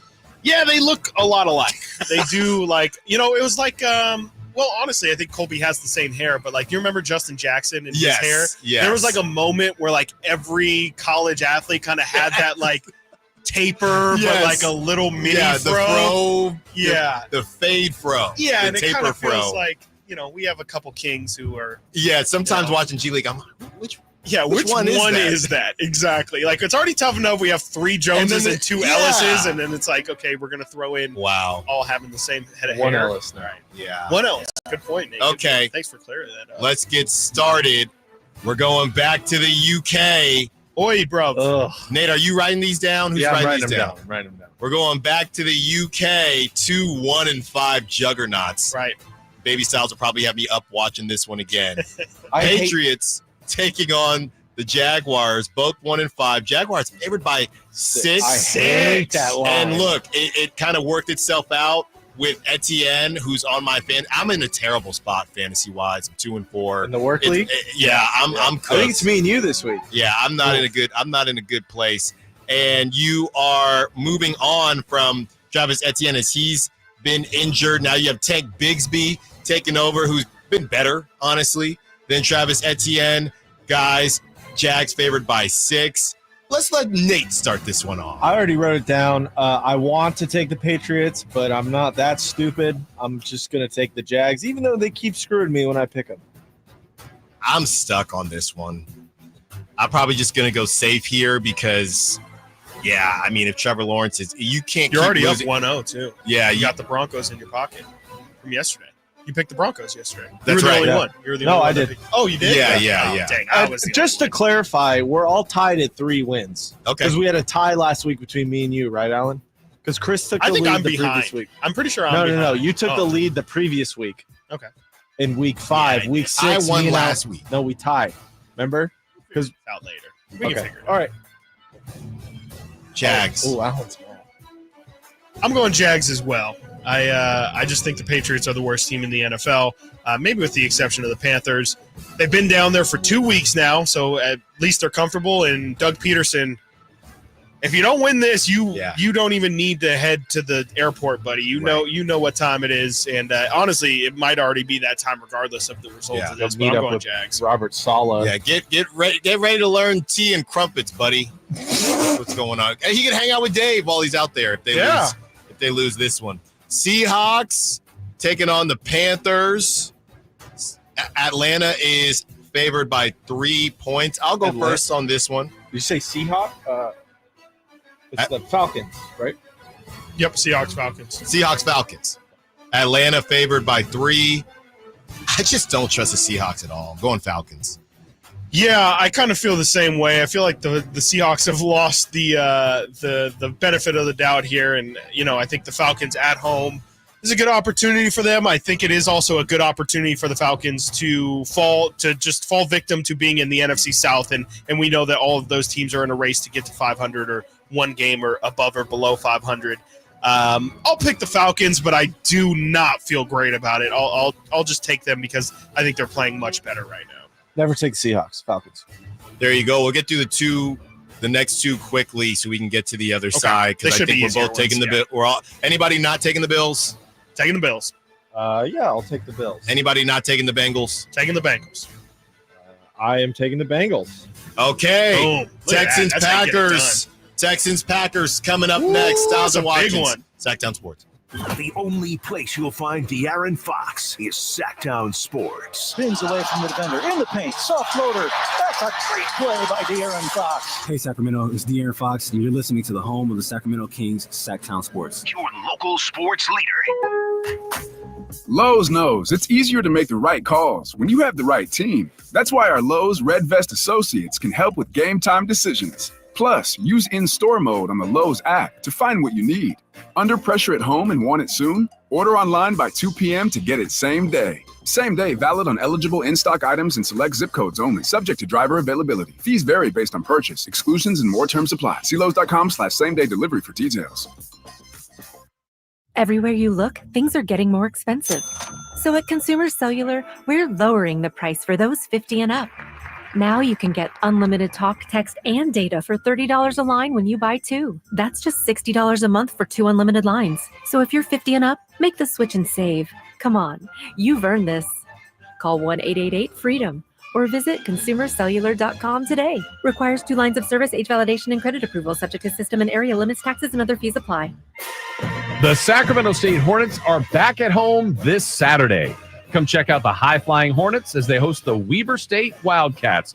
It's homecoming, so come check out some great football and stay for the post-game fireworks. That's Saturday, October 19th, as the Hornets take on Weber State, Hornet Stadium, 6 o'clock. Tickets on sale now at hornetsports.com. And remember, Stingers up. The garage won't open again. We're all out of coffee. Life has enough surprises. Your car shouldn't be one of them. Stockton Honda keeps your car worry-free. From routine maintenance to that something's not right moment, our certified Honda experts know how to fix it right the first time. Here you go, ma'am. You're all set. Thank you. Stockton Honda Service Department, keeping you ready for the road ahead. Anytime, anywhere, it's all here. StocktonHonda.com.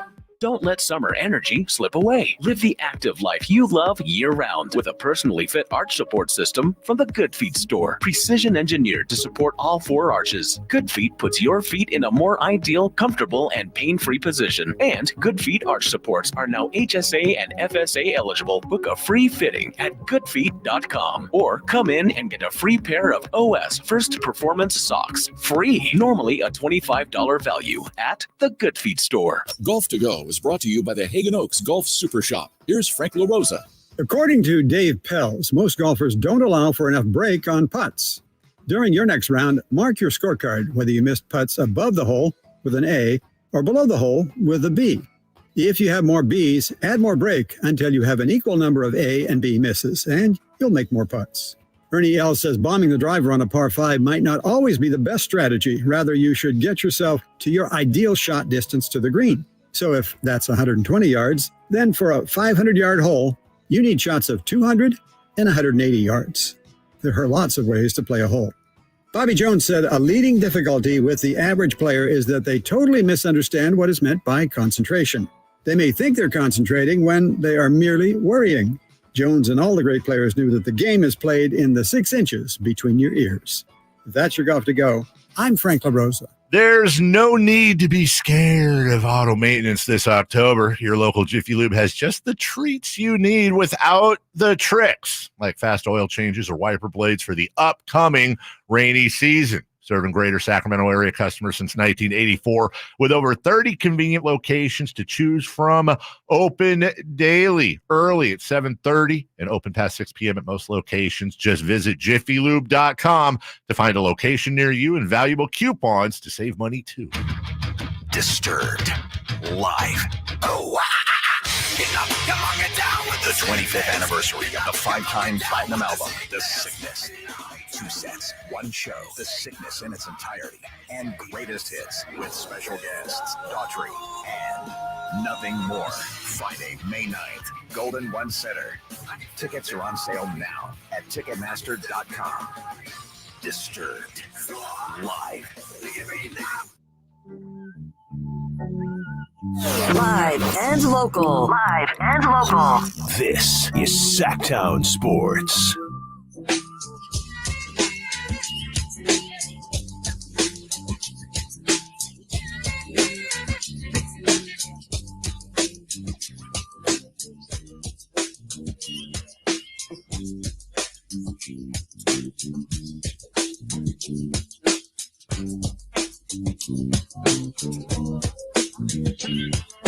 $30 more minutes with you. Got these picks to go through. Then we got a little bit of prop talk. I'll tell you what, and I rarely talk about prop talk here, but there are some, not only am I going to give prop talk, I'm going to give some stay away.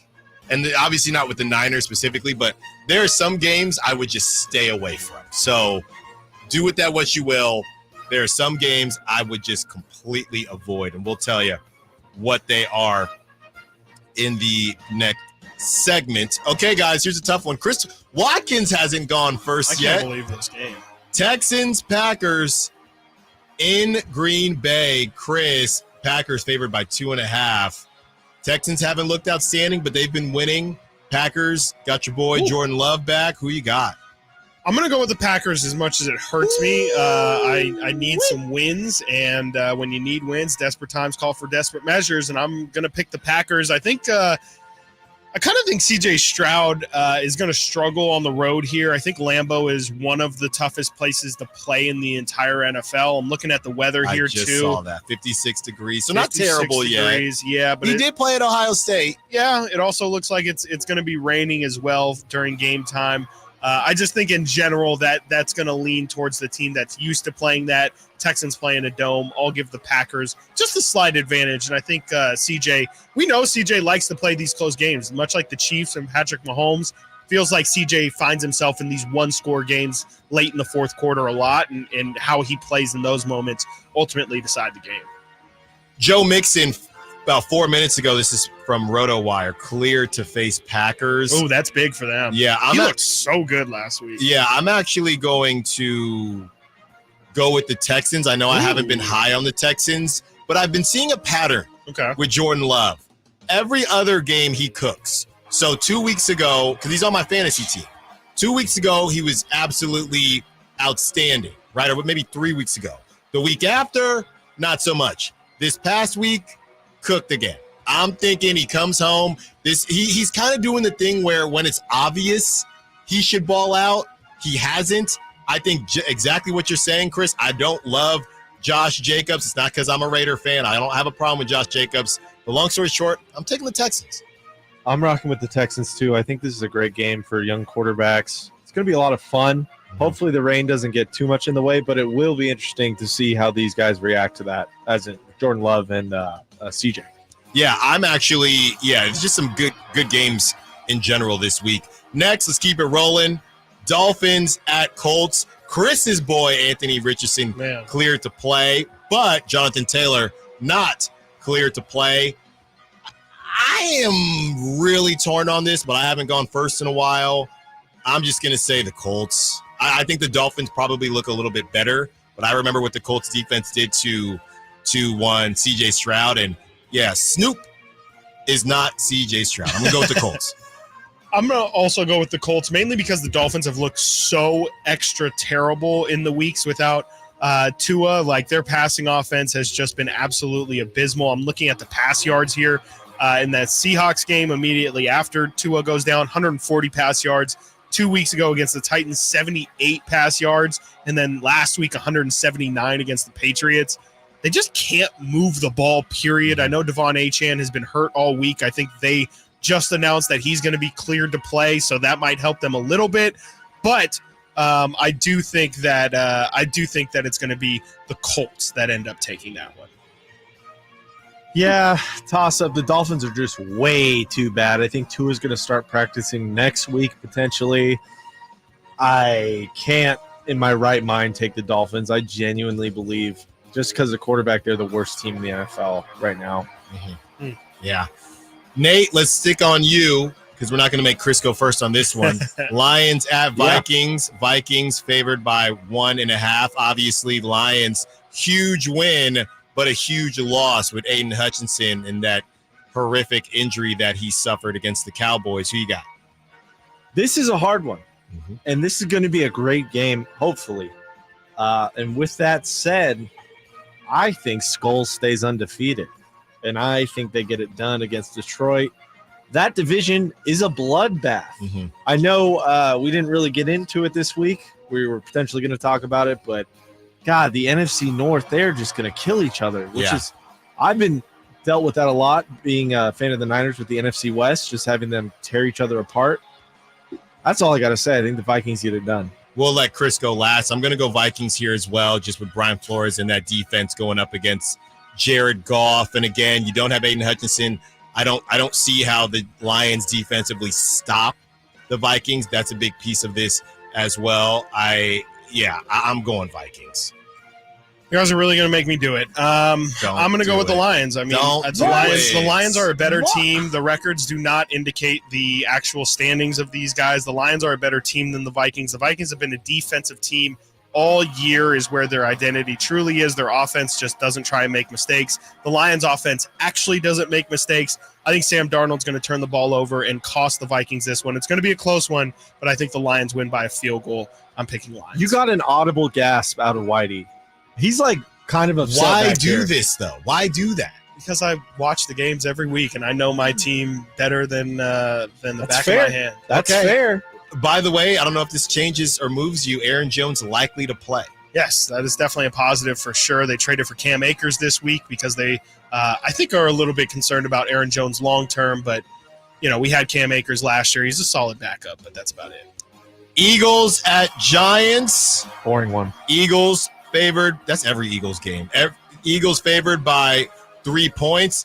I really want to take the Giants, but I'm soft, so I'm going to take the Eagles. I'm as hard as a biscuit. I'm taking the Giants. And I hate the Giants. I wish you didn't phrase it like that. I am going to go with the Eagles. I just don't think the Giants are very good. I know Daniel Jones has actually played a lot better really the past 3 to 4 weeks, but I think the Eagles still can dominate this. And let's not forget, this is Saquon revenge game back at home. I think Saquon's going to go stupid bananas. I'm taking the Eagles. Giants win this. Sirianni fired. Possible. They'd be 2-3. They'd be 3-3. I don't know. But it's an ugly 3-3 the way it happened. It was definitely ugly. Raiders at Rams in a home game in Inglewood. Oh my gosh. Rams favored by 7. That's disrespectful. Raiders, you know what, guys? As they are normally a little bit motivated when people count them out. So I think they will be motivated to only lose by 3, but I got the Rams. Okay. I got the Rams. Yeah, okay. Good misdirection. I'm going to go Rams too. I'm as well going Rams. There's no way. I just, the Raiders, things are not trending in the positive direction for the Raiders right now. And I get maybe this is an opportunity for them to kind of get the ship back on track, but it to me feels like it's going down. Let's go quick here. Panthers, Commanders. Anybody picking the Panthers? No, wouldn't even think about it. So we can spend more time. That's right. On the game of the week, Chiefs at Niners. Can we do this one last? This is last. Oh, no, I guess there's Sunday night. No, we're doing it now. No, we're doing it now. Nate, you can go last. Okay, I'll go first. I've been saying it before. I said it again. The Niners have to win They will win, even though Emil Fergoso says that on Return of the Empire, he's going to announce that the Chiefs will win. Ricky Pearsall returning. The man got shot, and he's returning. They don't have Pacheco. They don't have Rashee Rice. Slick Rick is back. The vibes are high. You heard it first from Emil Fergoso. Immaculate. Sacktown Sports Niners Insider. I just think they don't have a choice, Chris. If they don't win now, they will never beat the Chiefs.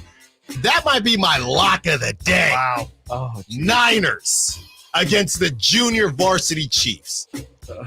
I mean, like you said, the Niners need this one. They're hungry. They're at home. They have revenge on their mind. Ricky Pearsall is back, and he's ready to go. The music's going. Emil told us, Pearsall's been breaking down the huddle, and the Niners aren't focused on revenge. They're just focused on getting their season back on track. All the reason to believe that the Niners are going to win.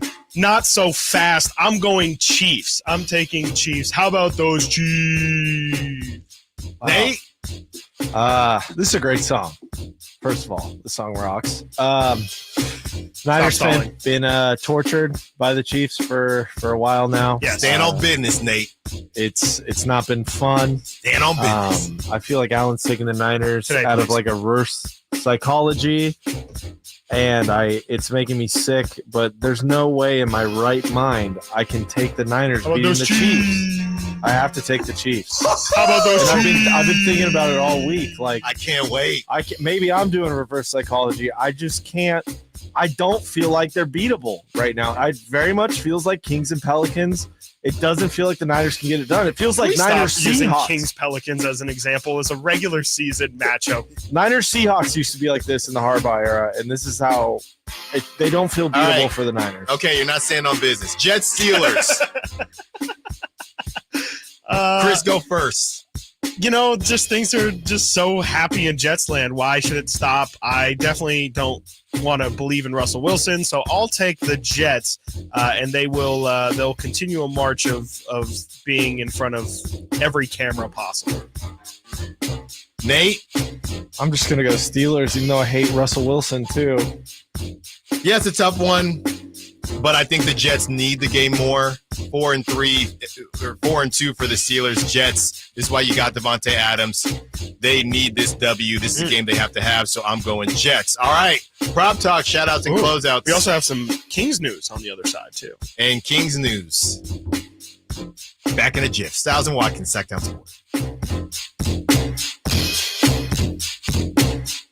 Subscribe to Sacktown Sports on YouTube and watch the Carmichael Dave Show with Jason Ross, Stiles and Watkins, and the Drive Guys. Live Monday through Friday from 6 to 6. Plus view archive shows and exclusive content. Subscribe at youtube.com/Sacktown Sports.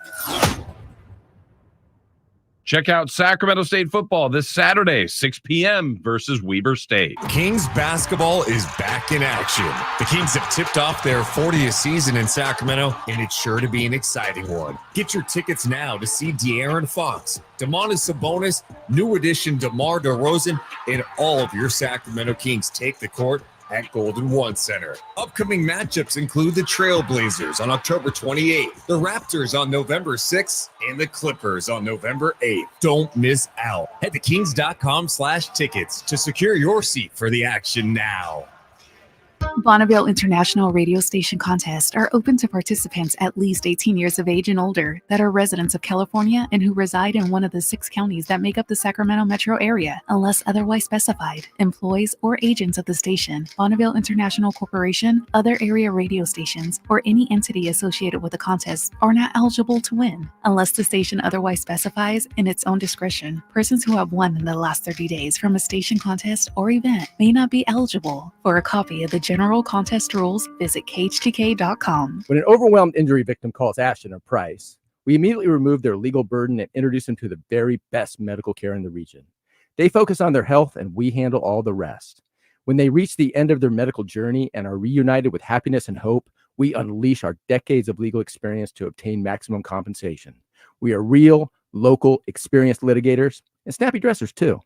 Consultation's free and there's never a fee until we win. Remember, For the best advice, don't think twice. Call Ashton and Price. Power Business Technology is proud to be 100% independent, locally owned, and managed Toshiba copier dealer. Local ownership cuts out the red tape, allowing ourselves to never be too busy to personally answer the call when our clients need us. Recognized for excellence in service execution, training, and customer service, we're proud to be named a 2022 Toshiba ProMasters Elite Dealer. Contact us today for all of your business printing needs at 844-POWER-BZ. That's 844-769-3729, or visit us at powercopiers.com. DC here, and if you've been thinking about a new car, you gotta see my friends at Folsom Lake Kia. You can always count on low payments and zero down deals with approved credit. Folsom Lake Kia, over 25 years, right here in Folsom.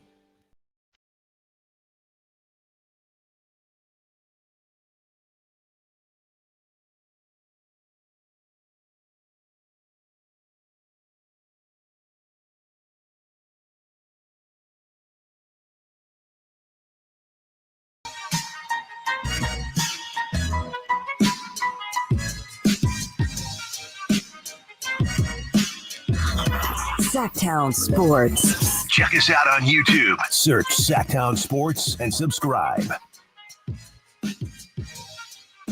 Before we get into prop talk, we have some sound from yesterday. A lot of baseball sound. And it was really good stuff. And we also have some Kings news that Chris has delivered for us. Chris? Oh. Well, I can't take the credit for it all. We got to credit friend of the show. I don't think we've had Jake on, but I have. Oh, you While have? you were Oh, out. okay, gotcha. Jake Gayden, friend of the show. Then can gladly say friend of the show. Jake Gayden put this out. Jake Gayden of CBS 13, of course. He says, as it has now disappeared from my face, that the Sacramento Kings have signed, as we know, obviously, Boogie Ellis gets waived this morning. And in his place, well, I shouldn't say in his place, but on the opposite side of things, per league source, Jake Gayden says, the Kings have signed Sharif O'Neal. Yes, that O'Neal. O'Neal did not, or was at practice today. He will be waived tomorrow and will join the Stockton Kings. For those at home maybe wondering, why does that name sound familiar, or is that O'Neal of the O'Neals? Yes, it is. That is Shaq's son, Sharif, who played at UCLA, also played at LSU. Similar to LeBron's son, actually did have some heart issues as well in college, and that did kind of stunt some of his development. And he has spent a couple seasons here with the G League Ignite. And, I think a good signing. Sharif isn't quite as big as his dad, is listed at 6'10", and definitely does not share the same frame as his father either. Is built a lot more like Skal Labissiere than Shaquille O'Neal. But the Kings signed Sharif to essentially a Stockton Kings contract. There you have it. You go. Let's see what he can do. Stockton Kings. He's got some good skills. He's a very skilled big man. Son of Shaq and Sack. There was a point in my life where if you would have told me that Bol and Sharif O'Neal were not going to be all-stars at one point, I probably would have said, you're insane. Those two at one point were the most hyped high school prospects in the nation. I do love a good hyped up prospect. I can't get anything more. And it's essentially their version of Last Chance U with college basketball starting up. I know this guy has struggled a little bit. Honestly, he did some time, but Mikey Williams and that crew. Oh my gosh, yeah, that's UCF. That's probably the worst ending to a high school hype. But we're gonna see if they might make some noise. Or Spencer Rattler. Nate, just get to the baseball sound, please. All right, let's start here as we're texting in the group chat with Frankie Cardicelli. And as this happens, the Aaron Judge, Giancarlo Stanton back-to-back homers happen. Chris texts the group chat, Frankie, are you okay? They tie it up and then take the lead. Here's the Aaron Judge call. Ready for a 1-2. Here he comes. Judge, line drive, right field, hit well, and it is up and out! Judge has homered! The game is tied at 3! Incredible! Next, Giancarlo says, let me get in on this action too. Giancarlo with the home run to take the 2-run lead. Here it is. A home run to Kerry Carpenter. That ball's hit well. Deep center field. Way back there. Giancarlo Stanton. A home run. Judge and Stanton go back to back. And the New York Yankees have grabbed the lead. So after that happens, you're thinking, man, Yankees are rolling. Frankie's having a great time. In the chat, actually, he probably wasn't having a great time, but he should have been having a great time along with Jason Ross. And in the bottom of the ninth, down to their last out, John Kensey Noel, a.k.a. Big Christmas is what they call him, a pinch hit dinger. Here it is. Oh my goodness! Big Christmas has tied it! The ultimate present under the tree! Oh my goodness! That happens, and then to end it, as we know, Major League Baseball with that rule, the Yankees unable to score in the top of the 10th, and here comes David Fry to walk it off for the good people of Cleveland. Swung on, hit high, hit deep to left. There she goes.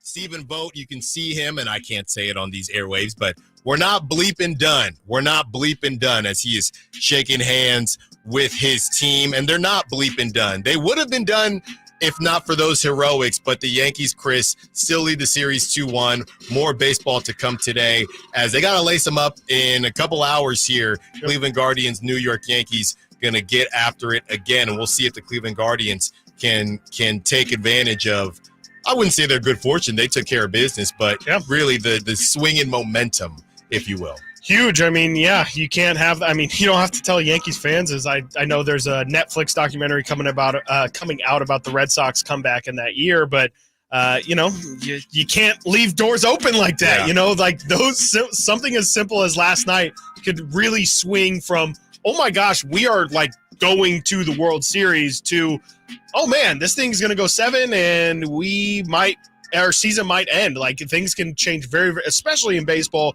when it is such a quick turnaround like that.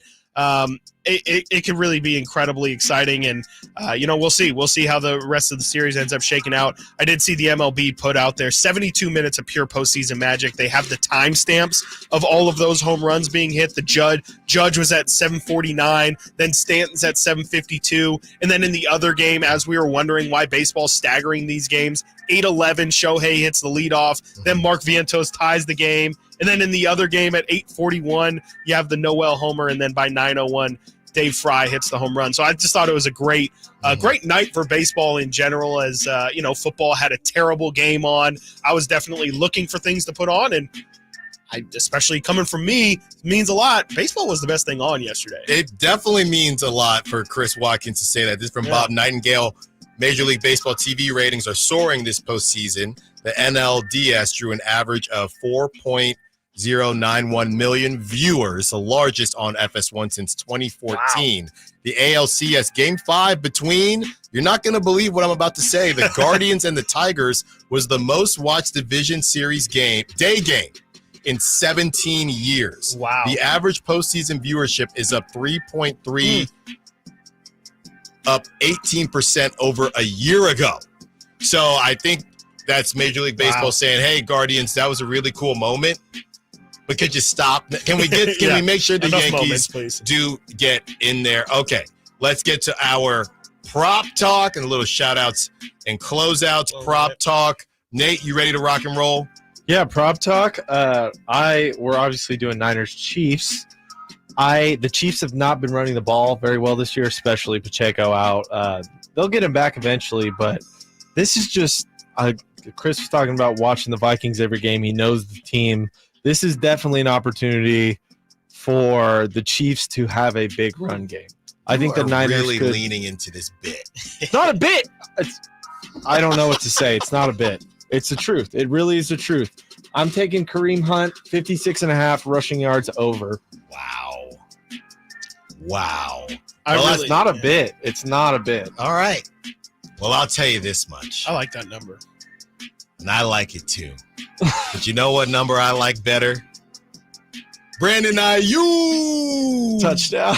I want to do touchdown, but I'm just going to do yards. Chris, very similar to your boy Jordan Love. He's been hot and cold. 48 yards here, 147 yards, then 37 yards. He's still set at 62.5. I just feel like this is a very easy way to get back into the good graces of the Niner fan base. Have a great game against the Chiefs. So I think he's back. He had 37 yards. I know, last but night. I think he's back in good graces with the team. I think it's getting over that. But whatever. Well, this can really put him there. 62.5. Hammer. Wow. That one. Chris? I'm going for a combo here. This is We're a going to good have one. a little fun. I really wanted to put something on George Kittle, whether it be touchdown or whether it be just yards in general. But then I saw this, and it's too juicy for me to not take. I'm taking George Kittle and Travis Kelce combined receiving yards.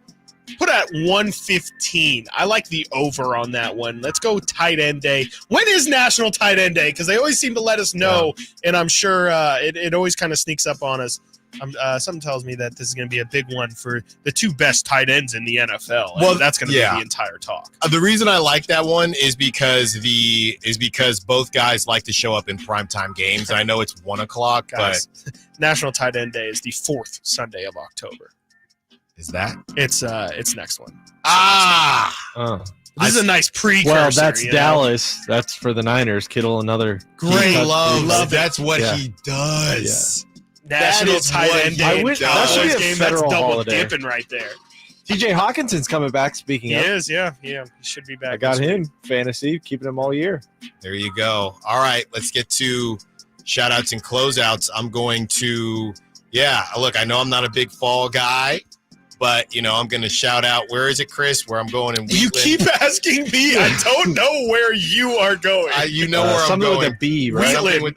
You're going to I'm Wheatland. going to That's all I Wheatland, the know. Pumpkins, Bishops. Bishops. Pumpkin Farm. Yeah, I'm doing this. I'm doing the dad. I'm doing the good dad, father, husband thing. So, Chris, where am I going on vacation next summer again? I always forget. yeah, Chris, where am I going this weekend? I got your assistant calendar right here. There you go. I would like to shout out a friend coming to town. My good friend Avery used to be roommates. He moved up to Chicago. He's going to be back on Saturday for his speaking engagement, and we're going to watch some college football. So I'm excited. There's a really good slate. We got Alabama, Tennessee. My friend Angel's a really big Tennessee fan. Let's go. And then we also have the second game we're going to watch, obviously, Texas, Georgia. That's going to be a absolutely massive game. So excited for some Saturday football. It's usually not a tradition for me at all, but I'm excited to kind of dive in this weekend. Real quick, I do really like I do like that they moved to 12 simply because these games still matter as much. Once the team lost and was done, then Georgia, it wouldn't have the same juice. None at it's all. only 4. Right. They added Even Tennessee, juice. right? Yeah. Right, even Tennessee. So they added the juice. They can get back into it. Nate, shout out. Shout out to my friend's 4-month-old Logan. He's a big 22-year-old or 22-pound monster. Okay, and he's funny. He's a good time. He's gonna help out the offensive line for the Niners someday. Here. There you go. Thank you to all the callers, texters, sack chatters. Congrats to all the winners this week to our Fright Fest. We will have something for you next week as well. Enjoy your weekend. Drive Guys coming up next. Whitey Gleason, Kyle Draper, Jay Johnson. Until Monday, secure the bag, light the beam. Domantas Sabonis plays here. He finds Sabonis. Put the frosting on the cake. Put the cherry on the sundae. Sabonis with a two-hand flush makes it 114.